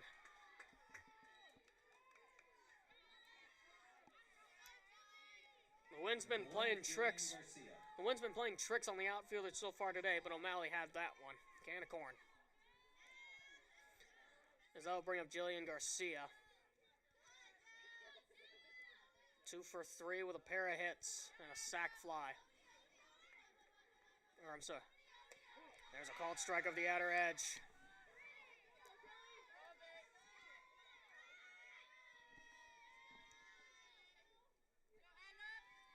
Ella just trying to keep the score right where it's at.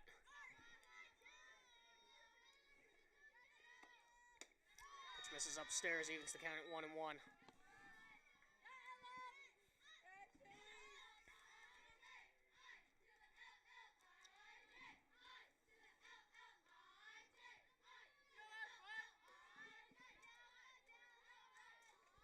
One and one. This is popped up, and that is going out of play back behind the first base bleachers.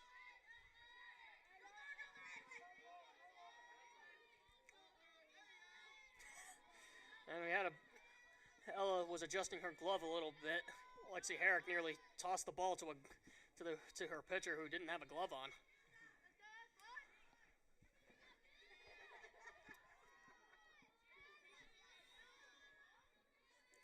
One ball, 2 strikes. As that's tapped foul, and it will stay foul.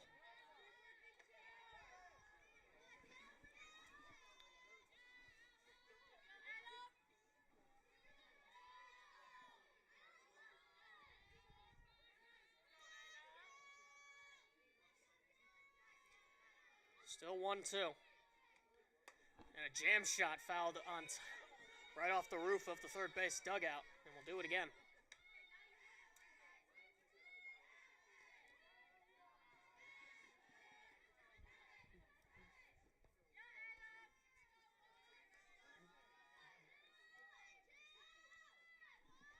Another 1-2 outside, just missed. That was called a strike earlier. And it's 2-2.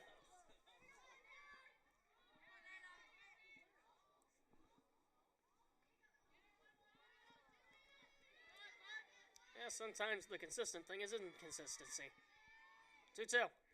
Change up smacked into left field. That's going to get down for a base hit. Another base runner. Garcia with her 3rd of the game.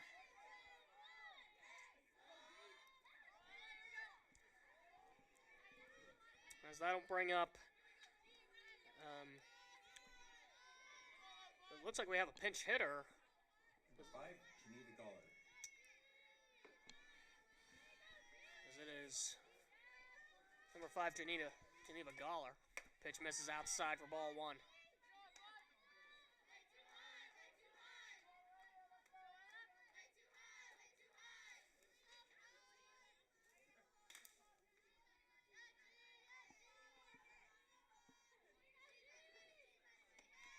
This is grounded foul down the third base line.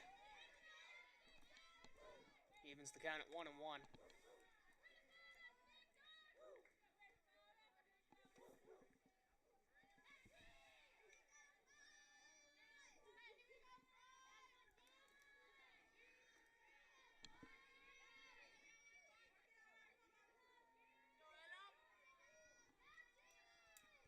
1-1. Another one that apparently just misses the outer edge. 2-1.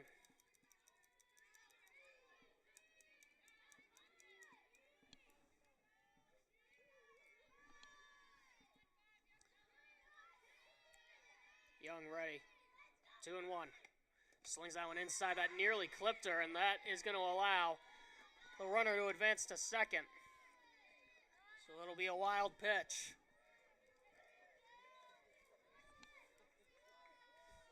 And moves the count to 3-1.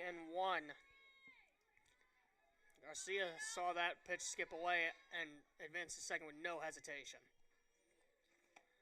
3-1 is popped up. Will this stay in? Guerra by the fence, and it will not stay in. It's off the roof of the third base dugout.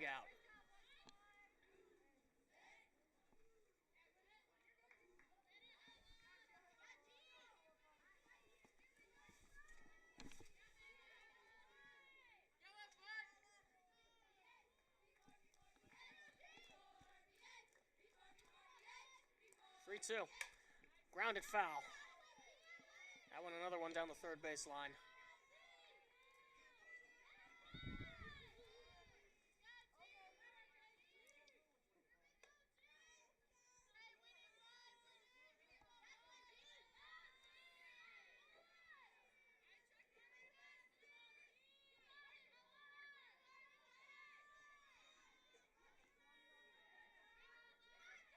Payoff pitch. Outside, called, strike 3. A big second out, and there are 2 down. Went back to the outer edge. She tried it one more time and got him looking. That's her first, and that is her first collegiate strikeout. So congrats, Ella. Swing and a miss. Workman swung over the top of that drop.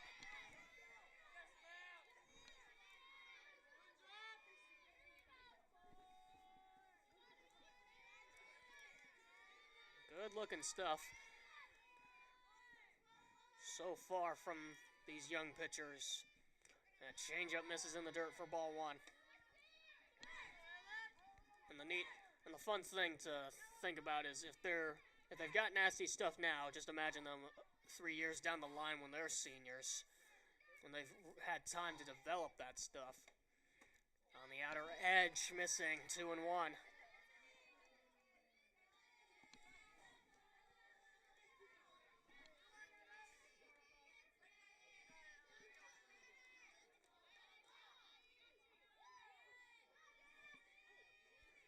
Two and 1. Slings that one up. 3-1.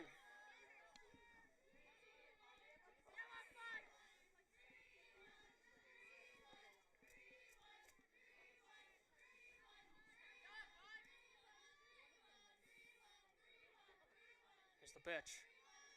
And that miss, ball 4. Runners are on first and second.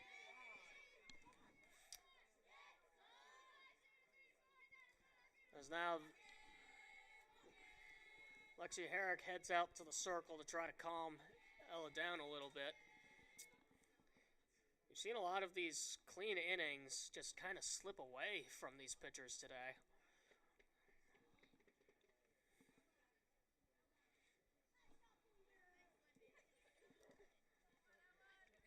As Young getting some advice from her catcher and from her coach. As now we're back to the top of the order. Paige Druskus. She's got a pair of hits today.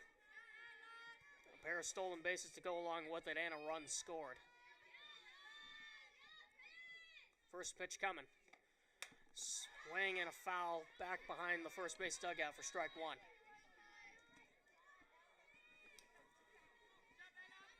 It's one thing to get to strike 1, but as I've heard it, sometimes strike 2 is the harder pitch to get.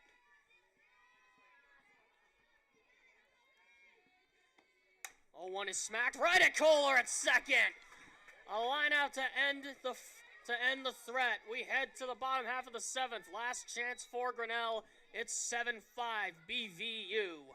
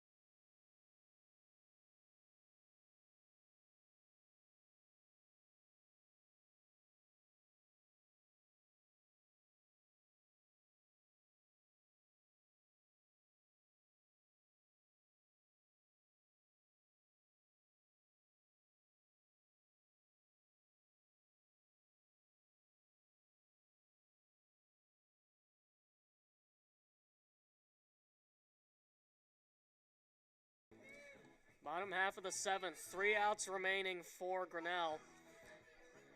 The bottom of the order, 8, 9, and 1. Number As 5, Elise Strom leads off. She's 0 for 3. A ground out, a fielder's choice, and a fly out. And she just needs to reach base somehow as she swings over the top of that first pitch. Looked like a drop. Little over eager to start the AB.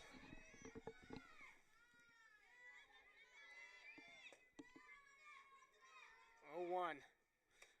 Outside, that misses. Evens the count at 1-1, although we have seen that called a strike.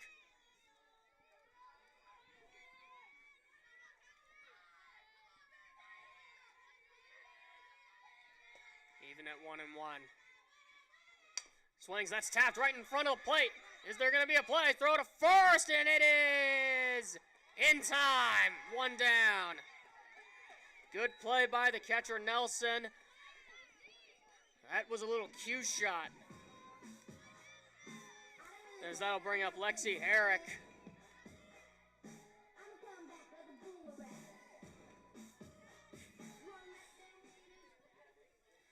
Lexi Herrick. Herrick 1 for 3 so far. She grounded out to the pitcher her last at bat, and she takes ball 1 here.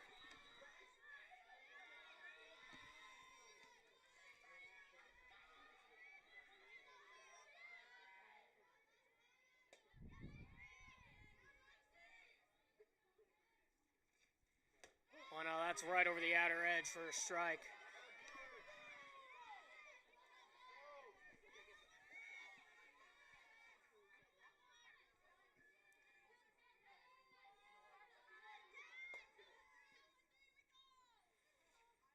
This is top to third, over the glove. It's a short, long throw, and she still gets them. 2 down.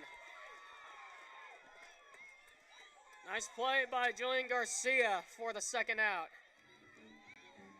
Yeah, that's one of those, it skipped over the glove of Farmer, but Garcia still had the arm strength to get her out. And now Grinnell is down to their final out of the ball game, and it's Kayla O'Malley. She's got a pair of hits today. First pitch skips in for ball 1.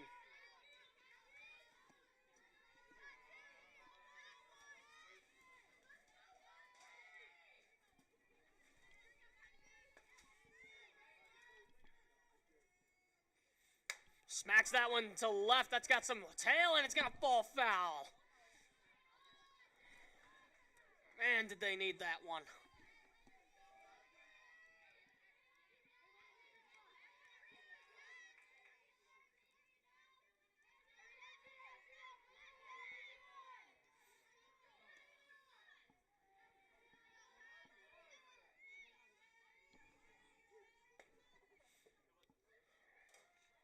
The 1-1 skips in, and it's 2-1.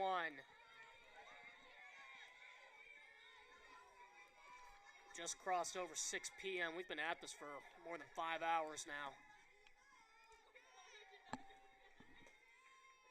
2-1 to O'Malley. Grounds this one to short. This should be it. Garcia to first, and that is the ball game. Buena Vista Beavers hang on and sweep the doubleheader. They are now 11-1 all time against Grinnell.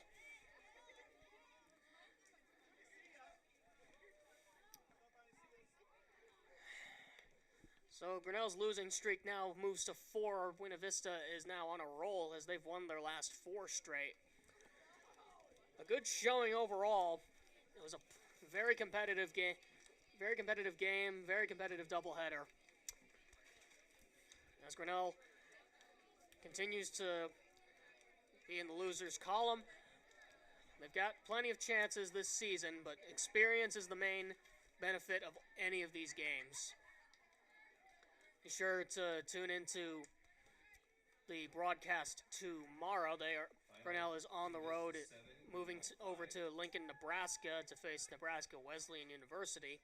That game starts at 2 p.m. at 2 p.m. Central Standard Time. And then they will play Simpson College next Saturday, the 29th, at Indianola.